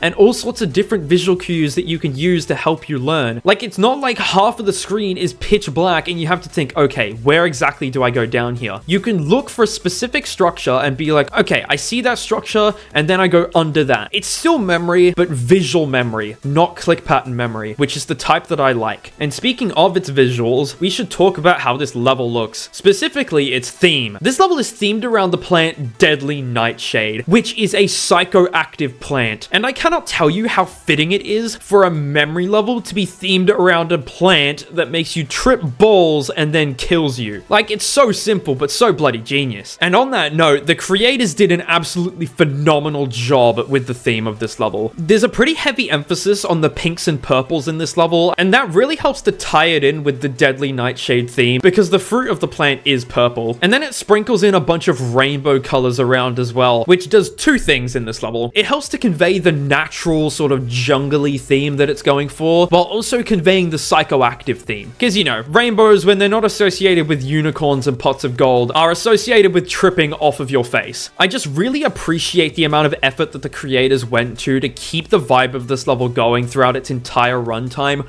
while also making it a fun memory level to play and having a pretty unique theme to work with as well. And on top of all of that, they managed to keep it a complete secret the entire time it was being made and then dropped it out of nowhere. Like, how insanely cool is that? I beat this Extreme Demon quite a long time ago, and it was one of the first levels that made me really feel like I could be a really good Extreme Demon grinder because of my attempt count on it. I beat this level in 1.3k attempts back when my hardest was Knights of Thunder, and I saw that and realized the potential I had in this game, and I really appreciate Chromatic Haze for that. But because I'm all about fairness, I'm not going to let that affect its rating. As much as I would love to put it higher because of that fact, I can't really do that, can I? Even still, 14th is a pretty damn respectable position if you ask me. I mean, that boxes out over 97% of other levels, so if I see any Chromatic Haze fans complaining in the comments, I don't want to hear it. Either way, the main selling point of this level is without a doubt its gameplay. Some people believe that this level is a little bit too hard for the type of gameplay that it has, but I honestly disagree. It takes the good things about Prismatic Haze, being the very well synced and very consistent gameplay, and improves upon it in a harder level. Using a song like Reflections as well is such a great fit for a level like this because it makes the click pattern so satisfying. I'm just gonna play a quick snippet of the song so you know what I mean, and then imagine some gameplay to that.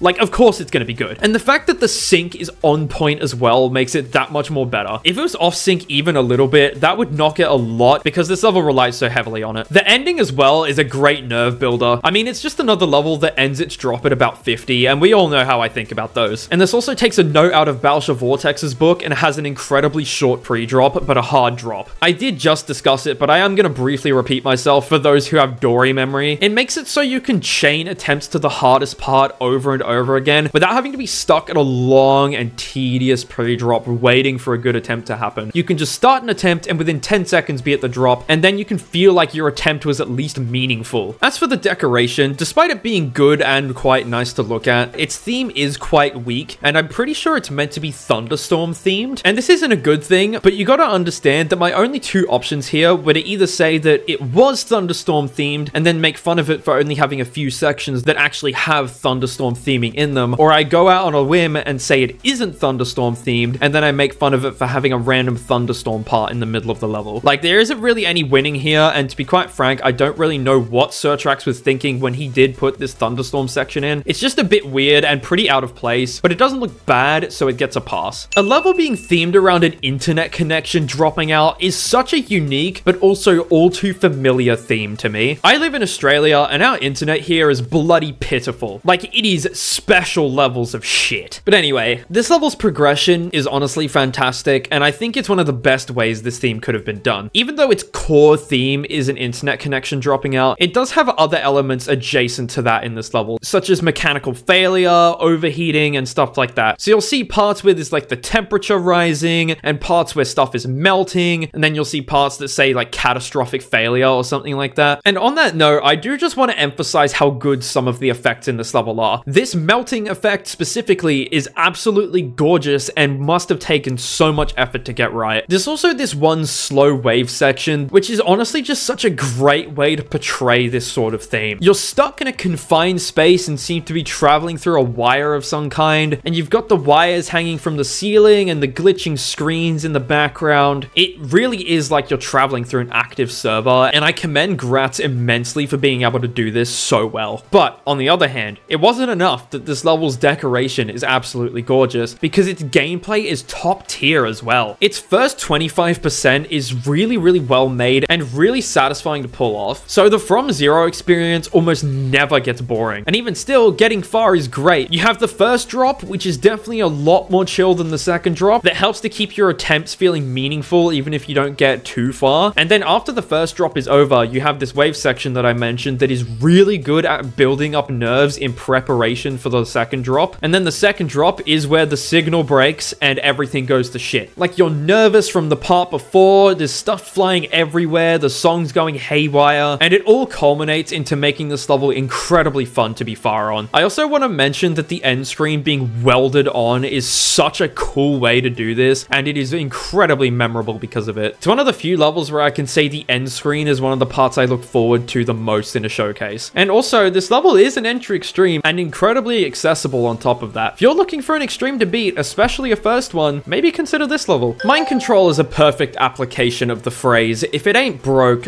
don't fix it. Crowd Control, which is the predecessor to this level, is a really well-made, well-rounded, and polished level, and Mind Control is just an enhanced version of that. Its gameplay is relatively the same, being pretty simple but quite consistent as a result, and the decoration, while being an upgraded version without a doubt, is still quite similar as well. It just saw Crowd Control and realized, wow, this level's pretty good and well received. Why would I add anything to the mix that could potentially disrupt that? And lo and behold, we have a simple but fantastic level. I'm telling you, it's really as simple as that to make a level that's good. Because it's so simple, there's not a ton to say about it, other than the fact that it is incredibly simple, incredibly good, and one of the best levels you could choose of this difficulty because of how friendly it is to the people that play it. It's hard, but it does not pull any punches, it doesn't throw anything at you that you can't handle, and above all else, it gets consistent despite being first half heavy. Super happy with how this came out, honestly. Props to the people that made it.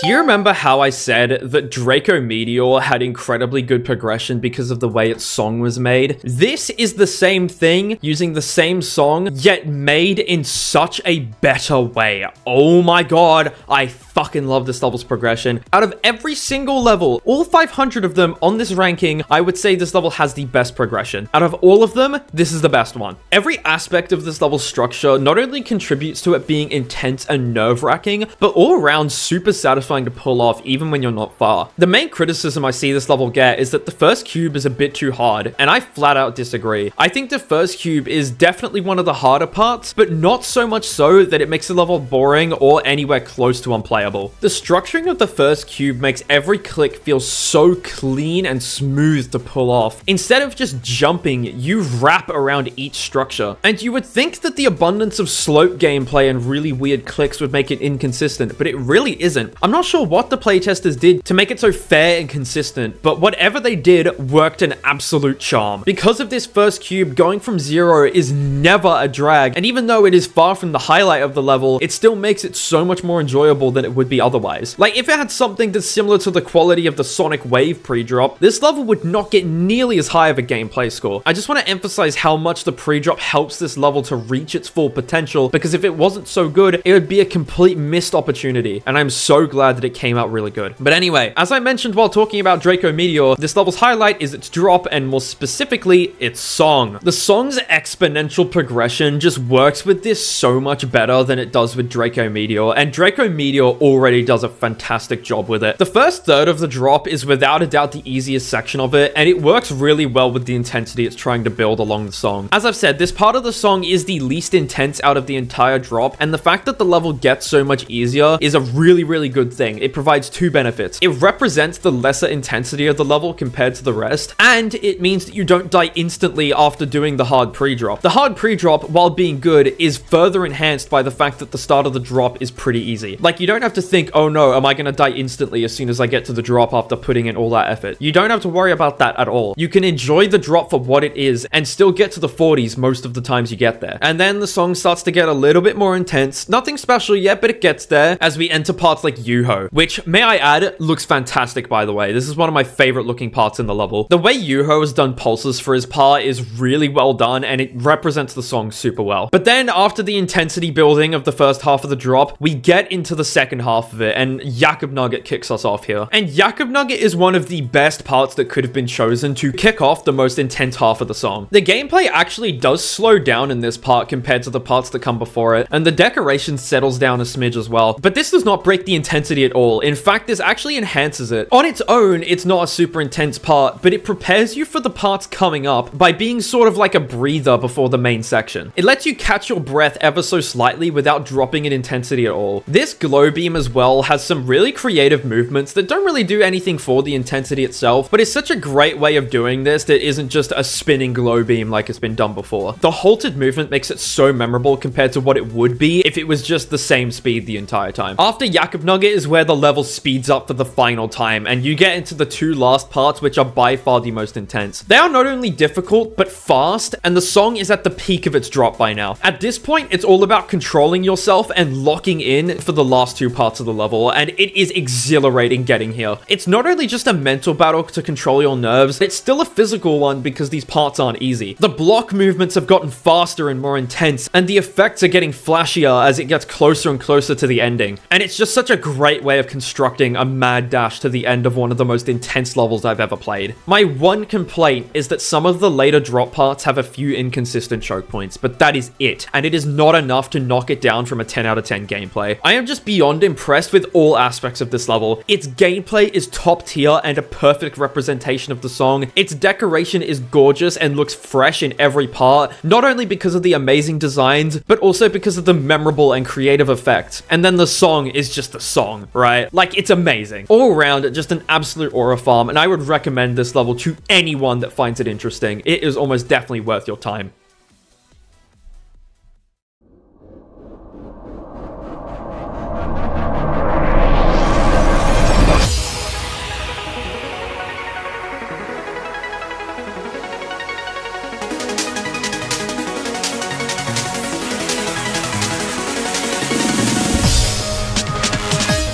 Before I say anything, I want to address the people that have not skipped ahead. I want to thank you for sitting through almost 6 hours of me rambling for whatever reason you find it entertaining. And I appreciate you so much. I have put so much time and effort into creating this video, and seeing it pay off for at least a few people means a lot to me. But with that out of the way, it is time for the juiciest part of this entire ranking. We have finally made it to the top 10. After almost 98% of the extreme demons that I have beaten, we have finally gotten here. We have been through the mediocre, the absolute worst of the worst, and most of the best, and here we are at the icing on this humongous cake. All 10 of these levels are either the magnum opus of their genre, or have something incredibly unique to offer that no other levels have been able to do. Their gameplay, decoration, and song have all come together in the best way to make some of the best levels that this game has ever seen. There are levels so far that definitely could have been up here, but have been ever so slightly lacking in one aspect. It's either been gameplay, decoration, or song that has just knocked them down ever so slightly and stopped them becoming this high. These levels are what happens if they don't mess up and actually nail all three aspects, and I am so excited to talk about them. But without further ado, we need to get ourselves into the first one, and let's kick ourselves off with number 10.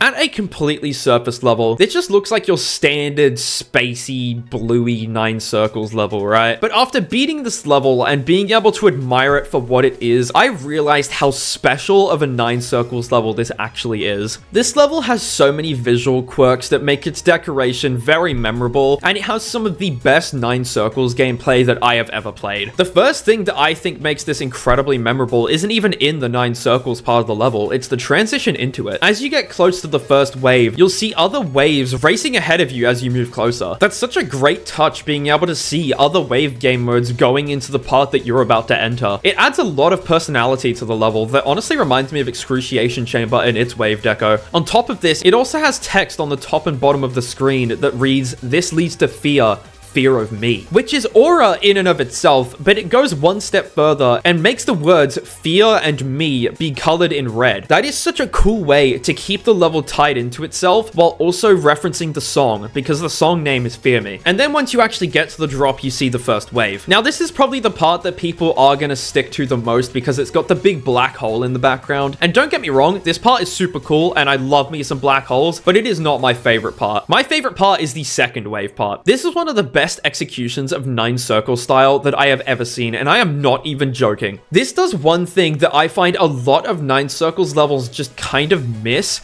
and it's keeping the 9 circles effect going. A lot of 9 circles parts don't have that flowing, pulsing effect that 9 circles levels were known for in the first place, and despite a lot of them looking good, it really takes away from them because it stops them feeling 9 circle-y and makes them more just feel like a random wave part. But this part, this keeps it, and it does it well. The the pulsing effect is definitely there and has clean decoration to go along with it, and without a doubt stands out to me because of it. It's also got just some really good designs and very good use of negative and positive space. It just does a great job of differentiating itself from other 9 Circles parts in the game while also staying true to 9 Circles. Like, you wouldn't get it easily mixed up with like Sonic Wave Infinity or something like that, and that can't be said for a lot of other blue 9 Circles levels and even some parts in this level. The second half of the wave, while being less notable, is still really good and has some super satisfying movements that flow with the melody of the song pretty well. I don't think realism style works super well with this kind of level, and I would have changed that if I had the choice, but it's not like it ruins the level at all or anything like that. It just knocks down its decoration a little bit. As for the gameplay, admittedly, it's not the best balancing in the world, but I beat this pre-update, so it might be better now. But with that aside, the minor choke points and somewhat tricky first half of the version I beat are more than made up for by how satisfying the gameplay is. The wave parts especially just flow with the song in such a great way. Like, if the wave game mode was an audio waveform, this is exactly how it would move to the melody of the song. When making 9 Circles levels, this is what you want to aim for. One thing though is that the end screen probably shouldn't be over 30% of the level. I don't know what they were thinking with that.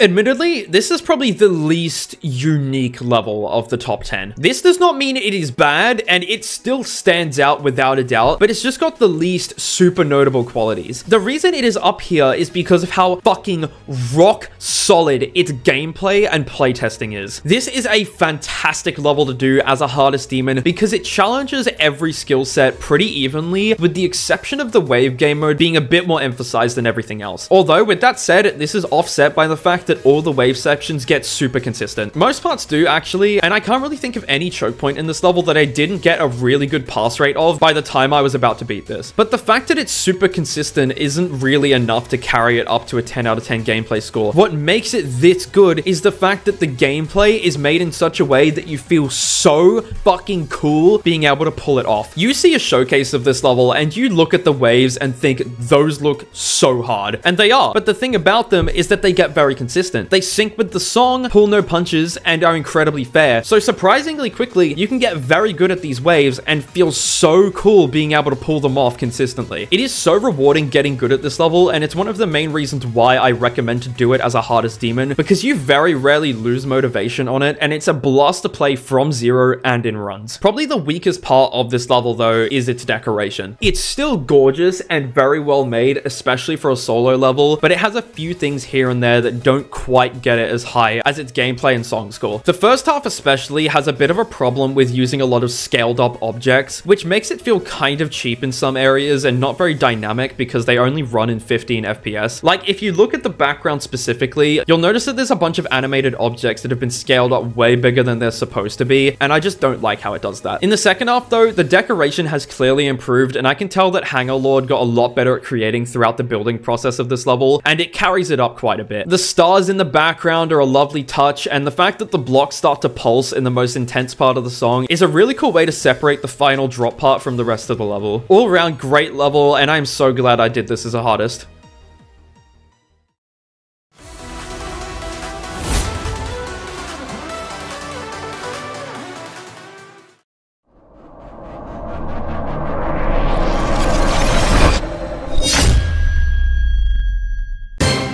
This level is on the lower end of 10 in terms of gameplay, and the only reason for that is that rarely it can bug out. And it does get a little annoying every now and again, but it is not enough to knock it down. If you ignored the bugs, this would probably be a top 5 level in terms of gameplay on this ranking. On its surface, it really just looks like your typical glow flow level, and I really wasn't that excited to play this. And then I actually learnt it, and I realized, holy shit, this is the best level ever. This isn't just normal glow flow. This This is the chop step kind of glow flow, meaning there's an actual emphasis on how your icon moves on screen as the song plays. Like, it's not just arbitrary gameplay changes and random orb clicks, it is actually thoughtful and intentional movements that the creators have put a lot of effort into getting right. It also syncs absolutely perfectly, and this is without a doubt the gold standard of glow flow gameplay. You have incredible sync, incredible flow, and very minimal bugs, and these three things make it without a doubt the best glow flow level that I have beaten. I'm gonna play a little snippet of this level to just show you how well it flows with the song, because I can't do it justice by just putting it into words. I have to show you how it looks.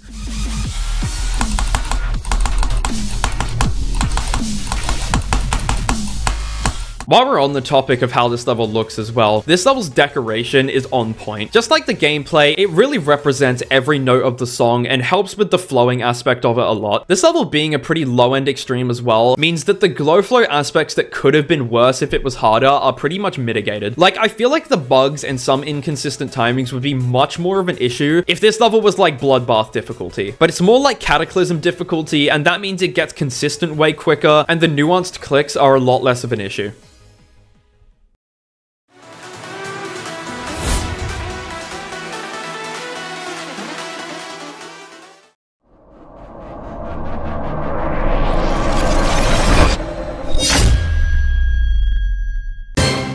No doubt one of the best levels to ever touch the servers in terms of gameplay. Only second to our #1 spot. Only level that exceeds this in terms of gameplay is our #1 ranked level. This is just like Reverence in the fact that this level's gameplay represents the flow of its song, but where this level boxes out Reverence in terms of gameplay is that it's got flawless playtesting, it's got fantastic icon movements that are really satisfying to pull off with the song, and it's got some phenomenal deco to go alongside it. It's just everything you could want from a solo design flow level. This is what I consider to be the top tier standard for solo levels. Some things I want to specifically highlight from the gameplay that I think are some of the best examples of song representation is A, the 68 green orb, and B, the 25 dual ship. First of all, the 68 green orb is a buffer click that just makes you do a really big arc into the next click. And this happens when the song plays a few notes that rise linearly, and hearing the ba-ba-ba-ba when you're doing the arc is so fucking satisfying you have no idea. And then the 25 dual ship is where the song does one big hold note that kind of glitches out.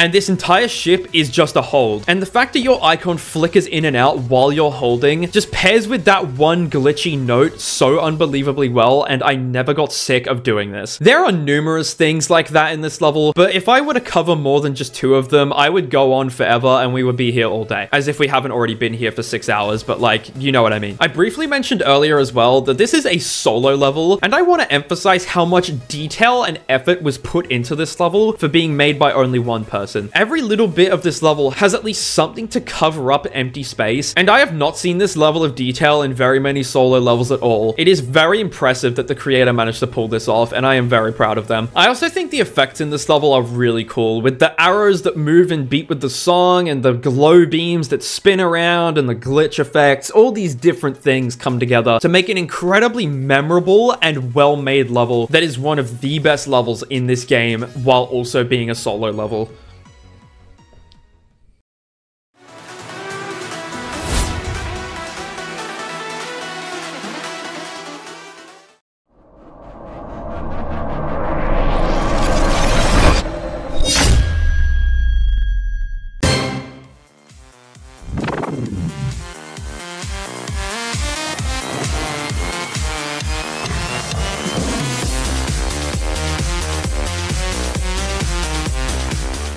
Flat out the best 9 Circles level in the game, and there is no competition. The only thing that even came close was Bête Noire. And you want to know the most ironic thing about this level is that this is a sequel to Sonic Wave, which is, in my opinion, by far the shittest 9 Circles level in the entire game. How you can go from a level as deplorably awful as Sonic Wave to this is insane to me. It's not even like it had a huge structure shift that makes it unrelatable related to Sonic Wave in terms of gameplay. It has the characteristic long pre-drop, the first wave, the break middle cube, the second wave, the memory cube, and then the last wave. It literally has the exact same structure as Sonic Wave, and yet it is the best 9 circles level in the game, and Sonic Wave is the worst. How is that possible? Well, I will tell you. The first major change that does a lot of the heavy lifting in making sure that this level is actually playable is the fact that its pre-drop is significantly easier than the wave sections. Sonic Wave's pre-drop was about on par with the wave sections, which made it so mind-numbingly boring to go from 0 on. Whereas this not only has an easier pre-drop, but a pre-drop with actual progression. Going from 0 on this level never got boring for me because the pre-drop had its own structure separate from the rest of the level and was a lot easier. Like, I was terrified of this level when first going for it because I thought it was just going to be another Sonic Wave, but it wasn't.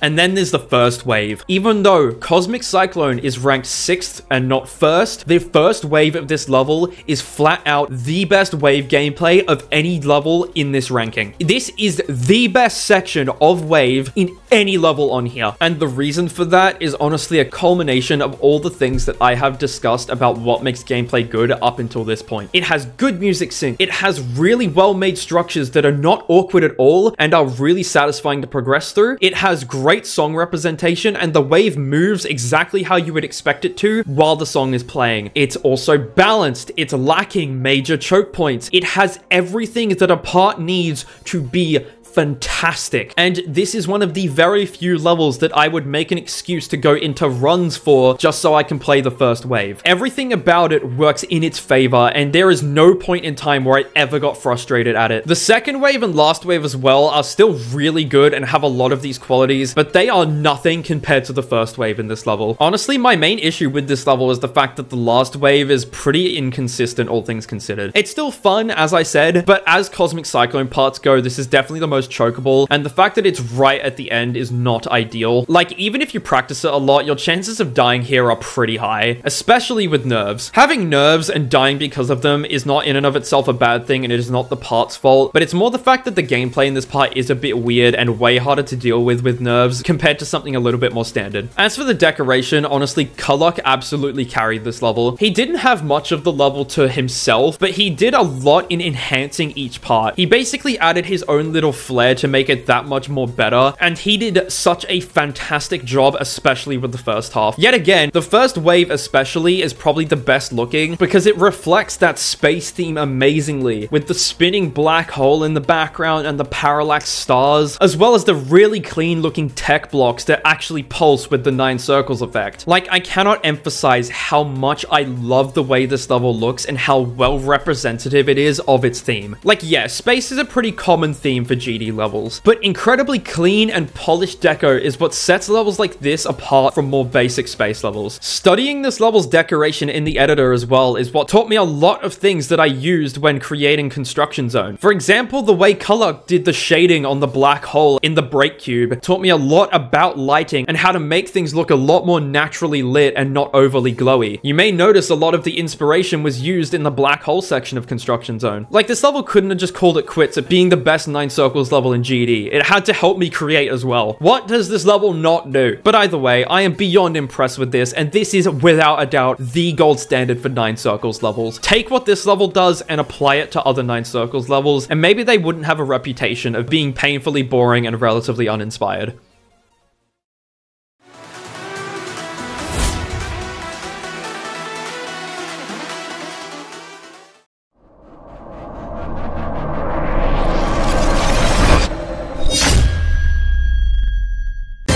This level's gameplay is definitely carried by hype moments and aura. Like, for the most part, it's still really good and the gameplay is very fun to pull off, but there are just some parts that knock all the other parts out of the water because of how cool they are. Most notably, this part in the middle where the level's first drop ends and it slows down and this sick as fuck guitar just comes in out of nowhere.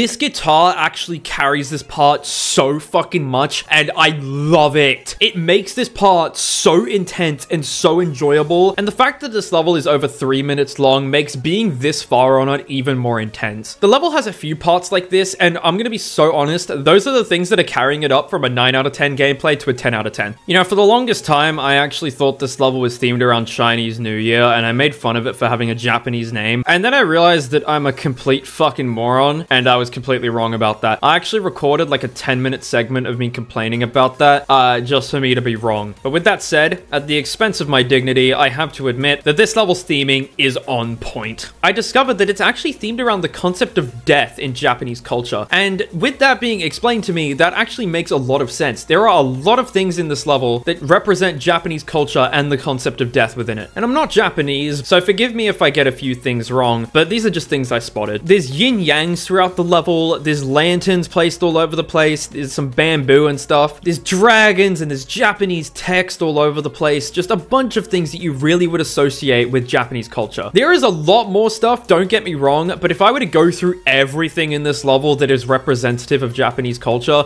we would be here until the end of time. But the fact that there are so many things that do tie into the theme that I can't be bothered reading them out is definitely a flex. Like, I am very impressed with how this level's themed itself. And despite saying that I'm not going to read out anything else, there is just one thing that I do want to mention about this level's theming. This text in Hell Pegasus's part, to most people, is just random Japanese text that is just there for aesthetics. But what that actually says is hamburger. That literally directly translates to hamburger. Why? I don't know, but it's really funny. All round, a fantastic level with one of the best executed themes that I've ever seen. This is theming done right, and I wish more levels would take inspiration from stuff like this when they're theming themselves.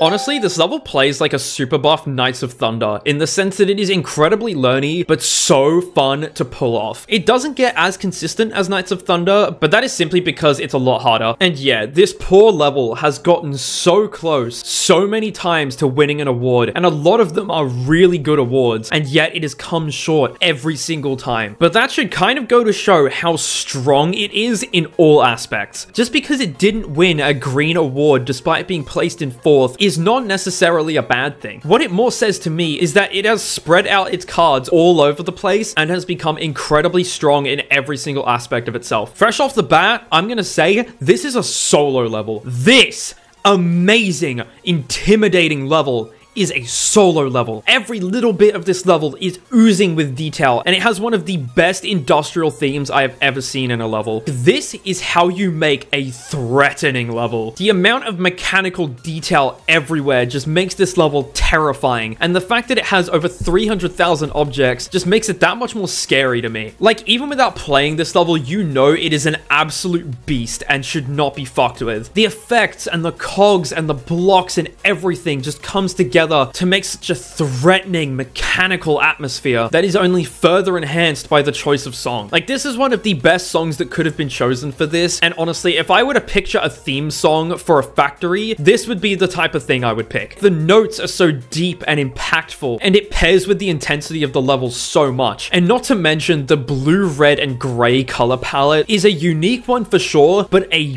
ridiculously effective one. The gray does a lot of the heavy lifting in the mechanical aspect of things, but if it was just gray on its own, it wouldn't feel nearly as alive as it does with the blues and the reds. The blues add a little bit of that electronic vibe that a lot of machines have. Like, you've got like a little operating panel that's got all the wires and buttons on it, and my headcanon is that that's what the blue represents. And then the red helps the level feel even more threatening, because in pretty much every single circumstance, if a machine is emitting a red light, that probably isn't a good thing. Like, if the theme wasn't strong enough, the colors just enhance it that one bit more that really ties it together and earns it a 10 out of 10 for Deco. Considering this level took like 6 years to get finished, it makes sense that the gameplay feels a little dated, but just because it feels dated does not mean it's bad. In fact, in this case, it is quite the opposite. What I love about this level's gameplay is that it is not afraid to slow down and threaten its intensity. Normally, slowing down is a pretty risky thing to do because it can break the intensity of your level if you don't do it right, but Terminal Rampancy dodges every single bullet throughout the entire level in that regard. This is mainly because it chooses to slow down when the song does as well. The song stays intense throughout the entire drop, and it is a dubstep song, so naturally it's going to have a few sections that are just a quick pause or a little break, and Terminal Rampancy capitalizes on those a lot. Every click that slows you to a halt, even if it's for a fraction of a second, is incredibly satisfying because of how well it pairs with the song. And the level also knows when to keep going fast. In the first and last drop part, it doesn't really slow down at all, and it's a really good thing because I feel like if it did, it would break the intensity in those parts. The design of this level's gameplay is just so advanced, and I wish it was just a smidge more polished, because if it was, this could be a contender for the best gameplay. It's honestly just a bonus that this level gets very consistent. Still less than Knights of Thunder, as I said, but nothing to stick your nose up at, especially because, unlike Knights of Thunder, this level starts off feeling so fucking underrated. Like, this level begins and feels legitimately like top 30, and then as you play it, you get better and better at it, and you realize why it is placed so low on the list. Although despite that, it does keep getting moved up for some reason. I'm not quite sure what the deal with that is, but I'm not complaining. Free list points for me. But either way, I digress. Every moment of my experience with this level was an absolute blast, and I enjoyed it so much. Literally, the only thing that stopped me playing this level for a period of time was dying to 98 because I didn't buffer a click I was supposed to. But that is not the level's fault. If I hadn't done that, this whole level would have been me playing it for hours every day, which I never do while grinding a level. This is just such a fantastic level, especially as a hardest, and I would recommend everyone to consider it if you think you have the skill for it.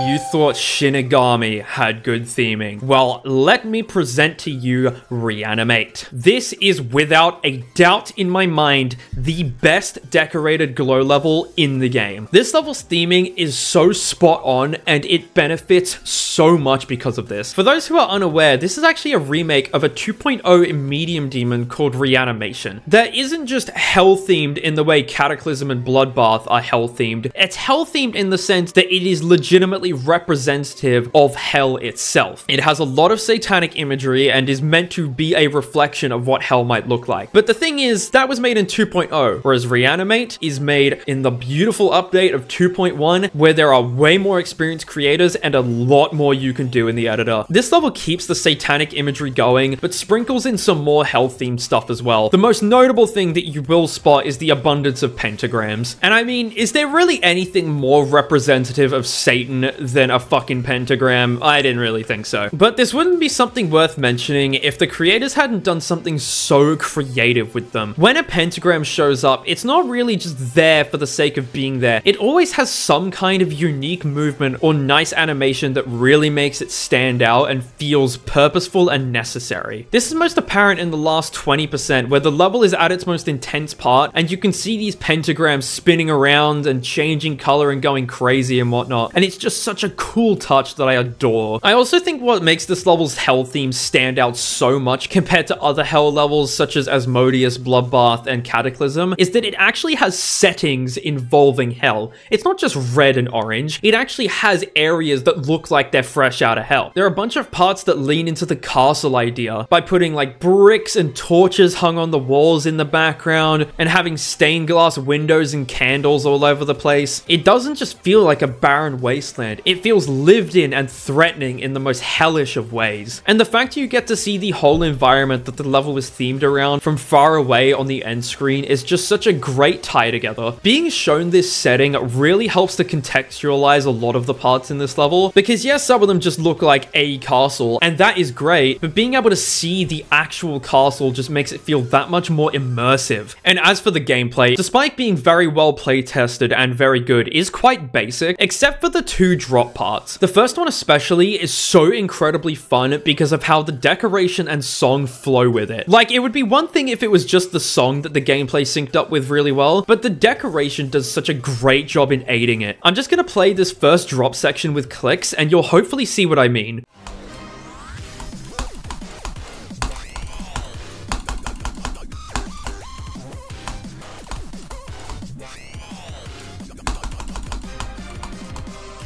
And it makes the first drop not only fun, but incredibly memorable. Like, when I think of Glowflow done right, one of the first things that comes to mind is the first drop in Reanimate. Reanimate is just one of those once-in-a-lifetime levels that comes along super rarely, and it just absolutely destroys the expectations of the people that are looking forward to it in the best way. I love this level to no end, and the fact that it's Enter Extreme means you have no excuse to not at least try it.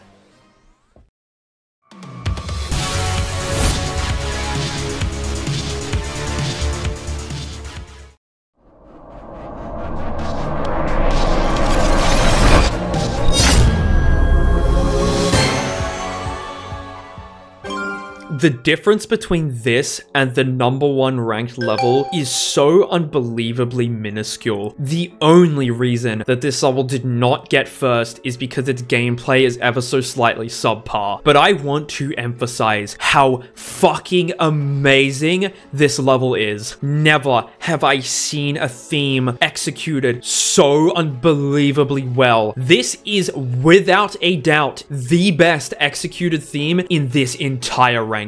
This even boxes out first place in terms of its theming, and I do not see a level topping this for an incredibly long time. This is themed around something that I am quite familiar with because I studied modern history. This level is themed around the period of time after the Russian Revolution of 1917, and more specifically after the Russian Civil War after 1922. Technically, after 1922, it was called the Soviet Union, not Russia, because it was a group of countries that made it up, so just keep that in mind while I'm talking. Throughout this period of time, the Soviet Union's economy was really bad because developmentally, they were a lot further behind more powerful countries like the UK and the USA, and they were biting off more than they could chew. They were trying to spread communism to a bunch of other countries and trying to grow their economy as fast as possible to be able to compete with some of them and be able to control those countries. But its infrastructure was just too weak to be able to support stuff like that. And as a result, the leader at the time, Joseph Stalin, went way too hard with trying to boost the economy. Because of the way that the communist economy worked back then, the Soviet Union was a very agricultural country, and that's how a lot of people got their food, from their own farms. And when Stalin started taking a lot of food away from the farmers to be able to spread out evenly amongst the population, there was mass famine. People were not allowed to keep enough food to keep themselves alive, and even though there was so much food being taken, the economy was trying to do more than it could, and there still wasn't enough food for everyone. This is not to mention that this is a period of pretty high tension, and the living standards of people in the Soviet Union and Russia specifically was just declining more and more. And this persisted and got worse well after World War II, and was an issue up until the collapse of the Soviet Union almost 80 years later in 1991. And as you can imagine, living in this was such a depressing and hopeless life. And now that you have that context I just gave you, you could probably understand why this level is such a great representation of its theme. I have never seen such a depressing and hopeless vibe be emitted from a level before, and I love it. There are so many things reminiscent of that time period that you can see all over the place. Russia's population was pretty damn big, and you can see the buildings in the background that were really cramped apartment buildings that often had awful living standards, and they are everywhere, just like they would have been during that time. And everything is so still and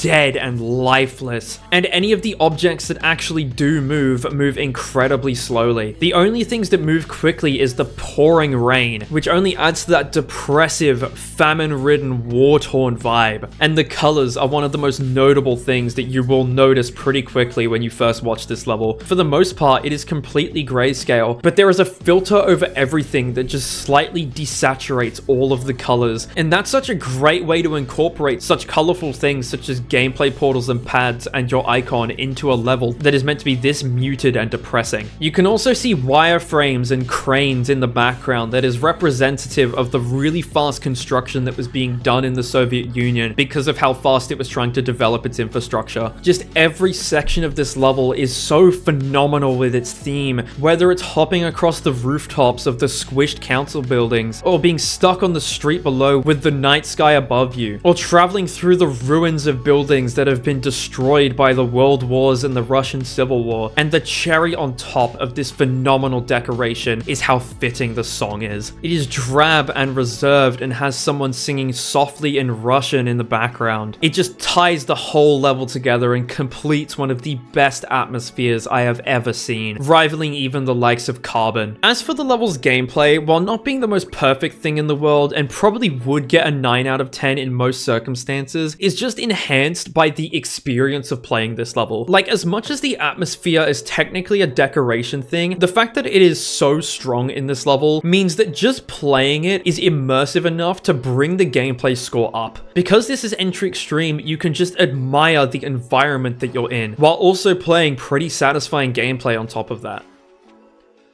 But as perfect and amazing as Revolution Unleashed is, there is one more level that just boxes it out. Some of you may already know what this is, but for those that don't, I want you to rack your brain for a minute, see if you can figure it out. Oh yeah, and after I reveal it, don't click off. There's still more to see after it, I pinky promise. So just hang in there. This next level is about as close as you can get in this game to being perfect. And our number one spot is without a doubt the best level out of all 500 Extreme Demons that I have beaten.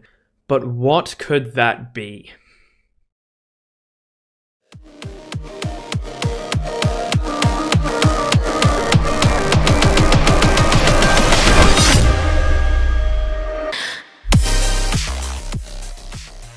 Storming Summit.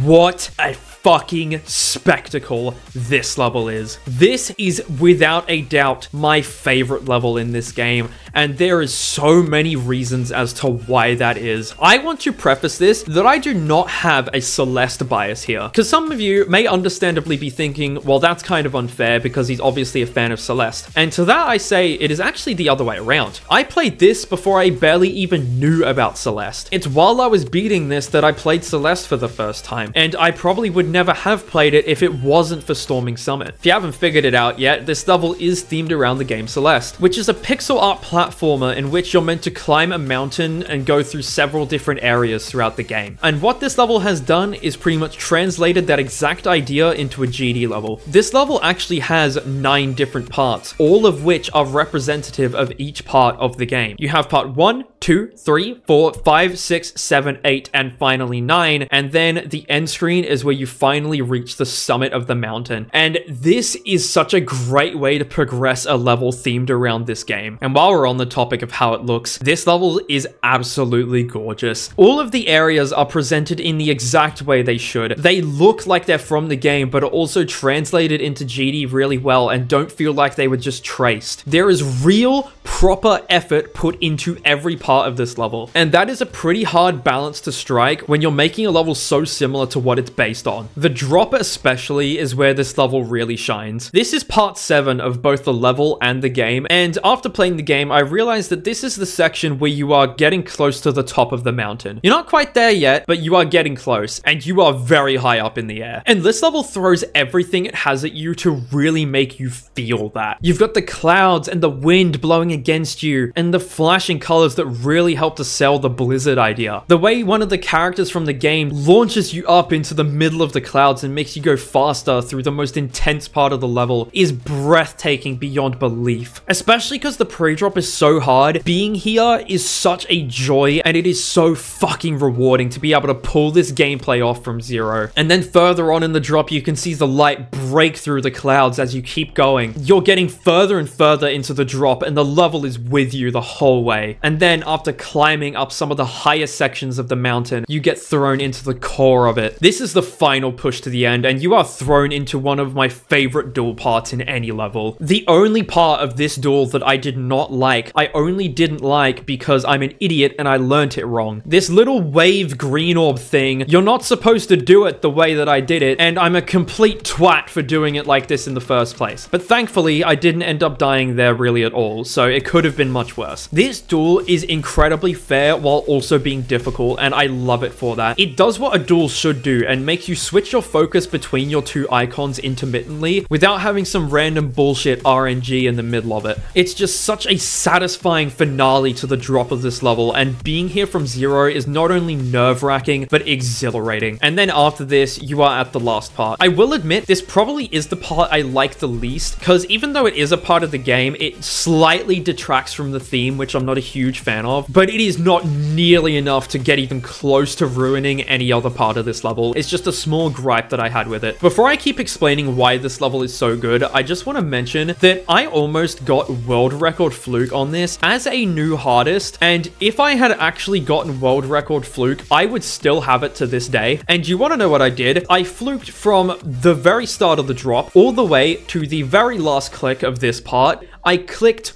1 frame too late. 1 frame. And I died to the last click after fluking from 43. To this day, that is still my most devastating fail, I'm gonna be honest. Admittedly, let's be honest, if it were to happen on any level, my favorite level of all time is probably the best one for it to happen on. The only reason I was able to pick this level up and still look it in the eye after a death that devastating is the fact that this is an absolute beauty and a perfect example of the stuff that is possible in the GD editor. The way this entire level feels so alive and like a real environment is a type of immersion that most other levels on this list have been unable to capture. The hopeful music and the gorgeous decoration just makes this level feel like it wants you to beat it. It is a marvel of GD creating, and it feels like it is there to support you instead of being an obstacle that you have to overcome. The pre-drop as well, despite being long and difficult, is still amazing and has really good gameplay that stops it being boring in any capacity. And the way the song is building up the whole time and feels so ethereal makes every part feel distinct, unique, and enjoyable. And the song itself feels like it's straight out of Celeste. The way that it's been composed is very Celeste-like, and it really ties it in with that theme amongst everything else. I absolutely enjoyed every minute of playing this level except for dying to 93, and this is absolutely the best Extreme Demon that I have beaten in every way. The gameplay is on point and play tested phenomenally. The decoration is amazingly made and ties in every part super well with a really creative idea, and the song is thematically consistent and an absolute banger. And all three of these things culminate together to make my favorite level in the entire game. This level has not been topped for years, and I don't think it's going to be topped for a good while because it is an absolute beast of a level that does almost everything right. I commend the creators